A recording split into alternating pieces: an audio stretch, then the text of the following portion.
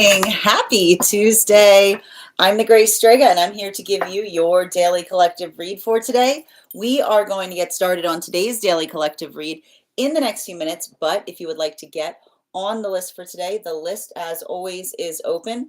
As always, it is 3 cards for a donation of 29 or more, 4 cards for a donation of 23 or more for my subscribers. Binks in my life. Please keep in mind, there are 3 things I do not read for across these apps: pregnancy, medical, and legal. Happy to give insight on anything in private readings, and you can book private readings on my site. We're also doing 2 giveaways today. Our first reading giveaway is going to be a reading giveaway when we get to 50K likes, so make sure you're tapping that screen. We will get to 50K in no time.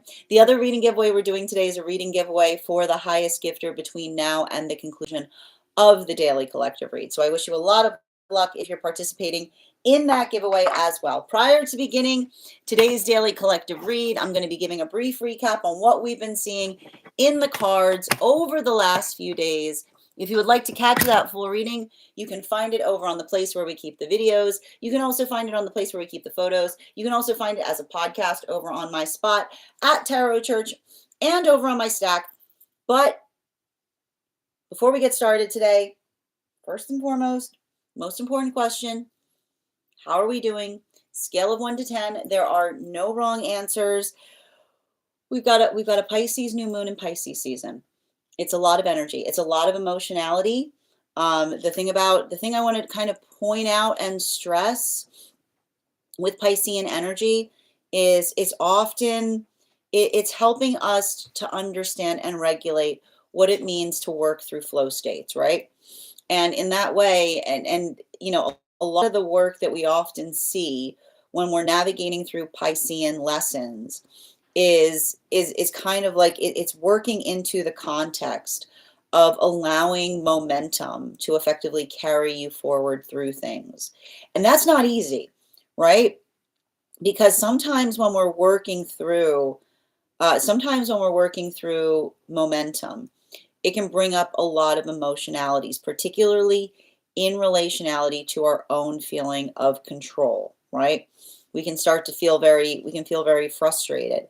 But that's why, and this is this is actually why I find it so beautiful that we effectively find right after moving through Pisces energy, Aries energy, right? Because what we effectively see there is it's a conversation on the control it takes to energetically surrender to things, right? Like we don't talk enough about that. Like how much work it takes to be in the modality of active surrender. Remembering, like reaffirming, surrender does not mean giving up on things, right? Surrender does not mean giving up on things. It's allowing oneself the capacity to see all possibilities beyond our own desire of wanting to see them the way that we aspire or desire to want to look at them. And it's hard work, right? We talk a lot about the fact that healthy spirituality is one that isn't about averting the gaze, right? It's not about the space by which you try not to look at something, but the ability to effectively face something and feel it and experience it. And in that way, I'm going to continue to say, I feel like this period of time is profoundly healing to a certain extent. And I just wrote about this in depth over on my Mystic Meditations article, because I feel like what we're actually seeing right now is the restoration of true Aries energy, which is the conversation that we observe, which is the difference between warlike and warrior energy, right? Let's talk about warlike for a second. What's warlike behavior? Warlike energy often is not strong, but feels the need to energetically prove the self, right? It's the observation of working through things, but not just in the space by which we work through them, but the observation of being able to identify how much strength it takes. And often in the space by which we see, right, that volatility or that energetic combativeness is often archetypal or typical of energy that does not feel that they themselves are strong, right? It's a lot of that provocation that is potentially looking for battle to verify the lack of strength that they feel within. You don't see that in warrior energy, right? Warrior energy frequently doesn't feel like one has anything to prove, but rather working in the space of effectively being a good steward for strength. It's the observation and the understanding of what feels like it's stabilizing that allows the adaptability and being able to identify what one is trying to do in a greater fashion. So we often see that warrior energy often works more into the context of conservation, which is effectively taking right small approaches to things, allowing the observation of what one can do versus what one needs to do. So we see that a lot in this type of energy right now. And I actually feel, the one thing I'm going to tell you in relationality to the cards, not even just in relationality to the cards that we're experiencing, but um, also in the context of a lot of the places that we see the planets right now, there's a lot of things that we see planetarily that could effectively be very provocative. We've got a ton of planets that are currently in Aries. We've got Mercury that is retrograding in Pisces, and we've got Mars in Pisces too. And so that effectively works through the observation of striking healthy balances and things, right? It's not the type of energy that one sees, like it's not that activation energy where everything happens all at once, but the ability to effectively pace the self and to allow that concentration of pacing to effectively help one get energetically stronger. Now, how this is impacting masculine, feminine, and non-binary energy, it's very different right now. I'll tell you right now, sometimes I read for this energy and it's similar, sometimes it's different, it's very different. And we're gonna talk about why. If you want the full podcast on it, you can find it over on my stack and over on Spot. But effectively what we're seeing is, and this is why, because it's and we're going to talk about this, the space by which we understand how this energy is hitting has to do with one's own relationship to vulnerability. So it's not surprising to see that for a lot of the masculine energy, that observation or that understanding of healing, and this is why we talk about the ability to heal vulnerability within, is how we heal relationship without. Because you can't articulate that you aspire for something outside of self that you absolutely loathe and revile within self, right? What happens if you're in the space by which you identify that the quality and characteristic that you consider the highest ideal outside of self is literally something that you positively loathe within, right? You're literally creating the circumstances of a relationship that's just going to be externalized shadow work, right? Because you can't love something that you hate within yourself. That's the love that feels like you're taking out all of those feelings of vulnerability on the person that you claim to have an energetic relationship with. And so this is what is so heavy or difficult for some of the masculine energy that's truly working on healing this. That observation of the relationship that doesn't feel true, but feels more an act of emotional projection, right? The space by which we see the externalized vulnerability that we hate in ourselves, and then we just effectively have someone to take it out on, right? This is literally the masculine energy almost having a conversation with itself saying, do you see the difference between a loving relationship that allows one to flourish and nourish who and what one is in relationship with, versus the relationship that is effectively a warning bell on how little work one has done on the self, because the person that one is in relationship with doesn't feel loved so much as they feel like they are effectively just the force by which another person takes out all of their feelings of self-loathing upon. So we see that this is a lot of the energy that is articulating upon why it is so important, right? Like we aren't like we're not talking like it's a conversation that says we're not just talking like metaphorically when we say the work begins within. We're literally meaning it's literal. It's like it's literal. You have to do this if you want to heal your relationships.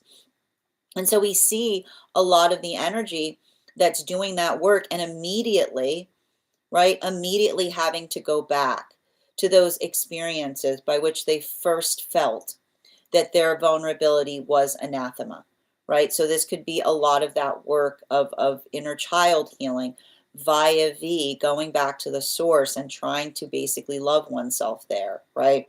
The understanding of recognizing what it feels like in order to energetically heal it. For feminine, we see that there's something very different occurring because this is the feminine recognizing their own complicated relationship with vulnerability, right? It's very frustrating for feminine to potentially, and I got to tell you, if you want to go take a look at some cards yesterday, like if you're a tarot nerd like myself, yesterday's cards were wild. And the reason I say yesterday's cards were wild is because I've still got them on the table. We've got 1, 2, 3, we got 4, there were 4 queen cards. 4 queen cards that appeared in the feminine reading. And I don't mind it because it talks towards queen energy, right? The difference, the absolute difference that happens when we embody a love for the self. And the way you can usually recognize the love that we experience for ourselves is that when we see another person loving themselves, right? We feel nothing, it amplifies our sense of joy, right? Like that's the funny thing about joy. Like joy just escalates. Joy just vibrates into a way that when you're feeling it and you see another person that has it, there's just more joy. Like, oh, good, more joy. It's just, it creates that feeling. It creates that feeling of energetic abundance, right? It creates that feeling of being able to magnify and amplify it. And the hard part about this is, and this is why we see that this could be a lot of the feminine that also feels like it's in conversation with feminine, right? Why comparison is so dangerous to feminine energy. Because the modality by which we integrate comparison is the quality by which we don't hold ourselves exquisitely, right? And the world will perpetually make you feel like you have to effectively match up to other things. But when we effectively shed that, right, when we let go of the externalized perception of what others aspire to find within us, we find the true self, right? We find our own true sense of beauty. We find our own true sense of love for the self. And so this is why we see that for a lot of the energy doing that work, it's hard because the energy almost moves through the world cautiously with that calibration of being able to see, right, the energy that's working towards healing, that is putting that application of love to the self, versus the energy that often sees another person in a point of joy and immediately feels insecurity upon it, right? The observation of understanding the weight of that force that often makes the feminine feel energetically protective against its own energy. And so this is a lot of the energy that's effectively recognizing and identifying that, but also not allowing it to energetically deter them as it relates to what it is that one puts forth towards the world, right? It's that observation of being able to experience that, right? And being able to effectively hold that as a point of empathy, right? Having empathy for another that feels that way, that joy makes them feel energetically reactive, but also not allowing that to effectively affect the way that they feel about themselves. So we see that that's a lot of the energy that's navigating those circumstances. And that's why it was interesting. We were having a lot of talk yesterday about like yes queen mentality, which is the identification point of effectively kind of moving into things, and in the space by which you see another person embracing themselves, it creates that feeling of joy within the self, because it's the space by which, like, that is effectively, again, radiating the joy, or allowing the joy to effectively magnify, right? It's beautiful to see because it's energetically inspiring, but only if you're in the quality of energetically loving the self, which is why this is the feminine that says that feminine's first priority in healing is getting in the business of loving themselves entirely. Now, this brings us towards non-binary energy. And non-binary's cards yesterday were very intriguing, specifically because, and the best way I can describe this is, how do I describe this best? It feels like it's a conversation in working into energetic conservation. And it's interesting that we see, like, we see a lot of the masculine energy right now working inwardly. We see a lot of the feminine energy working outwardly. We see a lot of the non-binary energy working conservatively. And the reason we see a lot of that conservative force there has to do with the observation of potentially working through, and this is the thing about it, right? The trauma that they carry with them, that they recognize will never be shed, but also understanding that trauma that the trauma that they carry becomes shield in the space by which we work, so that others never have to feel it, right? It's a lot of that. It's like, I just keep on seeing a lot of those experiences, and it's difficult, and it's painful, right? Because it's the acknowledgement point that another, right? It's like, it's the space by which another embraces a journey, but then also effectively works into the capacity by which another person doesn't have to experience it in the same way.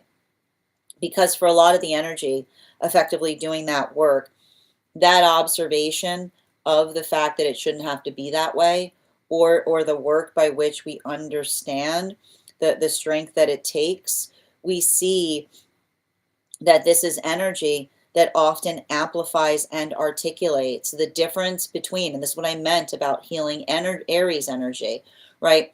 The strength that we hope to arrive to and aspire to, versus the strength that we had no choice but to go towards. So we see that for a lot of that energy, it's frustrating, because often they feel energetically in a point of deep solitude as it relates to experiences that they had to go through, but also, right, effectively working, like, this is what we talk about when we talk about shifting, allowing that solitude to be the energetic gift that they give to those around the self, right? So there's a lot of that. It feels very heavy or deep in catharsis, but it's like, I keep on getting, it's the catharsis that allows great things to happen, or the catharsis that effectively allows one to be able to work through circumstances or situations with a sense of perspective and clarity. Now, that is where we find all of the energy prior to beginning today's daily collective read. But if you'd like to find that full reading, you can find it over on the place where we keep the videos. You can also find it over on the place where we keep the photos. You can also find it as a podcast over on my spot at Tarot Church, and over on my Stack. I would also encourage you to head over to my Stack to learn more about our next tarot class, which is happening this week. We are going to be going into our studies related to the court cards in the cup suit. If you'd like to become part of that tarot class program, all you need to do is head on over to my Stack and become a paid subscriber. Your paid subscription to my Stack is your ticket of entry into our live classes each and every month. As a paid monthly subscriber, you will also have access to over 9 hours worth of material in the Tarot Church Library class system. Now, it's not necessary to catch up. I'll be doing my best to give you an update on everything we have studied prior to beginning that next class, but the material is there for you to receive as you're ready to receive it. You'll also have access to a one-on-one chat with me and the other students to ask any questions that you may have in relation to anything we've learned and studied thus far.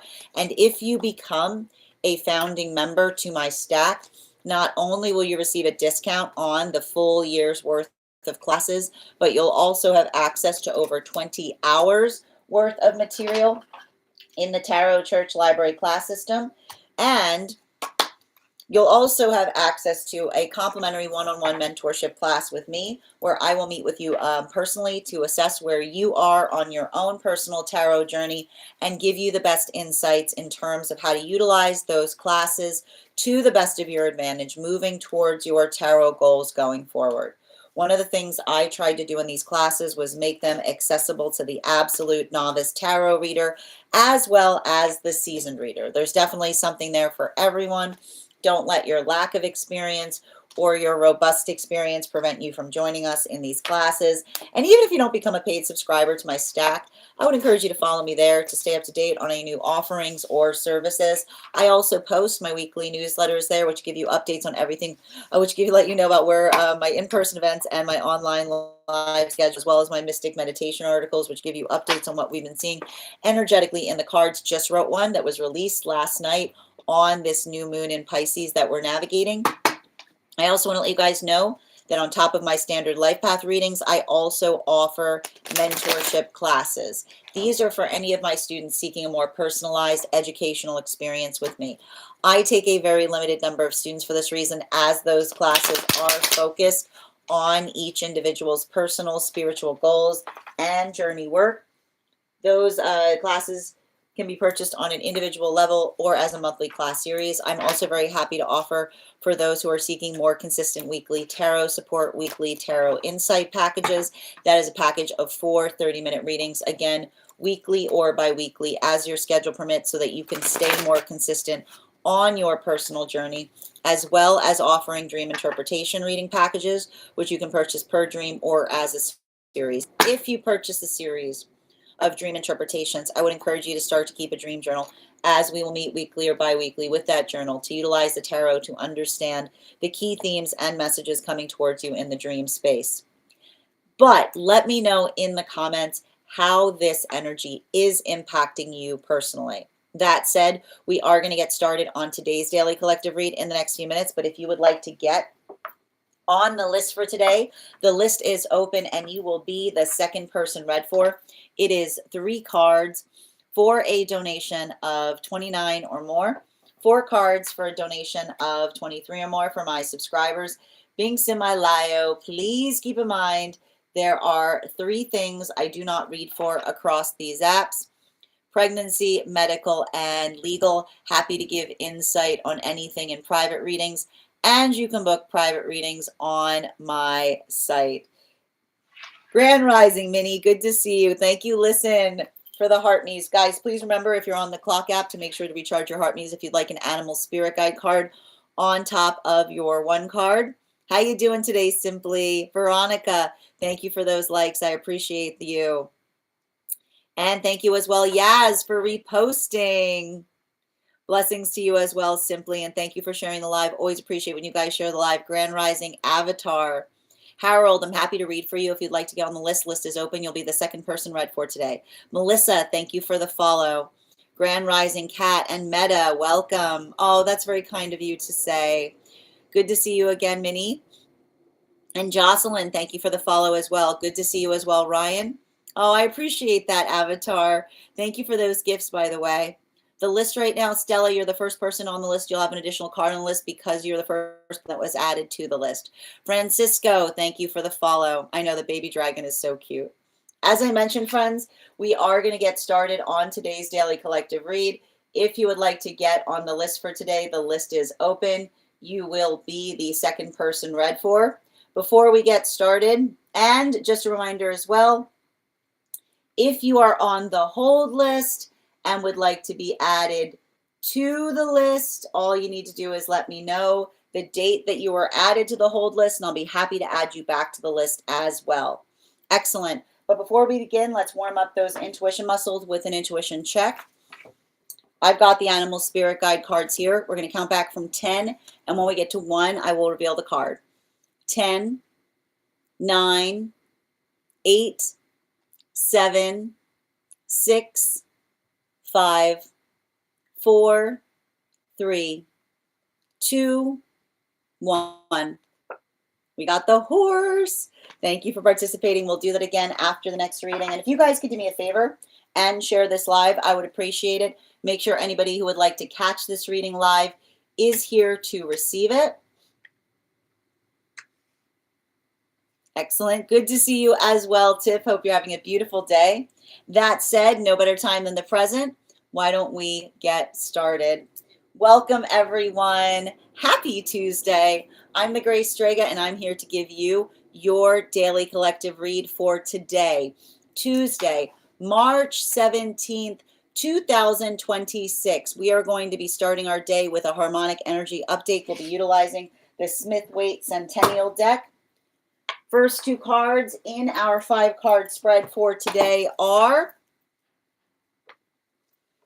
we've got here the Moon card in its upright in combination with our 2 of Cups in its reversal. All right, let's talk a little bit about this energy right now, because here's the thing about it. We've got new moon energy. We've got Pisces new moon energy in Pisces season. Okay, I just wrote a whole article about this over on the Stack. All right, it's about recentering, it's about cleansing, it's about being able to take new approaches to things. The emotions can sometimes feel energetically overwhelming. Now, one of the reasons for that is often we recognize that Piscean energy is all about working through flow state, right? It's the observation of effectively moving through things in a way that feel supportive and conditional to the self. It's that adaptability that we bring to things. It's also the modality by which we recognize or feel the amplification of the appreciation of the work that we effectively apply towards things. Now, one of the things that we potentially see right now that I want to describe is at the same time, and I want to point this out, let this just serve as a reminder, okay? I feel like there's something really important about this energy that helps us understand that not all retrogrades are energetically negative. And we've been seeing this in a big way right now with the fact that we've been going through an eclipse cycle and Mercury has been in retrograde. And why am I effectively articulating that? Because often when we're going through eclipse cycles, they can feel like amplifications, right? They can feel like a lot of that energetic. I always describe the fact that eclipses don't effectively bring something new so much as they just effectively create that amplification point. So the modality by which we've been going through an eclipse process. And then, right? And what do we effectively see that's happening? We've got a lot of planets that are currently in Aries, right? Which again would typically create a feeling of volatility, but we're not necessarily seeing that in the same way, because the Aries energy, while we have all of these planets that are basically in Aries right now, where do we see Aries energy? We see the Aries energy or Mars in Pisces, okay? And we also are recognizing the fact that we've got Mercury in Pisces right now too, in retrograde, right? So it's a continuation of the contemplation of what it actually means to be strong, right? This is what we've been talking about. And the observation of the difference between, right, performative strength and true strength. And what do we mean about the difference between performative strength and true strength? Performative strength is the feeling by which we feel we need to test ourselves against things, right? Often the modality by which we throw ourselves upon something, not because we feel that we're strong, but more from the sense of feeling like we need to prove to another that we're energetically strong. And this is often more characteristic of energetic insecurity, right? Because when one is truly strong, you don't necessarily feel the need to have to prove that strength against anything, because you know it within the heart space. You know your own strength. And we see this. We frequently see this with those that embody Aries placements. I'll tell you right now, you go meet most Aries, they're working really hard not to energetically break things with their strength, right? Like you go find someone that's truly strong, right? It's not the modality by which they're effectively trying to do something. It's the space by which they're often those that are truly strong are working very hard on learning and utilizing delicacy, right? It's the delicacy that we often see that becomes the prioritization point of the truly strong, not the space of feeling the need to try to test or to show another how energetically strong they are. So we have a lot of that energy there. And a lot of that work that we effectively see is, and I like to effectively observe this because it's having a big impact depending on where you find yourself on the frequency cycles in relationship. Because I feel like, and we're gonna start first with talking about some of this energy in solitude right now, um, because it feels like a conversation on the difference between the difference between the difference between uh I keep on hearing coming into fruition versus perpetual fruition, right? And we often notice this because I want to point this out. And this is often why we talk about the need to effectively relinquish energetic control as we move towards manifestation goals, right? Because there's the way that we aspire something to occur, right? And then there's the way that it actually occurs.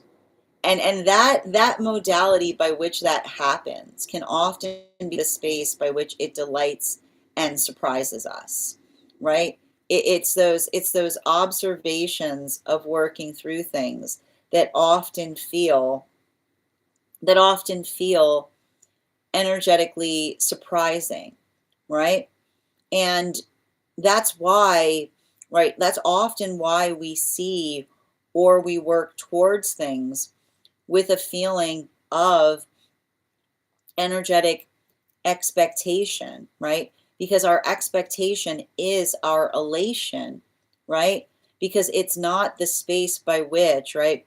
It's not the determination by which we effectively push through or force into things, but the expectation, the a little bit here and a little bit there, right? Like that work that we do in a multifarious ways that often bring things coming into energetic fruition.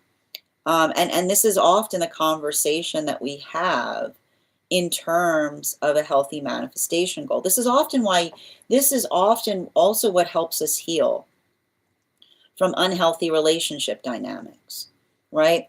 Because in unhealthy relationship dynamics, one often experiences the situation of saying, oh, if I'm patient, something will energetically happen. But the thing is, patience is not waiting, right? We don't wait in relationship. We energetically observe, right? It's the observation of seeing what is energetically taking shape. And often, and those who, and you'll often see this in those who have moved away from unhealthy relationship dynamics, right?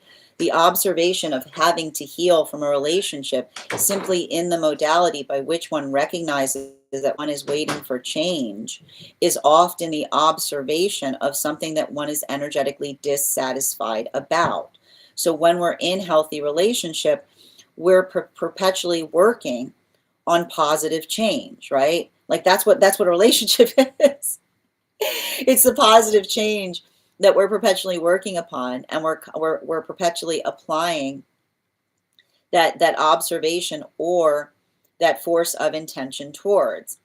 And it's not easy, right? It's often the space by which we ourselves feel energetically frustrated. But even in the modality by which we feel frustrated, we allow the context of understanding that is what happens. And so I feel like I would not be surprised right now if there's a few things that are happening, particularly as it relates to relationship. I would be surprised if there's energy in solitude that is moving into solitude based upon the fact that they're feeling a point of stagnation in relationship, right? Like expecting that there's going to be a breakthrough point. And the only time, I keep on getting, the only time there's energetic breakthrough points in partnership is if there is a tangible point of change, right? Whether if there's like an identifiable point of a change or a key metric, right? The key metric that actually allows energetic change to occur versus the feeling of energetic readiness, right? Because readiness is not something that we find, right? Readiness is not something that we just trip upon and be like, oh, look, I found this readiness that I was looking for, right? Like readiness is not a defined characteristic. But often those that are afraid to move away from something will articulate the fact that they're not energetically ready for something. And even in the space, but that's the space by which another person perpetually feels that way, right? So it's the modality by which, and I like to describe this, like, what is readiness, right? Like we often gravitate upon this word, but we never talk about it, right? And readiness, like what is the quality? What is the nature? What is the quality and nature of readiness? Can you describe it for me? Can another person describe it? And so that's what I feel like is being energetically stabilized, which is someone saying, can you please describe this readiness that you're looking everywhere for? Right? Can you please can you please describe this readiness? And here's the thing about it. When someone is actually working towards readiness, the ability to define it is there, right? And the thing about it is, and when we do something, we never feel fully ready, right? Like that's what we talk about. Like this is literally why we often have at the beginning of a race like a sound, because if you wait till you're ready, it's like the funny thing about it is ready is often ready or not, right? It's not about the quality of feeling it. Typically, whenever you are, you don't feel like it, which is why we see that this is a conversation on confidence, because confidence is what you do when you don't feel entirely ready. Confidence is what you do. We are constantly navigating situations with a lot of confidence, but the readiness is qualitative, is what I keep on seeing. So that's what we effectively work through. And even in the context by which we do that, right? That effectively applies, right? The unsteadiness that is actually required for true readiness, right? The unsteadiness that is actually required for true readiness, right? Because that is the quality of readiness. Readiness is unsteadiness, but still persevering through it, because it's the modality, and we're going to get to this center card for today's spread, right? Yeah, this is healing. Yeah, healing from the fantasy of readiness is what I keep on hearing.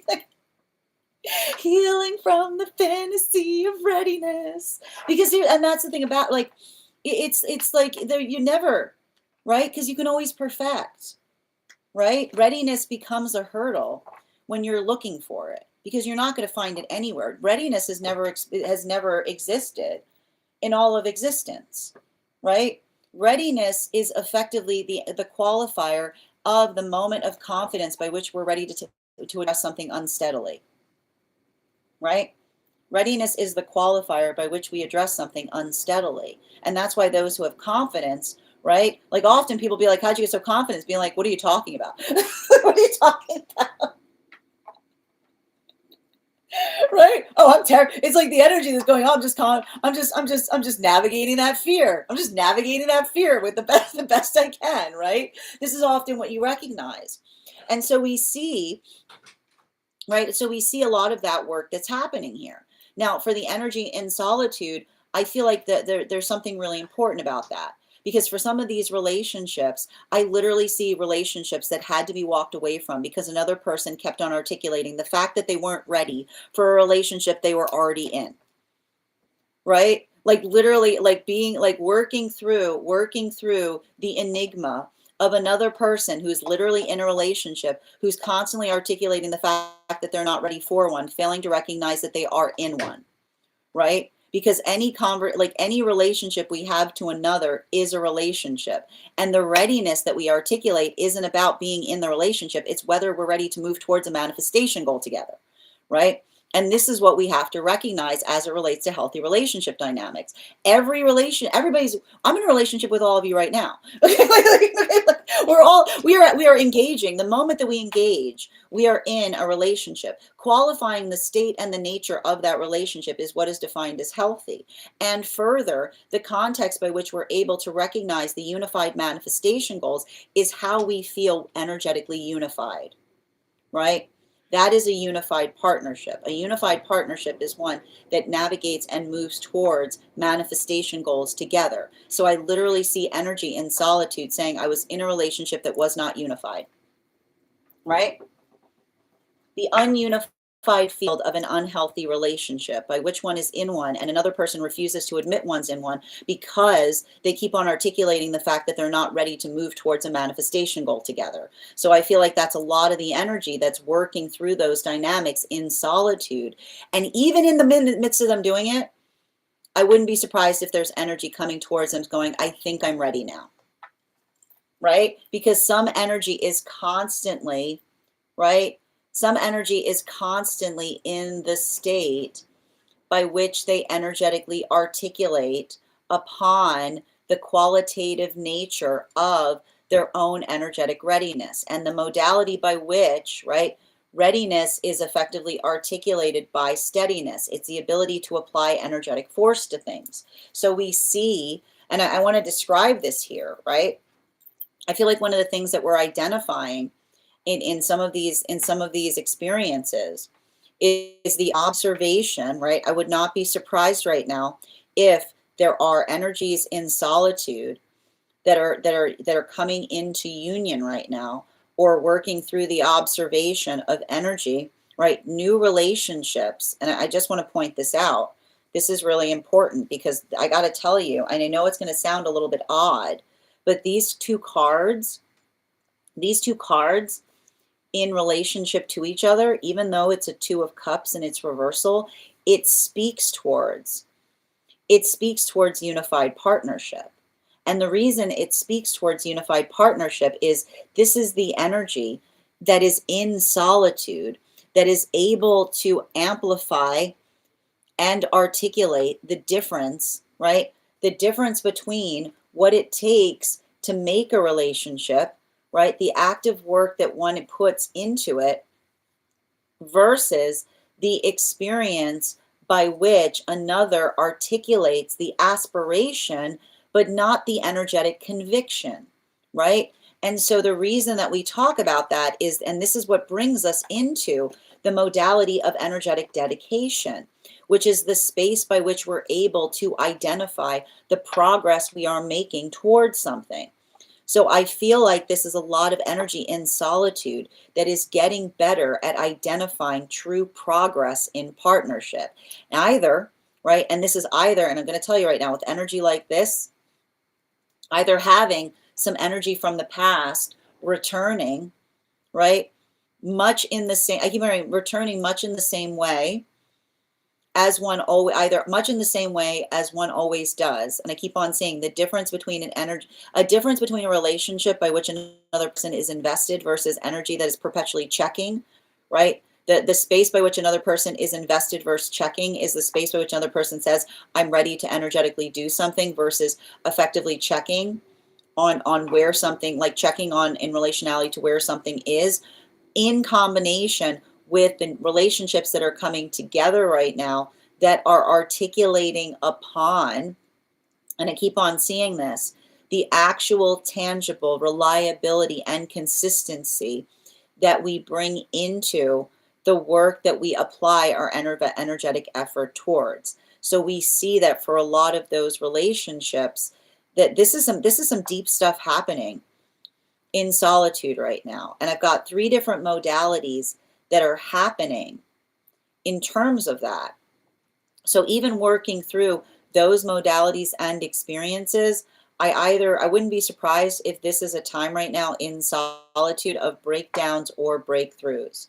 Now, this is going to bring us to the energy that is moving deeper into divine union.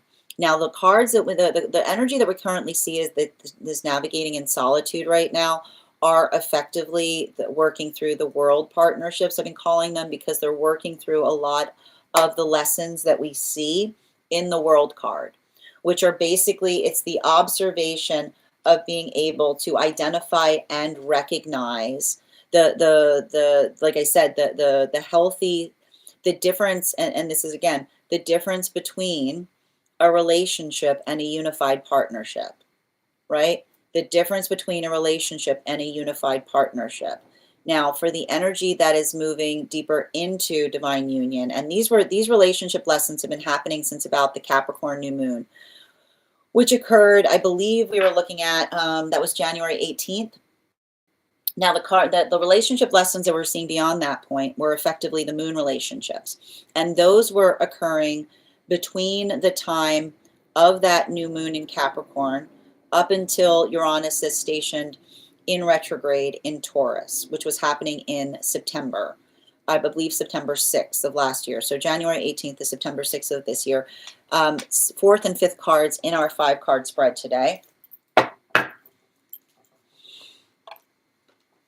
We've got here the 9 of Cups in its upright, in combination with a 9 of Swords in its reversal. I like to see the double 9 energy here because the thing I keep on getting that's happening right now for a lot of these moon relationships is working through a lot of energetic breakthroughs as it relates to what was not working in the past. Absolutely no harboring about it. Harbor free healing is what I keep on getting. And the reason we're seeing harbor free healing is because for a lot of those relationships, remember I was telling you it was a little bit hard to read into them in terms of what was happening in those partnerships. The observation of energy that felt like their purpose kept on breaking relationship, right? The observation of them feeling that their purpose was breaking partnership in the past, finally entering into a relationship that does not hold the sense of purpose as third party is allowing them to be able to move stronger within, building into the space of feeling more integrated into the self, right? They're in a holistic relationship because it's able to navigate the whole of the self. And immediately, as they are experiencing that, they are observing the lack of integrity that they found in past partnership, right? The relationship by which another person felt, right? I keep on getting the magnetized power of a purpose by which another person articulated that they appreciate, that the reason that they felt drawn to someone was because they had one. And then once they were within one, articulated that the purpose was energetically damaging the relationship, is showing the lack of the integration, because when we're in healthy relationship, our yeses stay yeses and our no's stay no's. So we see that for a lot of the energy doing that work, facilitating upon that, working towards that observation is effectively allowing for a lot of healing to occur, but it's also creating a lot of feelings coming up, right? The shifting of the perspective as it relates to how one sees the past. So there may be a lot of emotions that are coming up, but immediate clearing. Right? It's like the emotions come up, immediately cleanse. Emotions come up, immediately cleanse. Told you, it's very cleansing moon. Now, this brings us to the energy that's deep within divine union. And these are the relationships that were coming together between the time of Uranus stationing retrograde, which was around September 6th, up until the summer solstice that we had. Clarification between that moon card and the 2 of Cups in its reversal.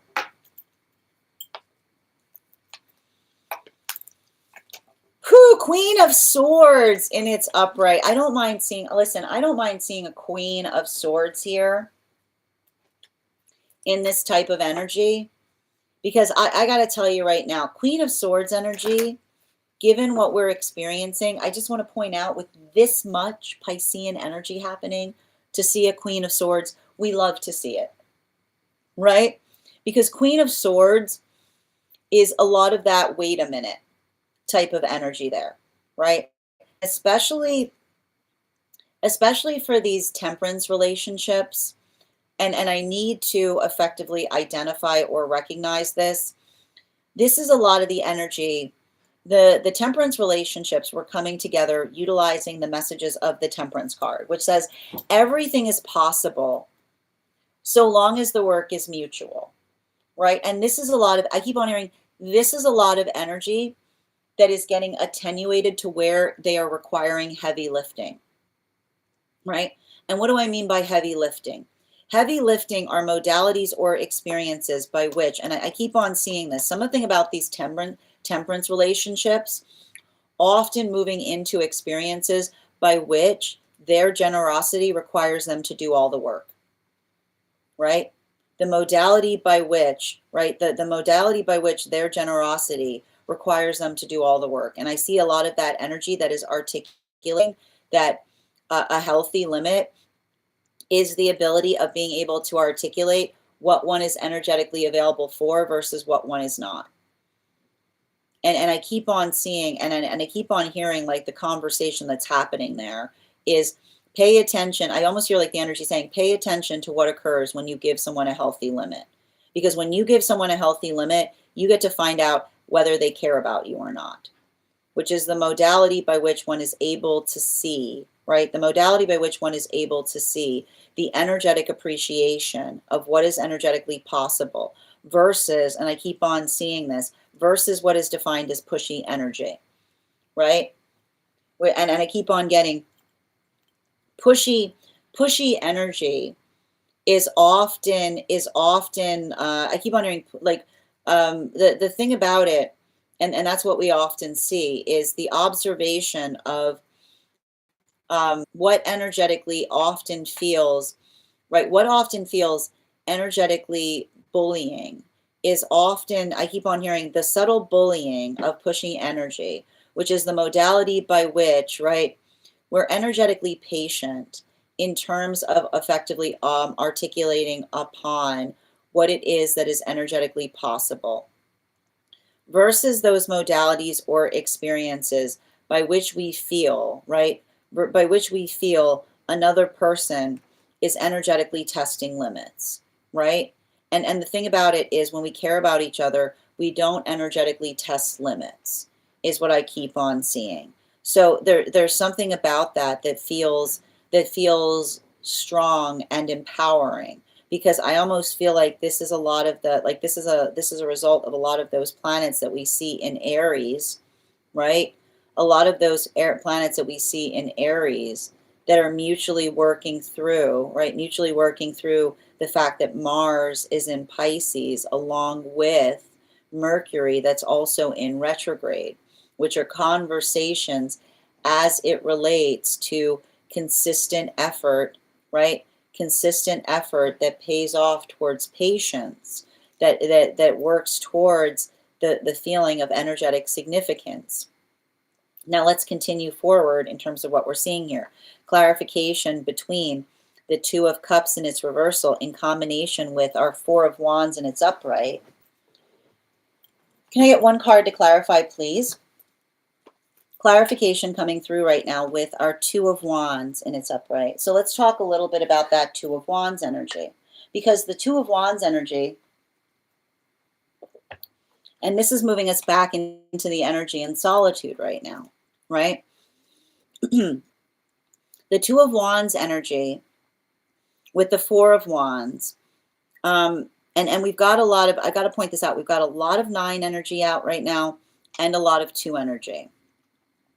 And the Two of Wands energy is effectively working through I keep on hearing aspirational versus actual.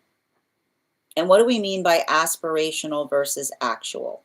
Aspirational is often the space by which we talk and we talk and we talk and we talk, right? And then actual is talking and walking. And I keep on hearing aspirational and actual do not need to be separate states. right? Like aspirational and actional do not need to be separate states, but you'd be surprised, right? You'd be surprised how someone is always in the aspirational state, talking about how they're not ready to go actual yet, right? And the thing about it is, and when we recognize the quality that no one ever feels ready to do anything, right? That the modality by which we do things is not qualified upon readiness. It's qualified upon the fact of just doing it. Right?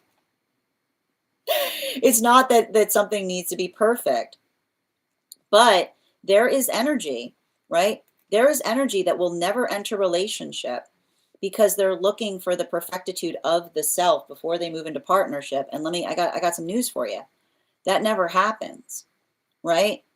Right? Like if energy is literally waiting to be perfect to enter into relationship, that day's never going to come, because being alive is being in a state of activating perfectitude. When we understand that perfect is not a location, it's an aspiration, then when another person says, I'm not ready for a relationship because I'm not perfect yet, then we literally see the modality by which another person's ambition is standing in the way of partnership, right? Because the ambition, right, you can walk actual and aspirational are integrated. They don't need to be separate states. Actual and aspirational are clasped states. That those that are truly actual are also aspirational. They're actually doing something and they're aspiring even as they talk about what they're actually doing. And the modality by which, right, modality by which some energy perpetually gets caught in aspirational states is the modality by which they articulate upon it, but the modality by which we effectively move through it is the state of effective readiness that we bring to it. And I keep wondering, everybody activates in different ways. Sometimes that activation is slow. Sometimes it's immediate. But this is why we effectively build into the reliability of the self, because it is the determination that we're able to bring to things as it relates to how we effectively address them. So what we see is happening right now for a lot of these energies in solitude. I see that there's either energy in solitude that is having the clarity in being able to perceive another who is perpetually in an aspirational state, right? The modality by which they're always articulating upon the aspiration that they bring to things, but without actually moving towards it, versus the energy that is moving deeper into relationship right now. And why are they moving deeper into relationship? Because it is the integration of the aspirational and the actual, right? The holistic, right? And this is what we get with the world card, right? This is why the figure on the world card carries two wands, because the figure on the world card carries two wands. It says you can do both. You can do both. You can do both. I can't do that right now. I'm being too aspirational, right? But if you don't learn how to build that into that balance, right, it can often create the space by which another person is always articulating upon what they aspire for, but never being in the state by which they're actually energetically ready for it. So we see that that's a lot of the energy that's effectively working through those dynamics. And at the same time, I see some energy right now that is starting to either heal from experiences of that nature, because the problem with those relationships, those are some of the hardest relationships to move away from, right? Because often the space by which one says, right, the space by which one says, like, heal, I keep wondering, this is energy in solitude healing from any day now energy, right? And what's so hard about energy in solitude healing from any day now energy is often the energy feels the burden of guilt in relationality to another person that has created the feeling that if they're just patient, like if they just wait long enough, that something will come towards them, failing to recognize that, again, the difference between patience and waiting is patience. Healthy relationship only requires patience of us, which is the ability to see tangible, energetic progress towards things. So this is the energy that is being able to define in solitude the difference between, and even in the space by which they're healing, right? Almost like I almost see the energy in solitude saying that when we care about each other, we don't make each other wait, because we recognize that waiting is a painful state, right? And when we recognize that waiting is a painful state, then we don't come into the context of wanting to hurt one another so much as we are effectively in the space by which we're energetically patient for one another, which is the articulation and the identification of building into healthy progress. So that's a lot of the energy. I either see energy in solitude that's saying, the desire not to be in a relationship with another person that feels like they're okay making another person experience pain, understanding that they're waiting, or new relationships that are forming because they're not experiencing that.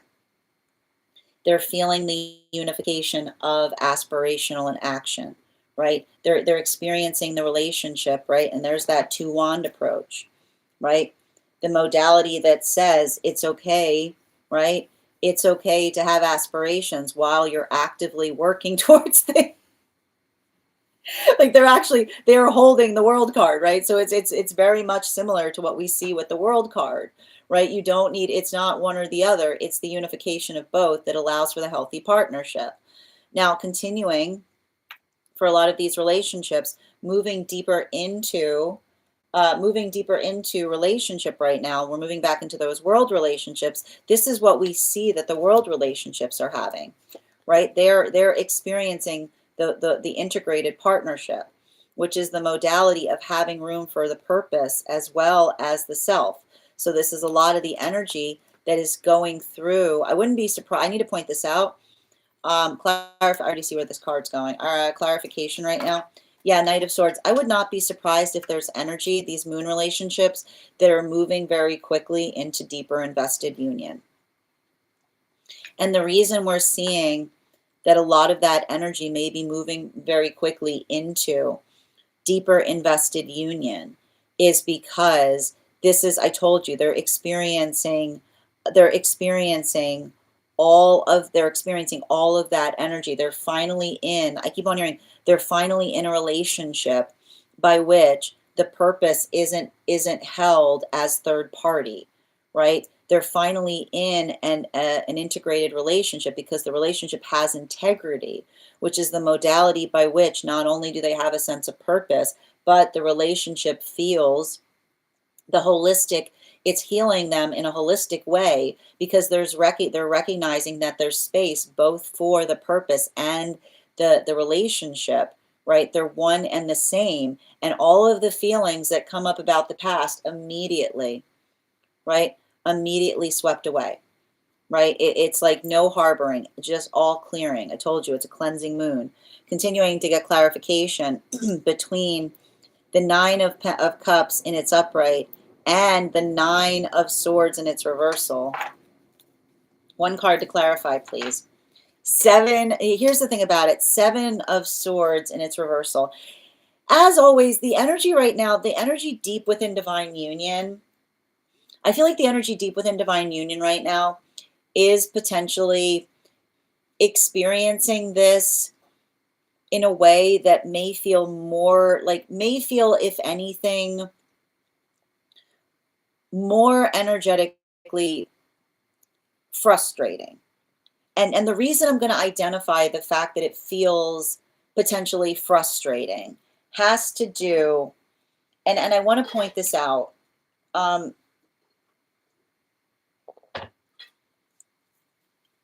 There's nothing more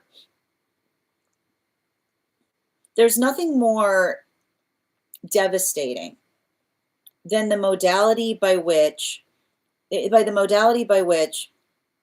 we build into presumption. And let's talk about the toxicity of presumption, because what we effectively identify when it comes into the toxicity of presumption is the modality by which we effectively feel that we know, that we identify and know everything, right? And there's a stagnancy point in energetic presumption. And that stagnancy point of presumption um, eradicates assumption is the best way I can describe this. And why do we effectively see that? Because it's the work by which we recognize and identify, right? And I want to stress this. When we've been going through a lot of energetic overwhelm, right? We've been like, there's been a lot of energy in Pisces. So the modality by which a lot of things are happening.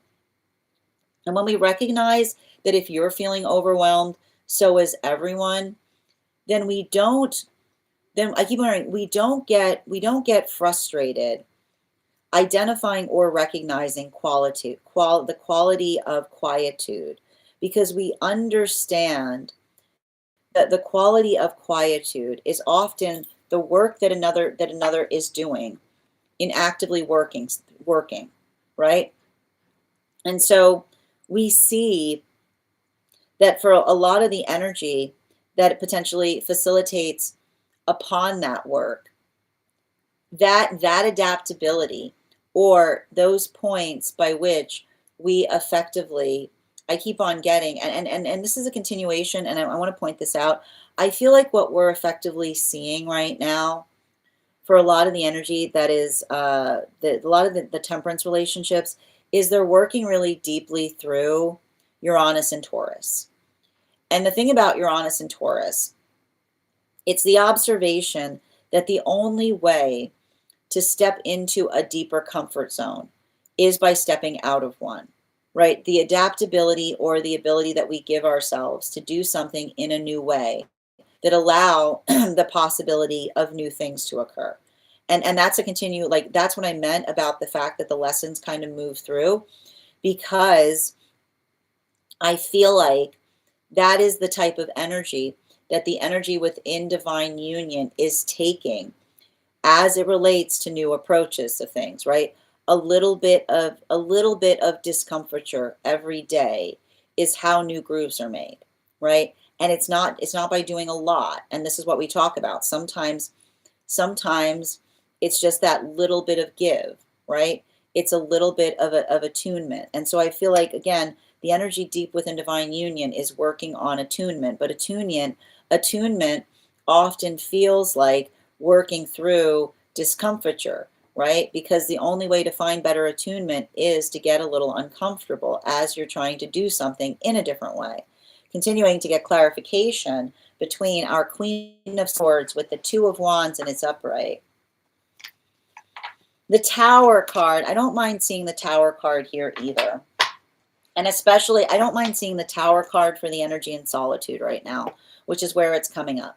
Because the thing about the Tower card, and I like to point this out, this is, can I just show you this? You want to check out something really cool right now? Right, look at this. You see this tower? The scaffolding. Do you see the scaffolding? Do you see the scaffolding? Right? That's scaffolding right there. Like, look at that tower. Look at the tower with all the scaffolding around it. So that's what we're effectively seeing there. It's a tower with scaffolding around it, which says, right? And this is what we identify, right? This is a lot of the energy. I got to tell you, okay, I've got a couple of things happening right now for the energy in solitude. And the first thing I'm seeing is I've got three different modalities I'm seeing right now for the energy in solitude. And I keep on hearing it has to do with healthy scaffold. And the reason I'm hearing healthy scaffold is because when we care about each other, we don't keep each other in a perpetual state of distress. And when we recognize, when we recognize that we're waiting, that waiting often feels like it does a number on our nervous system, right? Then we understand, like, this is what we mean about being energetically patient, which is the modality by which healthy relationship, ever patient, never waiting. which is the modality by which we effectively work towards being progressive in the best way possible. And that doesn't mean, right? That doesn't mean we're at each other's behest, right? That doesn't mean that we're at each other's behest, because when we're not at each other's behest, we get the ability to be our best, which is working into the context of understanding, right? The difference between a love that is actual versus a love that is eventual. Nobody wants an eventual love, right? Which is the modality by which another person looks at love and says, I care about you, but I'll get to love eventually, right? That's what I keep on hearing. I care about you. I care about you, but I will get to love eventually, right? Because that is literally the sound of a love that is being torn down, right? Because when we find love, and love is the energetic priority, then we run towards it, right? Because we recognize how precious it is. We don't build towards love eventually, because eventually is the space by which one says, are you still there? Is the love still there? Okay, cool. I'm not ready for it yet. I just want to make sure it's still there. Okay. All right, cool. All right. I've scaffolded the love. I've made sure the love is still there. I gotta go. Okay. All right, cool. I held it up. All right. It's held up. All right. The love is held up. I'll be back. I got some stuff to do. Right. We don't build into a relationship like that, but you'd be surprised, right? Someone that does not want relationship will try to build scaffolding around love, which says, I don't really want it, but I just want to make sure nobody's touching it. I just want to make sure it's still there. Okay, cool. All right, it's good. I gotta go. Right? I gotta go. Right? It's just like, I have secured the love. I have secured the love, but I'm not ready to go in it. I just needed to make sure it was still present, right? So I keep on seeing that this is a lot of energy that is working in separation, that like working through solitude, but in the modality of solitude, of recognizing how not fair that is to do to another.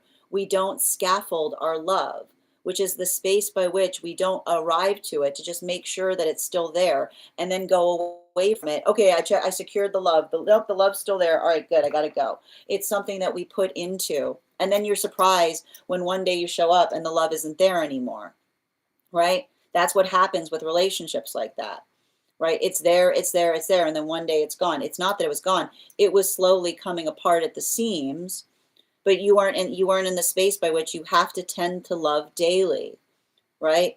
Love is the gift that we give to each other as it relates to the fact that we articulate upon it in a way that we effectively identify the space by which we're constantly in the place of being able to energetically maintain it, right? But the scaffolding that we try to articulate around love is often the modality or the experience by which we ourselves are not working through the modality or the experiences in that way. And so that's why we see that for a lot of the energy doing that work, they're healing, right? They're healing from a relationship by which they felt like their love was scaffolded, which is not the fact by which they had the opportunity to fully experience it, but another person that was perpetually just checking to make sure it was there, right? Until it wasn't there anymore. While for a lot of these relationships right now, I feel like the breakthrough that's happening in these new partnerships is the energy that says no love scaffolding, right? That when we care about something, we're actively, perpetually working upon it. It is the space by which it's a space by which we're constantly checking upon it. It's the space by which we work to effectively grow it. And the thing that's beautiful about that is when a love is deep and profound, right? When a love is deep and profound, then we always energetically feel it. But particularly and deeply, right? The modality by which we ourselves are able to articulate upon, and I feel like the beautiful thing about this, and I just want to be clear upon this, is for some of these relationships that are coming together right now, getting better at articulating their feelings to have their needs met, right? There's no repressing, is what I keep on seeing. No repressing, which is the modality by which it's not, like I keep on seeing, if they're feeling like something is repressed, They're investing the energy in terms of understanding if that's an inward problem or an outward problem. Continuing for those moon relationships between the Two of Wands and its upright and the Knight of Swords and its upright. One card to clarify, please. Clarification coming through right now with our Knight of Wands and its upright. And I like the Knight of Wands in its upright because the Knight of Wands in its upright, and I got to tell you right now, there is so much wand energy right now with these moon relationships. So much wand energy in these moon relationships. And the observation of what I'm seeing there has to do with the energy becoming aware of what was wrong in the past, right? Like, look at these two cards. Look at these two cards together, right? They can see it now. They can see it now with the clarity that they could not see it before, because they finally are in, they're finally in a relationship that has space for their purpose, right? They've got the energetic room to grow. They've got the understanding. They're feeling that energetic momentum. And what's beautiful about this is the gift that they're finding in relationship. They feel, right? They feel like they feel like they've arrived into a relationship that welcomes their momentum, not feeling the space of having to energetically repress it in order to effectively move through partnership. And that's why there may be feelings that are coming up, but as the feelings that come up just as easily moved into the context of energetically healing. This brings us to clarification between the Knight of Swords and that Seven of Swords and its upright. Can I get one card to clarify, please? Clarification coming through right now with the Ace of Wands, and this is bringing us to the energy that is deep within divine union. I keep on getting, there's something, I feel like there's something, I feel like there's something very profound and important for the energy deep within divine union. And it has to do with situations and circumstances. Like I just keep on seeing working, like I keep on hearing working on substantively working on things, right? And the thing I keep on getting on this is we've been going through, we went through an eclipse process, right? And the thing about it is, and this is what we talk about with seasons of expansion. Seasons of expansion often, and I want to point this out, seasons of expansion are not the same as seasons of activation, because seasons of expansion help us see things in different ways, right? Seasons of expansion lead to activations because it's the modality by which one perceives something that then allows one to effectively get to work upon it. And so I feel like that's almost something that I'm picking up right now that's happening for a lot of the energy deep within divine union. It's the observation of perception that opens doors in terms of explorations of the self.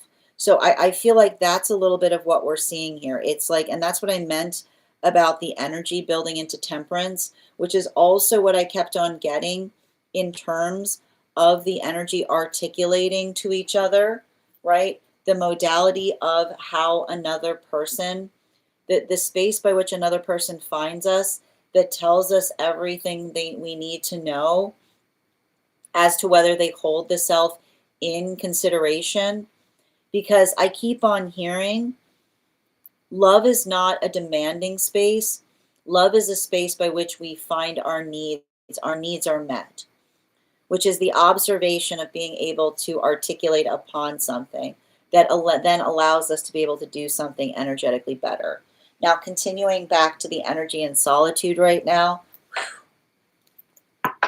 this new moon's triggering something for the energy and solitude. Yeah, we've got the Page of Cups in its reversal. And the thing about the Page of Cups, in its reversal here, and I don't mind seeing the Page of Cups in its reversal, because it is working into, it's very serious energy, right? and I want to point this out. We talk a lot about this here, okay? I feel like there's some energy that is in solitude that's getting very serious about their joy. And why do we see a lot of the energy in solitude getting serious about their joy? Because I'm going to say this again. Manifestation goals are a BYOJ situation. You have to bring your own joy to them. If you don't have joy, I hate to be the bearer of bad news, but if you don't have joy, there is not a single thing on this entire earth that you're going to move towards manifestation wise that is going to make you happy. Okay?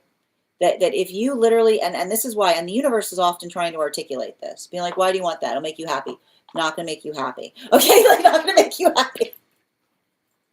There is not a manifestation goal on this planet that bring joy with them. There are things that help amplify joy. There are joy amplifiers, okay?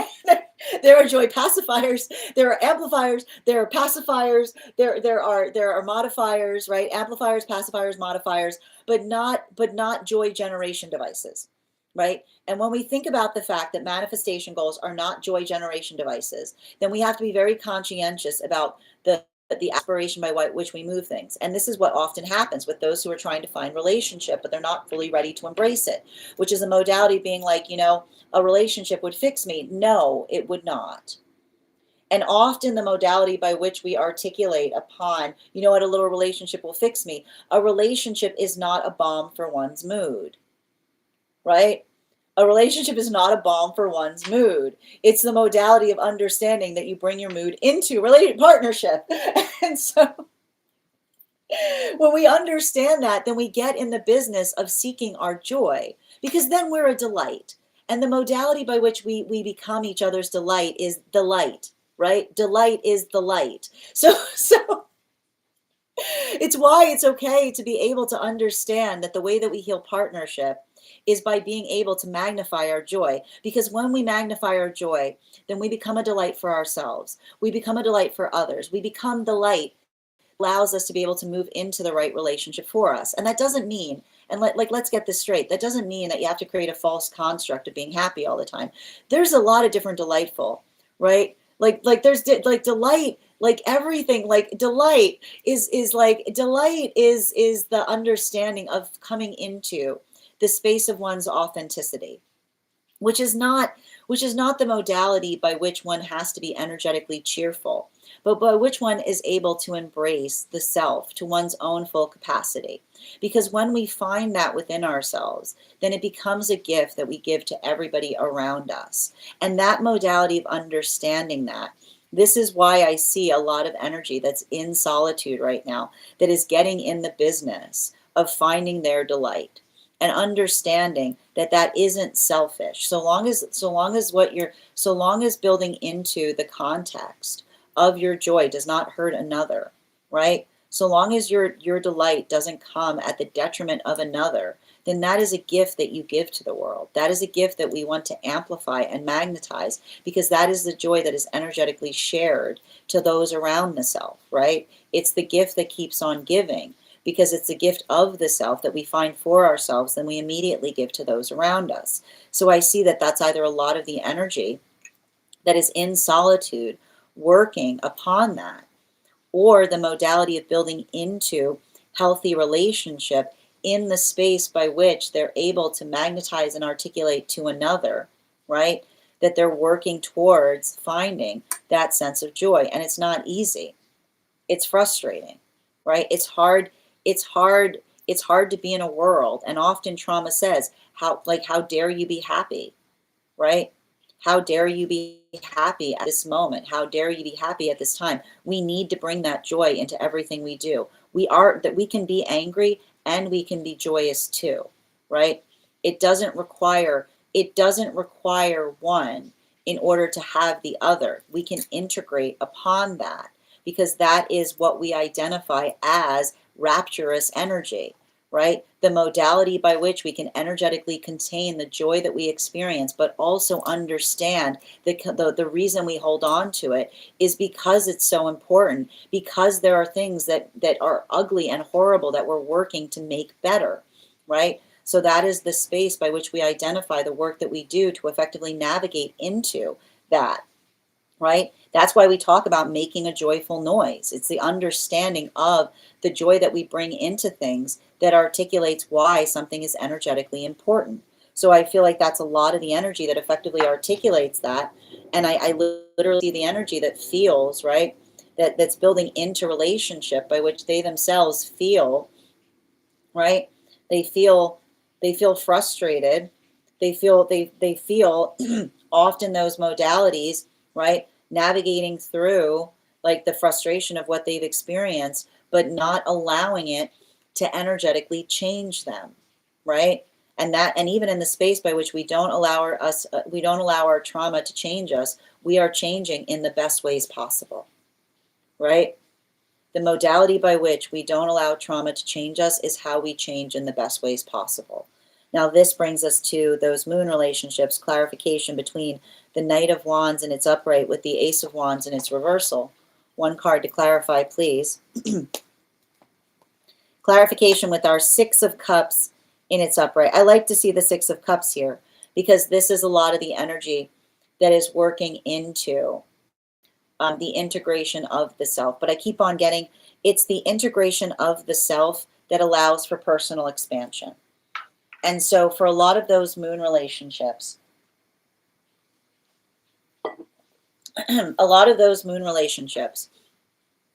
that observation of being able to identify and recognize the force of intention, like this is why I see that there's a lot of deep, profound healing that's happening there.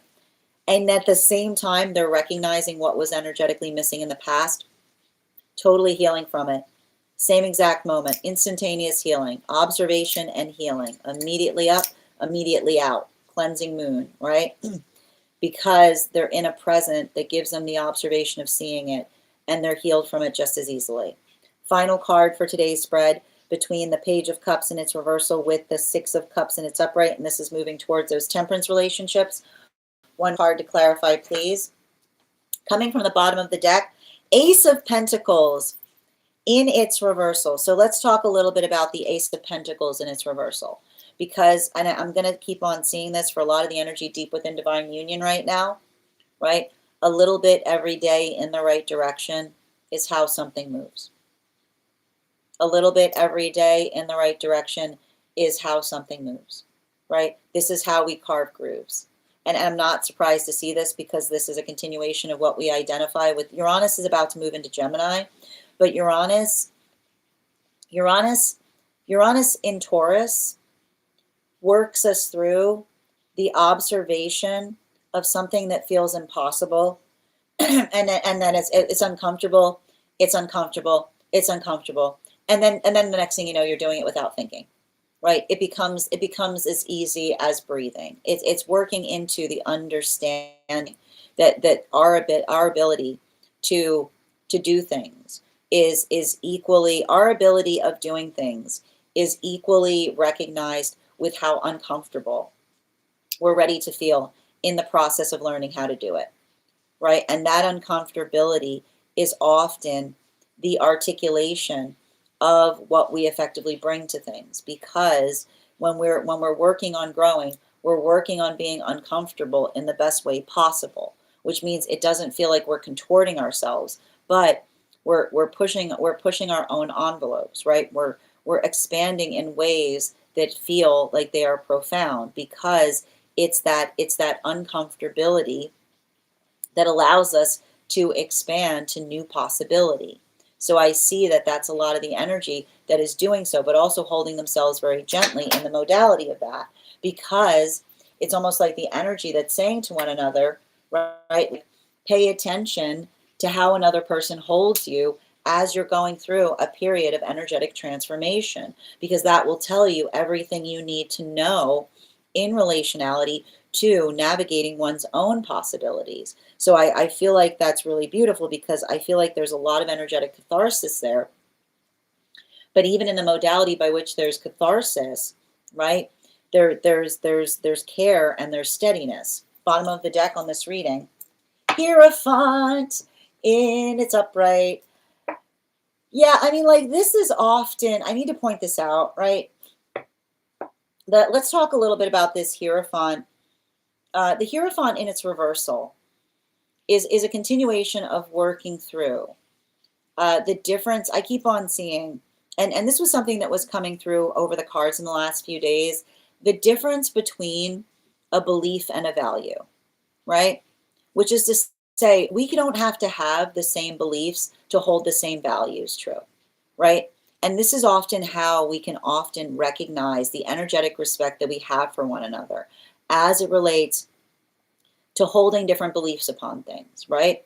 Because when we look at beliefs as bridges, and then we see the modality by which we hold something is working towards the direction that that belief takes us, then we understand the beauty of the bridges that are our beliefs in the context of the value that it leads to. So we see that that's a lot of the energy that is potentially working through that.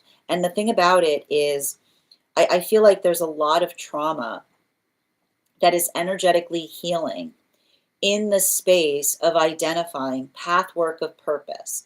And why are we seeing some of that energy there? Because the thing about it is trauma, right? Trauma often creates the space by which we energetically doubt ourselves, right? Trauma often creates the space by which we often feel, right? We often feel that the work that we're trying to heal is selfish or unnecessary, right? And that's the thing about it. Trauma will always see healing as extra, right? There you are working towards your healing, and another person will be like, "Why are you being so extra?" Being like, "What do you mean by extra? Why are you being so extra? You mean healing? Like you mean like healing?" Like prioritizing the self, right? Trying to find joy, right? The modality by which another person sees that and it triggers them can often be like what helps us recognize what feels so energetically impossible, because it's the observation that the only sound that we should be healing I was about to say when we should be hearing, but instead I said the only sound when we should be healing, right? The only thing we should be hearing when we're working to heal is joy, right? It should be applause. It should be the feeling of positivity. But often, but often the modality by which we often have to move away from something. And we often, what is the song you often hear as you're moving towards a healing journey? You're being really selfish right now, right? You're only thinking about the self, but we're supposed to think about the self because, again, the difference between being selfish and centered in self has everything to do with the portion of what you're giving yourself. If something you're giving yourself, you would eagerly give another, it is not selfish, right? Because it's not something that you solely desire for the self.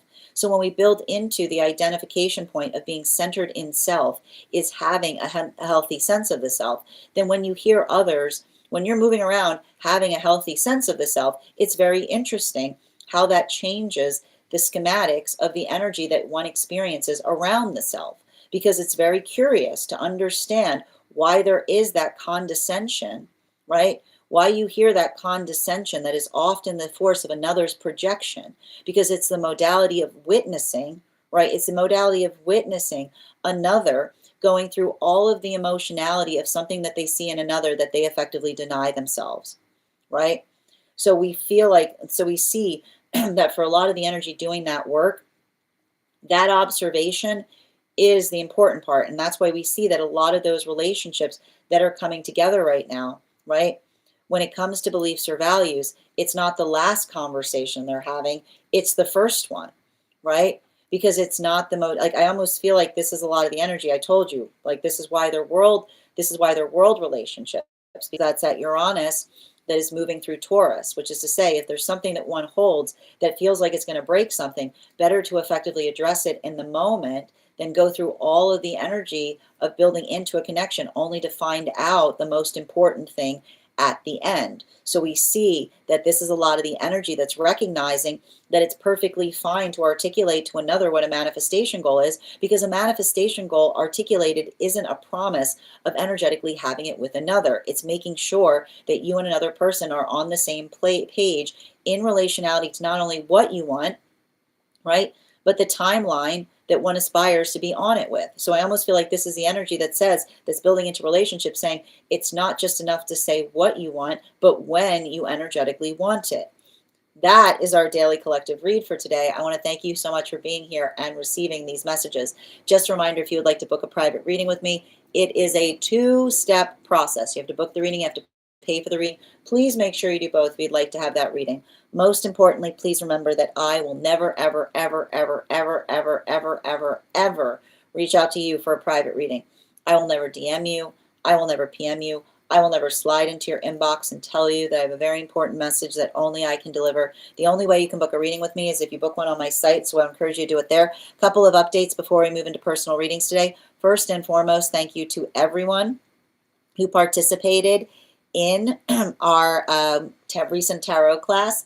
Our next tarot class will be held on this Thursday at 6 p.m. PST, 9 p.m. Eastern. We will be continuing our studies into the tarot with a focus on the cup cards, the court cards in the cup suit. If you'd like to become part of that tarot class program, all you need to do is head on over to my stack and become a paid subscriber. Your paid subscription to my stack is your ticket of entry into our live classes each and every month. You will also, as a paid subscriber, a monthly subscriber, have access to over 9 hours worth of material in the Tarot Church Library class archive. Now, it's not necessary to catch up. I'll be doing my best to give you an update on everything we've studied prior to beginning that next class, but the material is there for you to receive as you're ready to receive it. You'll also have access to a complimentary one-on-one chat with me and the other students to ask any questions that you may have in relation to anything we've learned or studied thus far. And if you become a founding member, not only will you receive a discount on the full year's worth of classes, but you'll also receive a complimentary, you'll also have access to over 20 hours worth of material in the Tarot Church Library class system, as well as the opportunity of receiving a complimentary mentorship class with me, where I will meet with you personally to assess where you are on your own personal tarot journey and give you the best insights in terms of how to utilize those classes to the best of your advantage, moving towards your tarot goals going forward. One of the things I tried to do in these classes was make them accessible to the absolute novice tarot reader as well as the seasoned reader. There's definitely something there for everyone. Don't let your lack of experience or your robust experience prevent you from joining us in these classes. And even if you don't become a paid subscriber to my stack, I would encourage you to follow me there to stay up to date on any new offerings or services. I also post my mystic meditation articles there, which give you updates on what we've been seeing energetically in the cards. I just wrote one recently on navigating this new moon energy that we're experiencing. I also want to let you guys know that on top of my standard life path readings, I also offer mentorship classes. These are for any of my students seeking a more personalized educational experience with me. I take a very limited number of students for this reason, as those classes are focused on each individual's personal spiritual goals and journey work. Those classes can be purchased on an individual level or as a monthly class series, weekly or bi-weekly, as your schedule permits. Also, for my students seeking more consistent weekly tarot support, I'm very happy to offer weekly tarot insight packages. That is a package of 4 30-minute readings, again, weekly or bi-weekly, as your schedule permits, so that you can stay more consistent on your personal journey. I'm also very happy to now offer dream interpretation readings, which you can purchase per dream or as a series. If you purchase a series, I would encourage you to start to keep a dream journal, as we will meet weekly or bi-weekly with that journal and utilize the tarot to understand the key themes and messages coming towards you in the dream space. I want to thank you guys so much for being here today and sharing in these messages, and we will do this again tomorrow. That is our daily collect. We are going to get started on personal readings. Congratulations to Kath. You got our highest gifter today. You'll be the second person read for. If anybody else wants to get on the list today, you will be the third person read for. It is 3 cards for a donation of $29 or more, 4 cards for a donation of $23 or more for my subscribers, links in my bio. Please keep in mind there are 3 things I do not read for across these apps: pregnancy, medical, and legal. Happy to give insight on anything in private readings, and you can book private readings on my site. I'm going to take a moment to read over some of the comments that came through as I was reading. And welcome as well, Simply. Thank you for reposting. Melissa, thank you for the follow. I appreciate you. Thank you, Jackie, for the follow as well. How you doing today, Ryan? Thank you as well. The list right now, you are the first person on the list, Stella. Francisco, thank you for the follow as well. Global moment of togetherness. Beautiful. Absolutely. I love that, Ryan.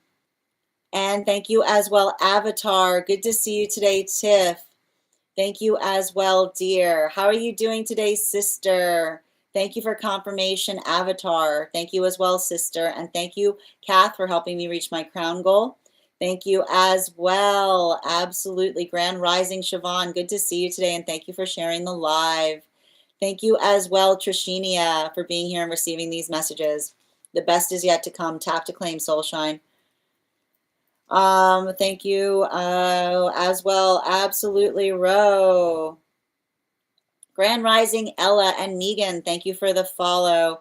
Thank you as well, Tho. And thank you as well, Bruni, for the follow. I'm so glad that this resonated with you as well, Soulshine. Ella, thank you for reposting. How are you doing today, Ivana? Good to see you. And thank you, Dung, for the follow. If I've ever said your name incorrectly, please, by all means, please feel free to correct me. And thank you as well, Ro, for those roses and heart puffs. Thank you as well, Daniel, for sharing the live. Why are you so extra prioritizing yourself? How are you doing today, Ivana? Good to see you. Thank you for those flames, Avatar. I got you. Excellent. Yep, I've got you, Stella. All right, as I mentioned, friends, we are going to get started on today's personal readings. If you would like to get on the list for today, the list is open. Wonderful time to get on the list. You will be the third person read for. 3 cards for a donation of $29 or more. 4 cards for a donation of $23 or more for my subscribers. Binks in my Lio. Please keep in mind there are 3 things I don't read for across these apps: pregnancy, medical, and legal. Happy to give insight on anything in private readings. That said, before we get started on the first reading for today, and if you are on the hold list and would like to be added back to the list, all I need you to do is let me know the date that you were added to the hold list. I'll be happy to add you back as well. Before we get started today, let's warm up those intuition muscles with an intuition check. I've got the Animal Spirit Guide card here. We're going to count back from 10, and when we get to 1, I will reveal the card. 10, 9, 8, 7, 6, 5, 4, 3, 2, 1. We got the fire dragon. Thank you guys for participating. We'll do that again after the next reading. And just a reminder, if you have information that you feel is relevant for the purposes of our reading, if you have a dream that you would like interpreted, or if you have a past life that you would like more information on, you can include it in the notes when you send the donation. You can also post it in our subscriber-only Disco channel in the appropriate channel. And just bear with me a moment, just pulling up the information for Stella's reading.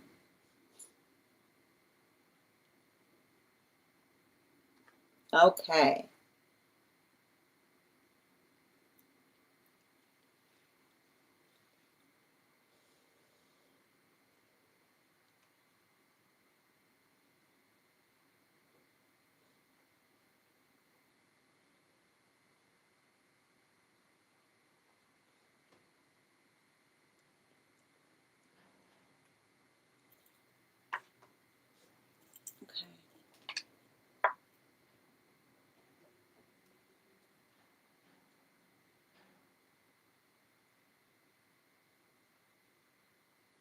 Okay. So how comfortable are you with me sharing information on this? Is this inside tea or outside tea, Steph? Just let me know. How you doing today, Alchemist? Outside, perfect. Okay, great. All right, and I'm going to pin up Stella here. Make sure to give Stella some love.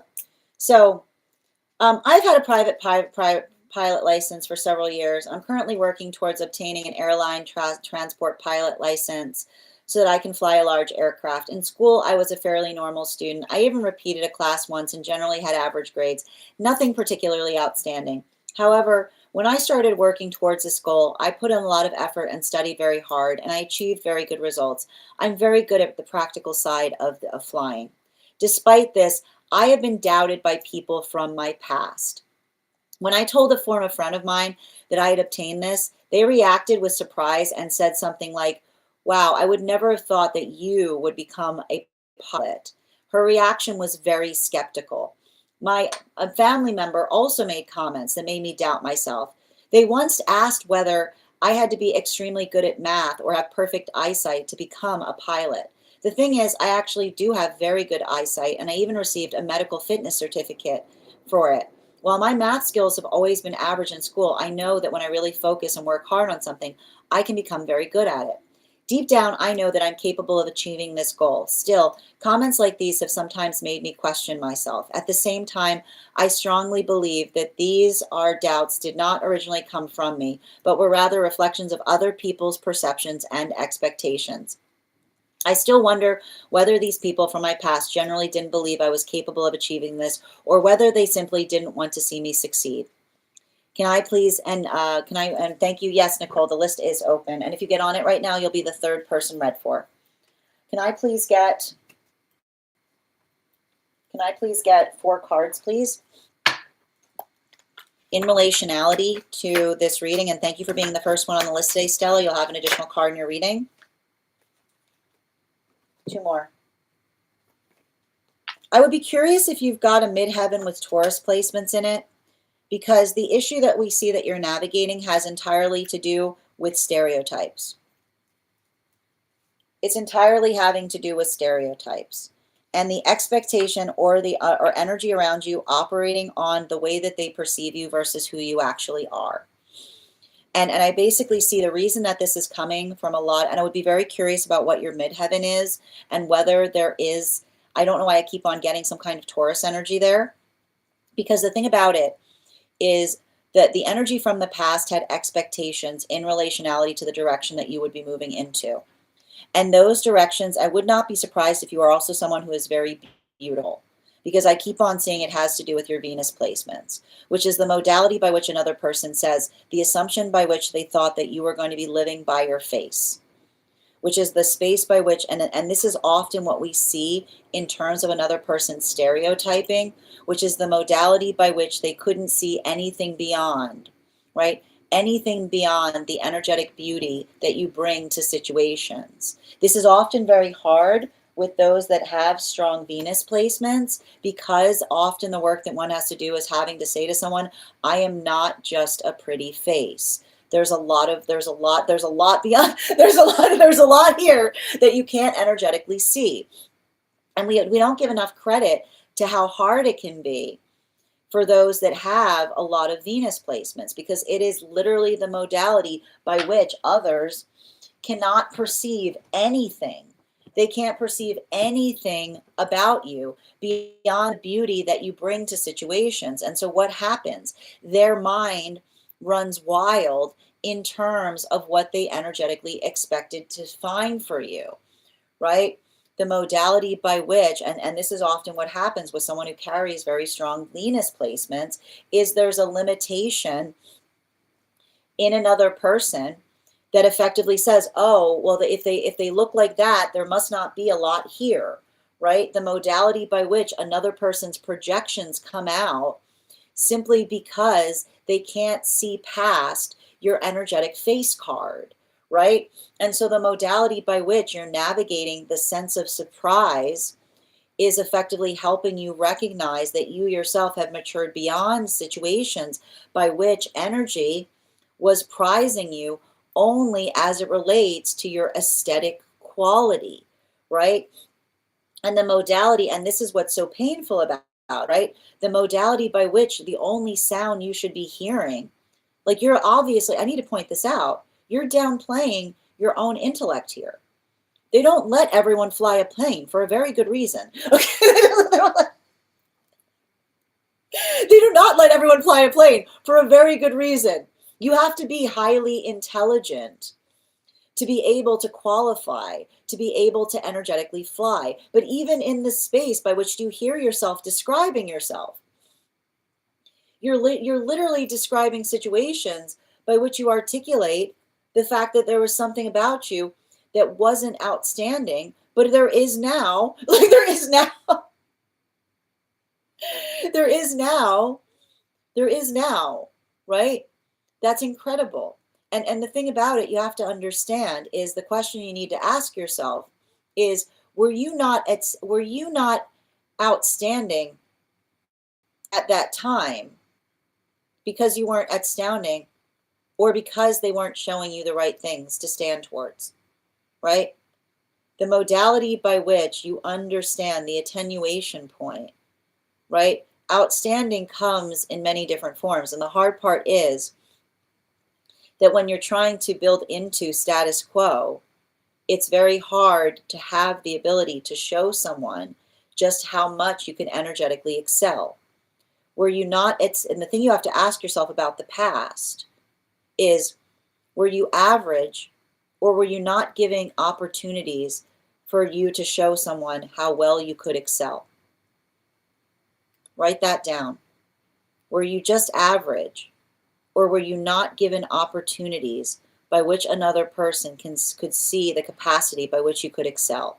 Because what we're effectively seeing here is there was a stagnation point that you were experiencing in the past, but that you are effectively proving the fact that you have an excellence that was unrecognized.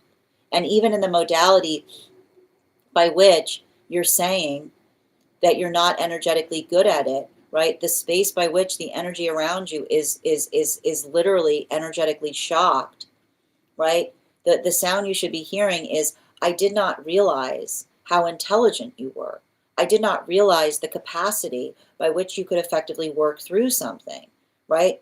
You've got a genius there. And the modality by which the energy, instead of saying that, even now is perpetually making you doubt yourself, you're seeing the conditions by which you had to grow, right? You're seeing the full scope of what you had to go through, right? The energy or the circumstances by which even when you stand out, someone doesn't say that's excellent. They're saying there must be, right? There must be something else going on, right? That is showing the limitations of the capacity of the energy around you because they cannot grasp. They literally cannot grasp the fact that you are so intelligent. And when another person articulates the fact that they cannot grasp but one is intelligent, then the job is to understand that that is seeing their own energetic limitations in terms of how they perceive the world from stereotype.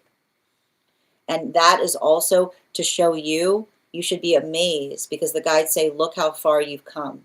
How could you get anywhere surrounded by energy like that?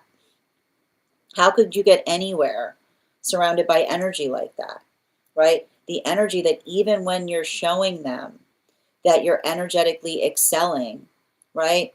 They're not meeting it. They're not meeting it with applause, but stunned energetic silence. Bottom of the deck on this reading. Yeah, it's triggering, right? It's insecure energy.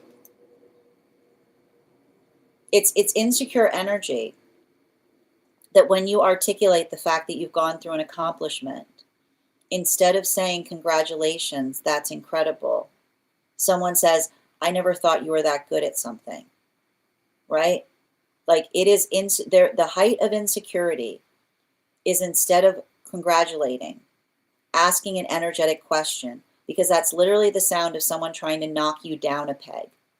That is literally the sound of someone trying to knock you down a peg instead of acknowledging and appreciating how far you've energetically come. And again, this is a continuation from your guide saying, see how far, right? See how far you've come. See how much you've overcome. Because that observation, the modality by which the only sound you should be hearing is delight and applause, this is showing you the full shape of the trauma by which you yourself are working to heal, right? The observation of another person seeing you excelling, and instead of offering you congratulations, trying to cast energetic doubt upon you. right? When you see energy like this, the best thing you can do is give them the gift of proximity, because energy like that, this is often why energy like that is not typically around energy that is accomplishing things, because energy that is accomplishing things does not need to have, is not the space by which another person is perpetually making them try to feel energetic worse about themselves instead of better, right? When we build into, like I keep on saying, better, not bitter, and the modality by which you're experiencing another person, and the modality of articulating something wonderful happening, saying something like that is effectively the projection of their own bitterness that they are potentially projecting upon you. So again, not only I have this reading for you, but you shouldn't have to go through that. And your observation of understanding the quality of that is, and I keep on getting, perpetually or specifically as it relates to like the modality of working through one's own energetic accomplishments, right? Like you should be proud of yourself, not only because you're doing so, but you're doing so in an environment like that. Thank you so much for having that reading with me, dear. And if this message connected to you as well, it's very common for those who need these messages to be here to experience them. We are doing personal readings right now. If you would like to get on the list is open. It is 3 cards for a donation of $29 or more. 4 cards for a donation of $23 or more for my subscribers, being semi-lio. Please keep in mind there are 3 things I do not read for across these apps: pregnancy, medical, and legal. Happy to give insight on anything in private readings, and you can book private readings on my site. I'm going to take a moment to read over some of the comments that came through as I was reading. Also, it's a great time to get on the list. If you want to get on the list, you'll be the 3rd person read for. We're also at 13.4K likes. When we get to 50K, I'll be gifting a reading back to the collective. So make sure you're tapping that screen, and we'll get to 50K in no time. How are you doing today, Kavan? Thank you for being here and receiving these messages. I'm so glad that these messages are also connecting to you as well. And just a reminder to anybody joining us across the other apps, you can also get on the list today via my tree, the links in it in my bio. And yes, Nicole, the list is open if you would like to get on it. Wendy, thank you for sharing the live. Always appreciate when you guys share the live. Grand Rising, Nicole. Thank you as well, Valentina, for receiving these messages. I'm an Aquarius and I don't know more. Got it. That's profound for me to hear. I'm ruled by Venus. Yeah, it happens. It happens with a lot of individuals who have heavy Venus placements. I literally downplay my, yep, you downplay it. Absolutely. Oh, thank you for the help, Yaz. I appreciate you. And Amy, thank you for those heart me's. Guys, please remember to recharge your heart me's if you'd like an animal spirit guide card on top of your 1 card. I got woken up exactly at your reading. This feels too real. Oh, thank you for also receiving this message, Yaz. Yes, thank you for supporting each other in the comments. And thank you guys for supporting each other. Recognition and respect. All right, we're going to continue right now. The next person on the list for today is Nicole. Nicole, if you're here, can you respond in all caps? Oh, apologies. Kath is next. Kath and then Nicole. Thank you, Nicole. I've got you on the list. Kath, if you're here, can you respond in all caps? Let me know if you would like a general reading or if you have a specific question you'd like me to answer. And if anybody else would like to get on the list right now, you will be the 3rd person read for. How are you doing today, Kath? Hope you're having an absolutely beautiful day. All right, let's get to it. And while we wait for Kath's question to come through, let's warm up those intuition muscles with an intuition check. I've got the animal spirit guide cards here. Woof! Okay, these are a part of your reading, so we're going to leave those there. Okay. All right, I've got the animal spirit guide card here. We're going to count back from 10, and when we get to 1, I will reveal the card. 10, 9, 8, 7, 6, 5, 4, 3, 2, 1. We got the stag. Thank you for participating. We'll do it again after the next reading.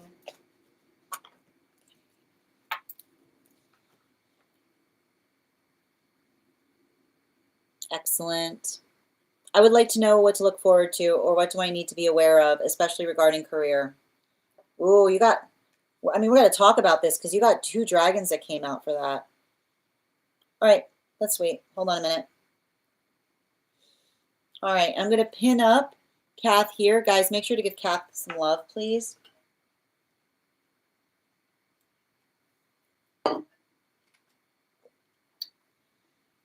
Four cards.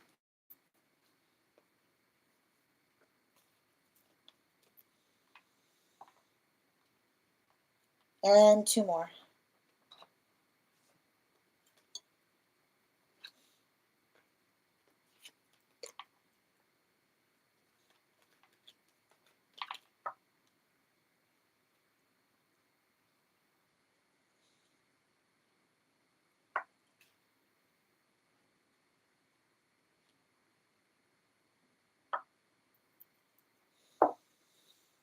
So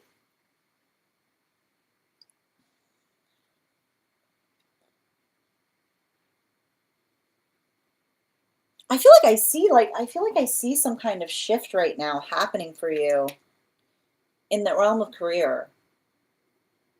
And the thing about it is like it's giving me a little bit of this energy that says like you have to destabilize to stabilize, if that makes sense. Like there's some kind of energy here that articulates upon like rocking the boat in the best way possible is what I'm energetically seeing. There's something significant and important there, and something I'm seeing about it.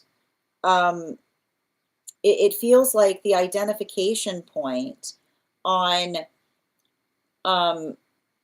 being able to articulate or to amplify the like it feels like I keep on getting like, and I like to point, I keep on hearing the pushback is the pushback is a new career path, is what I keep on getting. The pushback is a new career path, is all I keep on hearing in relationality to this reading. And the reason I keep on getting the pushback is a new career path is potentially taking some kind of new approach to something. And I feel like there's something about there's something about the approach that I'm seeing is it feels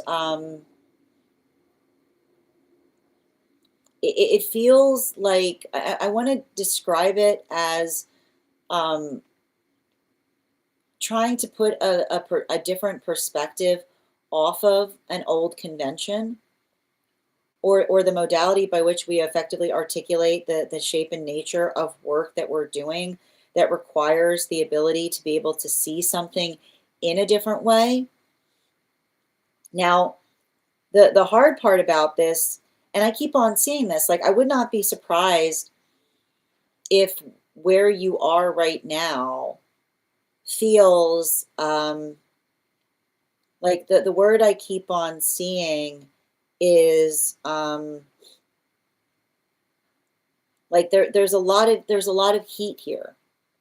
You know, like that's why I was seeing 2 different dragons coming up in relationality to in relationality to your own work, because something I'm identifying here, I feel like I see you trying to arbitrate some kind of change, right?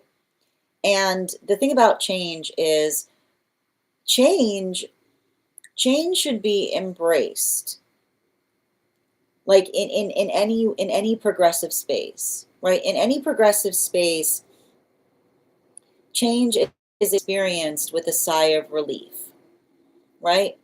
And I feel like that is the situation that I almost identify you in, which is the difference between another person saying, right, why isn't it working? And another person being like, have you tried changing something? And being like, no, I don't want to change anything, right?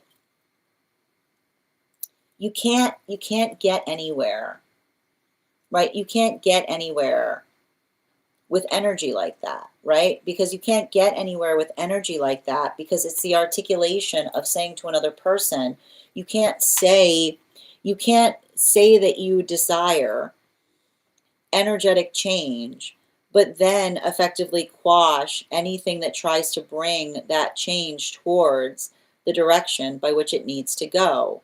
And so I feel like that's what I'm effectively identifying here. And even in the modality by which I'm identifying it, like I almost I feel like I see some kind of situation um in terms of like, and I keep on describing this. Like I see you, and I want to point this out. Often the person that is communicating on the on behalf of another, of a bunch of energies, disgruntled energy, right? Like often the modality by which another person is articulating on behalf of others disgruntled energy, it's the moment where another person says, like, you're the only person saying something, and you having to say to them, I'm the only person willing to tell you, right? When you leave a situation, I'm just going to tell you right now, when you leave a situation, prepare for total collapse. Not your collapse, is what I keep on seeing. I keep on seeing a situation by which, like, I literally see energy that is clinging to you. And the reason I keep on seeing that the energy is clinging to you is because it feels like, I keep on saying it's because it feels like you're speaking for them.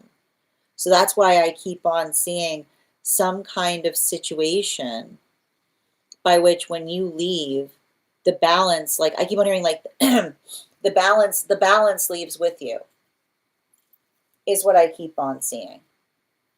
You know? Because there's something I'm identifying.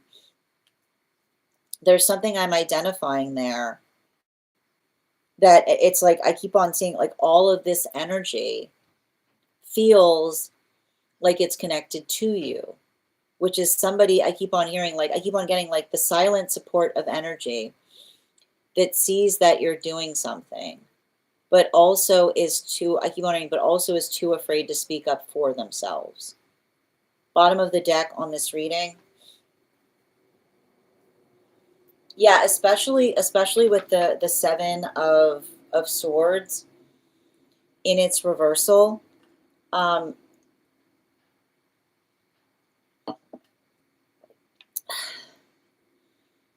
I feel like I see a situation. Um, the thing is, this energy that I'm identifying here. Um,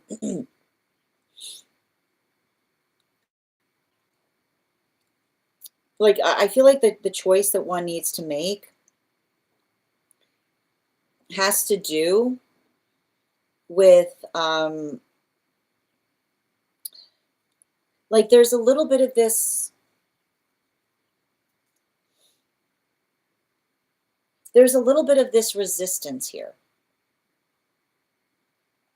that I'm seeing. And the thing about the resistance that I'm observing is, and I wouldn't be surprised if you're having conversations with someone as to um like whether to kind of like wait, like whether to wait something out or walk away, is what I keep on getting.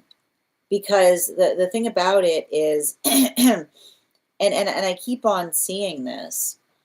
Um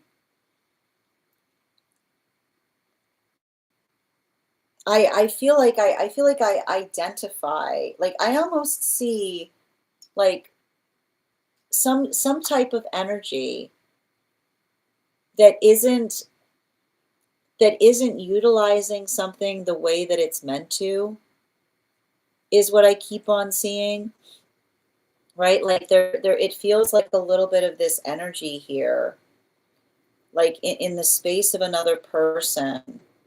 that is like, and I like to point this out, like trying to do something for as little as possible is almost having to say to another person, like, that's not what it's there for, is what I keep on seeing, you know? Like the modality of another person saying, um, like trying to, like, I feel like I see you almost having to have a conversation with someone as it relates to the purpose, or feeling like they've lost a sense of purpose is what I keep on seeing. Because everything I keep on identifying about that, and I want to describe this, it doesn't feel so much like someone who's trying to specifically hold you back, but someone who's trying to maintain a foothold in something, you know? And the thing about footholds is that we, like, those who try to maintain footholds sometimes have lost the plot in terms of like what their energetic purpose is. Because I keep on hearing you say to someone, it's not about being comfortable, it's about being functional, is what I keep on seeing, right? And something about that, um, I keep on seeing, make sure you have a conversation with someone before you make the decision to leave. And I feel like it has to do, I keep on hearing, what does the future hold? Is what I keep on getting. Like, what does the future hold? Because, and I feel like that, like, that's the observation that I'm recognizing, because I see you like moving through a point of saying, like, working towards, like, and almost I want to point this out, like having to say to another person, is there an actual place for me here? Like, is there a place for me to advance? Is there a place for me to energetically excel? Because I feel like that, right? Like the thing about it is what like, there's room, but only if another person is willing to share something with you, right? Like, that's almost like, I keep on hearing you say, like, it's not the space by which you say to another person, right? Like, the funny part is there obviously is, like, someone could make room for you, but they have to articulate the fact that they're invested in doing so, right? Like, that's what I keep on saying. Like, you having to say, is there a can we talk about my path to advancement, right? Like, that is what I feel like you need to have, is what you need to say to someone there. Thank you so much for having that reading, dear. And if this message connected to you as well, it's very common for those who need these messages to be here to experience them. I'm going to take a moment to read over some of the comments that came through as I was reading. Yeah, you got 2 dragons that flew out, which is why I kept them on the table. Yeah, I feel like I need to reorganize something, but I don't know what. I don't know what it is specifically. Hi there, how you doing today, Larissa? Ooh, destabilizing ego to stabilize soul. I mean, I want to say, like, we don't want to say destabilizing the ego, but making sure that the ego is in a healthy space, right? Yeah, absolutely, Ella. That resonated. I'm the only person saying something. Yeah, I can confirm when I did this at my previous job where I left the project and the organization collapsed. Oh, yeah, and the one organization we partnered with just reached out and said, when I left the project lost its spark. They recognized my worth and are now independently contracting. That's wild. Oh my goodness. I'm still torn about leaving. I can see that, but I feel like I feel like the thing about it is somebody needs to acknowledge. I keep on hearing somebody needs to give you a new title to acknowledge everything that you're doing, right? And I keep on seeing you having to tell somebody logistically, being like, I keep on hearing you say to somebody, I don't need this selfishly. I need it logistically. So energy knows where to go, is what I keep on hearing. Grand Rising, Julia, good to see you. Oh, is what I said would happen. So, I mean, again, I'm sad to hear that that was the case, but I'm glad to hear that my reading was accurate. Yeah, they do. Yeah, thank you for confirming. I'm not sure what you mean by that question, future. Yeah. No problem, dear. You're so welcome. Okay, that makes sense. Yeah, the control of the ego, that makes sense. I mean, like, again, a healthy ego isn't a controlling ego, so that makes sense. Thank you, Larissa. Yeah, the last time I was really close to leading, but I need to explore first. I got you, dear. What I do what? All right, we're going to continue right now. The next person on the list for today is Nicole. And if you want to get on the list right now, thank you for getting on the list, Julia. You'll be read for after Nicole. If you want to get on the list right now, it's an absolutely lovely time to get on the list. You will be the third person read for. 3 cards for a donation of 29 or more. 4 cards for a donation of 23 or more for my subscribers, Binks and my Lio. Please keep in mind there are 3 things I don't read for across these apps: pregnancy, medical, and legal. Happy to give insight on anything in private readings, and you can book private readings on my site. You're so welcome, Kat. Thank you for giving me the opportunity to read for you. The next person we are reading for today, and just a reminder to anyone who's joining us across the other apps, you can also get on the list today via my tree that has Binks in it in my Lio. We do here highest priority messages from Spirit, Life Path, Mediumship, Dream Interpretation, Angelic Guidance, Animal Spirit Guide readings, Pet readings, Akashic, Mind, Body, Spirit, and Love. If you've got information you feel is necessary for the purposes of our reading, include it in the notes when you send the donation. You can also post it in our subscriber-only disco channels in the appropriate channels. All right. Okay, so let's continue right now. The next person we're reading for today is Nicole, but before we read for Nicole, let's warm up those intuition muscles with an intuition check. I've got the Animal Spirit Guide card here. We're going to count back from 10, and when we get to 1, I will reveal the card.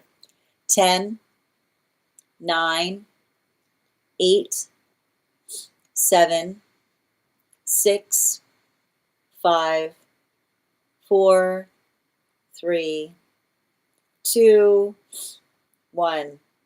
We got the horse twice in a row today. All right, let's get to it. All right, let me just pull up your question here. You said it's on the disco. And just a reminder, if you have information that you feel is relevant for the purposes of our reading, if you have a dream that you would like interpreted, or you have a past life you would like more information on, you can put it in the notes. When you send the donation, you can also post it in our subscriber-only disco channel in the appropriate channels. Where did you post it? What section? Good to see you today, Nikki. How you doing today, Ro? Where is it? General, thank you.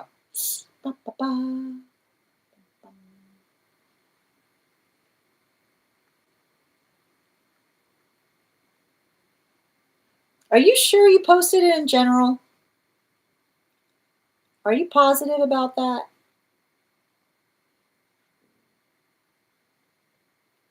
Maybe general questions? Hold on.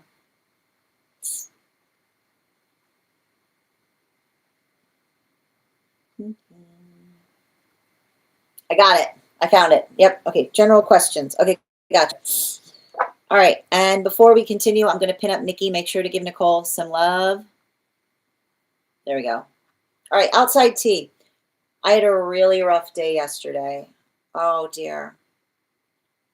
Oh, dear. I'm hoping to get insight on how it went. Okay. I need to stress this, so I need to be clear. I can't read for this.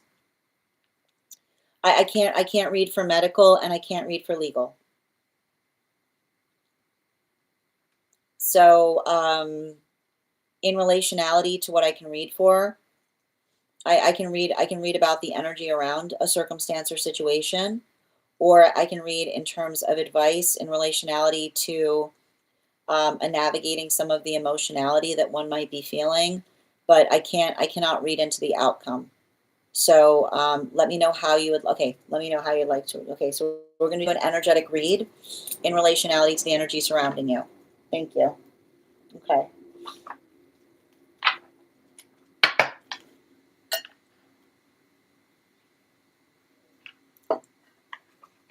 Mm.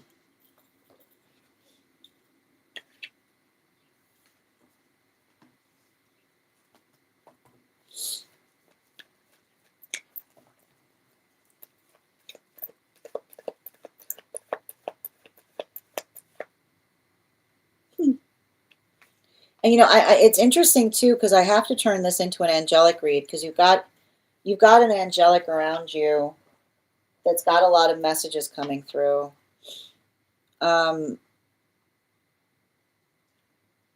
Yeah. One more, please.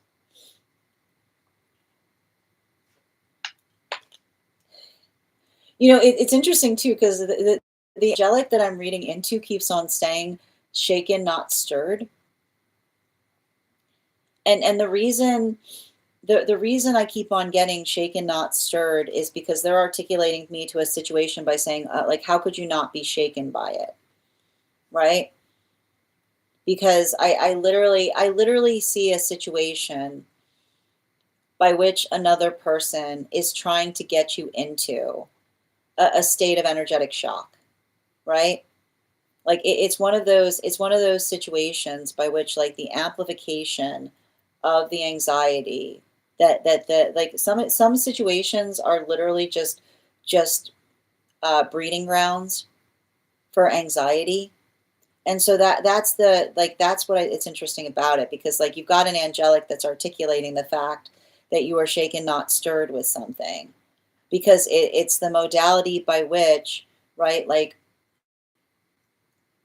working through.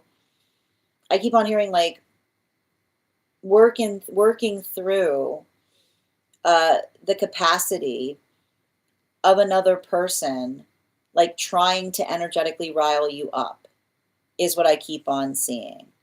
And I feel like that's what the angelic is trying to articulate, which is recognize when someone is trying to provoke you, right? Like, recognize, like, I just keep on hearing your guide saying, recognize, like, this is the recognize when another person is trying to create situations by which they're literally, like, they're trying to create a space by which, like, who I keep wondering who wouldn't be provoked, right? And particularly and especially, yeah, particularly and especially in terms of, like, in terms of your own ability to energetically question the self, is what I keep on seeing. And I think that I want to point out, like, there's also something that's very interesting that I see that is coming through, specifically in the realm of understanding the quality and condition of. Um, it's interesting too, because, like, it feels a lot like the observation of another person that feels overly invested in the self. And I keep on seeing that there's something about that that's very energetically important, specifically and particularly as it relates to um, building into a point of energetic. And I keep on hearing, how is it different? And I think that that's what's interesting about it. There's something I keep on hearing in relationality saying, how is it different? Which is the modality of comparison by which another person is trying to articulate upon it. And I feel like, if anything, like, the one thing I want to, the one thing I keep on seeing around something here is your ability of articulating to another how another person is perpetually trying to energetically destabilize you is your best energetic shield, is what I keep on seeing. Because um, I keep on seeing, like, making sure that you articulate into the space of energetic facts, which is, I keep on hearing facts, not feelings, right? Facts, not feelings, which is the modality by which, and I feel like that's the hard part about it, because I literally see a situation by which another person is going out of their way to try to create a state of alarm in you, right? and then the state of alarm that then you then try to articulate to another that makes you seem energetically alarming. So your own ability to basically articulate to another and say, these are the facts that I would like to show you. I keep on seeing that that is the modality by which you need to effectively address something, because that conscientious effort and being able to articulate to another what is energetically occurring has nothing to do with how you feel about it. And I feel like that's why I keep on hearing a guide that keeps on articulating shaken, not stirred, which is the modality by which you say, obviously these things happened, that they made me feel very energetically concerned for my well-being.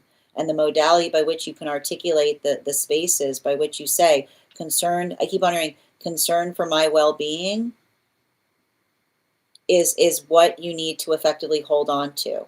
Not the energetic feelings as to why, but the modality by which another person perpetually keeps on creating situations by which you feel concern for your well-being, that you can effectively articulate and point to, that feels energetically supportive to you. And I keep on seeing somebody's on your side on this, right? I've got the Justice card here, and it's upright.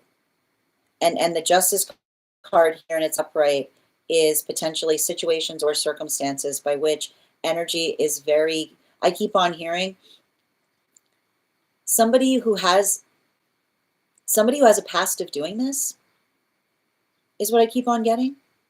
Somebody who has some kind of energetic past on doing this, specifically, yeah, the King of Pentacles, right? I don't know why, but potentially talking to others, if there's some kind of situation, I just keep on hearing the same message coming through. Somebody who has a tendency of doing a bunch of things to try to make another person feel energetically unstable, which is effectively in itself a cause for concern, right? Like that's all I keep on hearing in relationality to that. And I keep on seeing that something about that there is what, like that is what I keep on seeing is your source of power in a situation, right?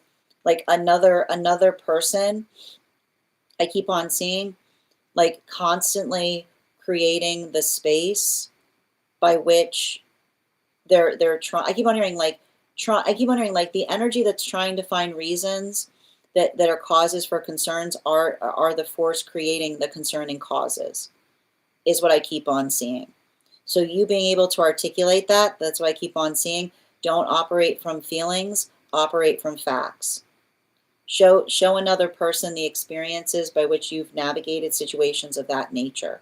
And especially if this person has a history of doing so, is what I keep on seeing. Because there's something about talking to others here that is potentially going to amplify or articulate some kind of, I keep wondering, some kind of pattern of behavior, but I keep on saying the pattern of behavior isn't related to the self, it's related to them, is what I keep on seeing. Thank you so much for having that reading with me. And if this message connected to you as well, it's very common for those who need these messages to be here to experience them. We are doing personal readings right now. If you would like to get on the list is open. You will be the second person read for. It is 3 cards for a donation of $29 or more. 4 cards for a donation of $23 or more for my subscribers. Links in my bio. Please keep in mind there are 3 things I do not read for across these apps: pregnancy, medical, or legal. Happy to give insight on anything in private readings, and you can book private readings on my site. I'm going to take a moment to read over some of the comments that came through as I was reading. Hi there, Nikki. Good to see you today. And thank you guys for supporting each other in the comments. Oh, sending you support, Ella.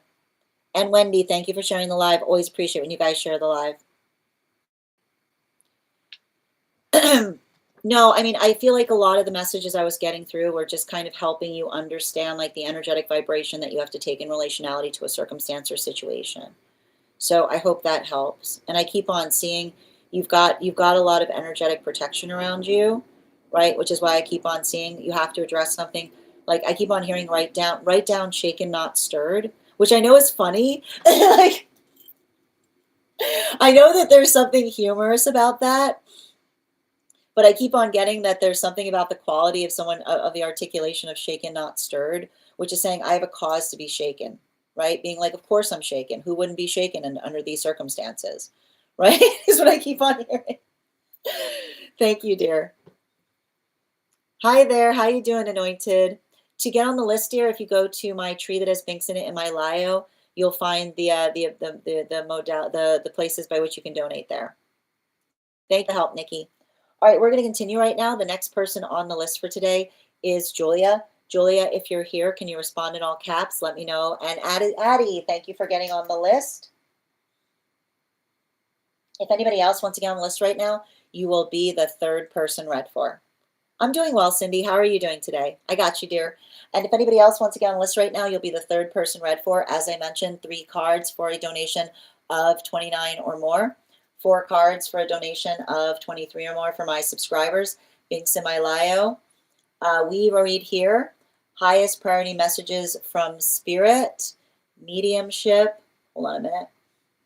I've got to put that down. Highest priority messages from Spirit, life path, mediumship, dream interpretation, angelic guidance, animal spirit guide readings, pet readings, Akashic, mind, body, spirit, and love readings. If you have information that you feel is relevant for the purposes of our reading, you can include it in the notes when you send the donation. You can also post it in our subscriber only disco channel in the appropriate channel. And just bear with me a moment.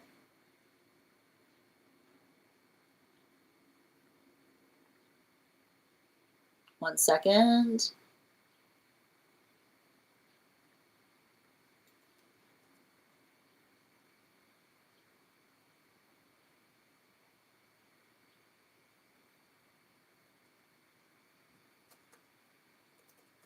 There we go.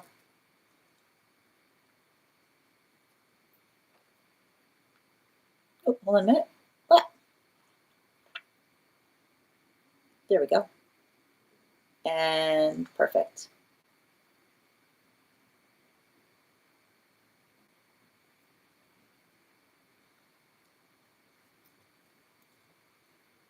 Excellent. Where were we? I got you, dear. And Regina, thank you for getting on the list. And if anybody else wants to get on the list right now, you will be the 4th person read for. And Margaret, thank you for those gifts. How you doing today, Siobhan?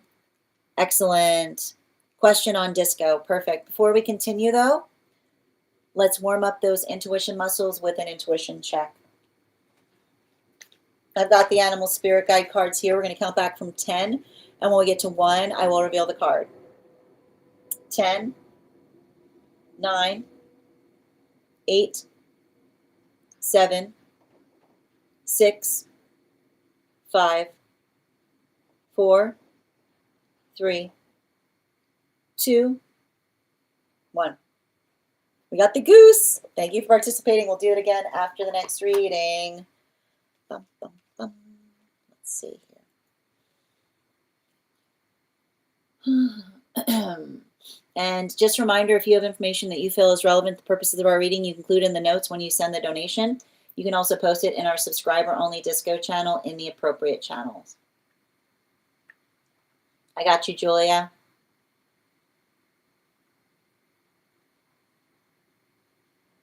All right.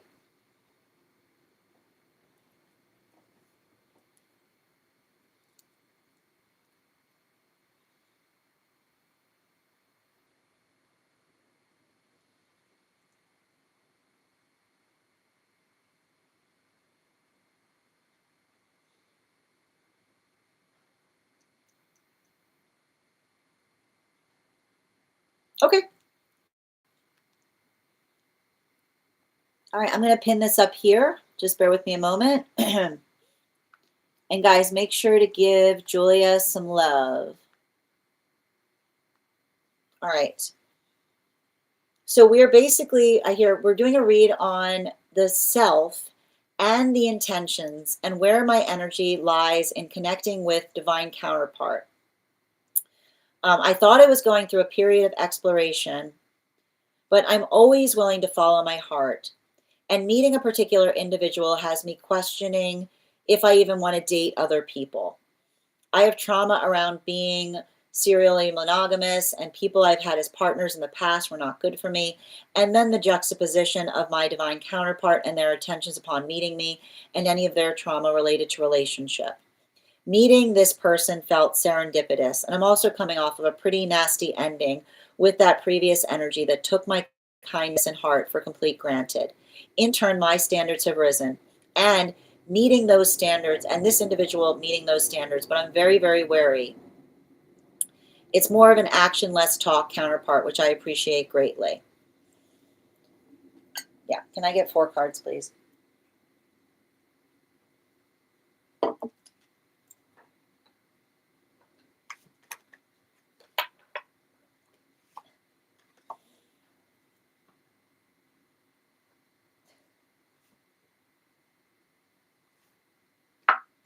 Sorry, I've got this like song coming through that's very funny.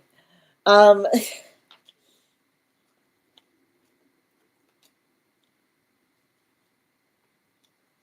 mean, the thing is, like, the one thing I want to articulate that I'm seeing around a situation or circumstance is that this is exactly, congratulations. This is exactly the vibration that you want to be in as you're navigating into a new relationship. And again, you've got a guide that's saying, can you see how far you've come? You literally identified the fact that you said that you have a tendency of being in a serial monogamist, right? Which again, I'm interpreting as you having the tendency of going right out of one relationship into another. But the thing is, the fact that you're not, the fact that you're navigating a situation with an observation and a sense of being aware of your own energetic tendencies is the minute it's no longer a tendency, right? The minute that you articulate, right? The minute that you articulate upon the fact that you have a tendency, it's not a tendency, it's an awareness, right? You've already healed it to a certain extent. It's not a tendency, it's an awareness. And so the fact that, like, again, you can tell, right? You're saying to me, I'm worried I'm going to throw myself into it. That's why you're not going to throw yourself into it. Congratulations, right? Can you see how far you've come? And I want to point this out. Your divine counterpart will navigate your trepidation with a sense of understanding. Your divine counterpart will navigate your trepidation with a sense of understanding, which means they're not going to energetically crash out on it, right? They're not going to be building into the pathwork of ultimatum. They're going to recognize and realize where you are, and they're going to be energetically respective of it. So even in the experience, right? Like, I keep on hearing your counterpart will understand the inevitability that's occurring between you, right? Like your counterpart will understand the inevitability that is occurring between you. And I think, and I know you're gonna feel a little frustrated about this, but we gotta talk a little bit about this past relationship, because I feel like that was one of the problems with this past relationship. I've got this like energy in this past relationship that feels much more akin to, are you in or are you out? Right? Like, I don't know what this is. I don't know what this is that I'm picking up in relationality to the past relationship. But I literally see somebody that says, like, you're either with me or you're against me. We're either together or we are apart. Like there's nothing. Like, I keep on seeing some kind of energy that was very like, and like very, like, when it comes to you, very definitive, but when it comes to them, very energetically amorphous. So I feel like, I feel like the qualitative word that you need to bring into a situation is reciprocity, right? You're looking for a reciprocal relationship. And I want to point this out. The state, right? The state and nature by which you articulate upon the fact that your purpose is sacrosanct is what I keep on hearing. The space by which you say to another person, what I do is sacrosanct. It's not a problem I need to be resolved of. It's not a dream that I have to put away. The energy that you articulating to another that says, this is me. And if you want me, you take me in my entirety. I feel like this is the trepidation you're feeling is healthy, because the guy, you're finally looking at relationship with the invested, from mature eyes, right? You're finally looking at relationship with eyes of maturity, which says you're not saying, what do I have to do to get in there? Right? Like, you're not saying, what do I have to do to get in there? You're saying, I need you to be aware of some things before we continue. Right? And that's what I think you have to write that down, right? That this is how much you've changed. You're not saying, what do I have to do to get in there? You're saying, before we continue, I need to make you aware of some things, right? And those things that you need to make them aware of are what are sacrosanct to you. Because, and how they receive what is sacrosanct to you will tell you everything you need in terms of feeling energetically ready to continue, is what I keep on getting. And I keep on hearing, that was the conversation that you never had with that past person.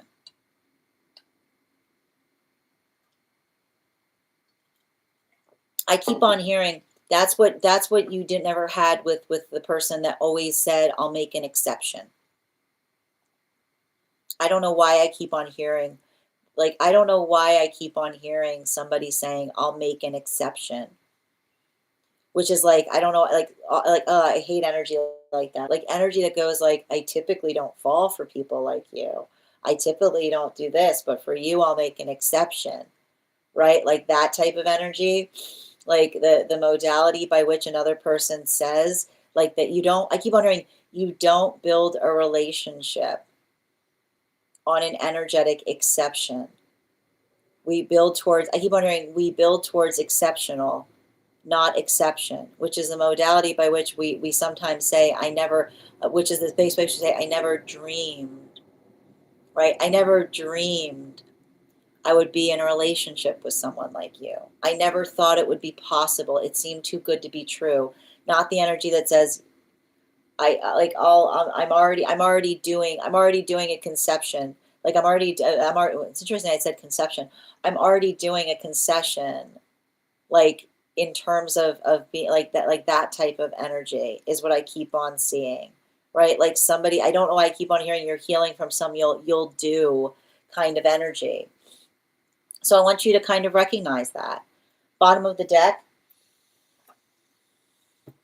mature energy understands the process of coming into relationship is not all in or all out, right? Divine union is not like, would you like to form an alliance with me? Right? That's not divine union. Would you like to form an alliance with, like yes, you say yes now or never. Like it's like you don't typically, it's not like that. We grow into relationship, right? We allow the ability or the capacity to evolve, but you'll often see, I got it, like immature energy, right? Immature energy will often be like, you're either in or out, right? Like you're either in or out, you're either in or out, right? It's a lot of that type of thing, right? And I feel like that's the hard part about it. You're healing from a lot of that. And I want to describe, you're healing from the consequences. And I want you to see this like clearly. I keep on hearing, breaking up should not require you to lose a friend group in the process. I'm going to say that again because that's coming through a guide. That doesn't happen with mature energy. Breaking up should not require you to lose a friend group in the process, which is, again, that energy that I articulated that says the energy that forces another to choose it never is energy more in the modality of immaturity, in the space by which another person creates those type of stakes. And so the modality by which you have to tell somebody the full shape of the trauma by which you're experiencing it, which is saying, I went through an experience by which I went through a relationship that ended and I lost everything, right? Because it's a modality by which another person created the false conditions of forcing another to choose when choice is never necessary when we care about one another, right? When we're building into supportive systems, there's never any qualifier of choice. There's the qualifier of the care by which we try to apply what is necessary, which is not the space by which we experience that. So you being able to help another person understand and recognize your hesitancy as it relates to relationship is helping them slowly become aware of the full force of the trauma that you yourself have experienced as it relates to counterpart connection. So I keep on hearing your divine counterpart will not only be present for you, but they'll hold that gently, which is understanding that you're learning to heal, even in the context of coming back into union. That's real. Thank you so much for having that reading with me, dear. And if this message connected to you as well, it's very common for those who need these messages to be here to experience them. We are doing personal readings right now. If you would like to get on the list is open. You will be the fourth person read for. It is 3 cards for a donation of $29 or more. 4 cards for a donation of $23 or more for my subscribers, links in my bio. Please keep in mind there are 3 things I do not read for across these apps: pregnancy, medical, and legal. Happy to give insight on anything in private readings, and you can book private readings on my site. I'm going to take a moment to read over some of the comments that came through as I was reading.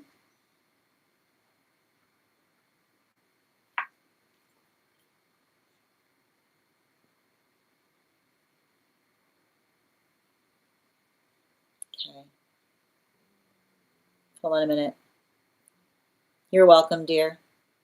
Oh, the song that was coming through, and it's funny too because the song that was coming through was like kind of an older song, which is saying it was "Take a Chance on Me" is the song that was coming through. There you go. There's your confirmation on it.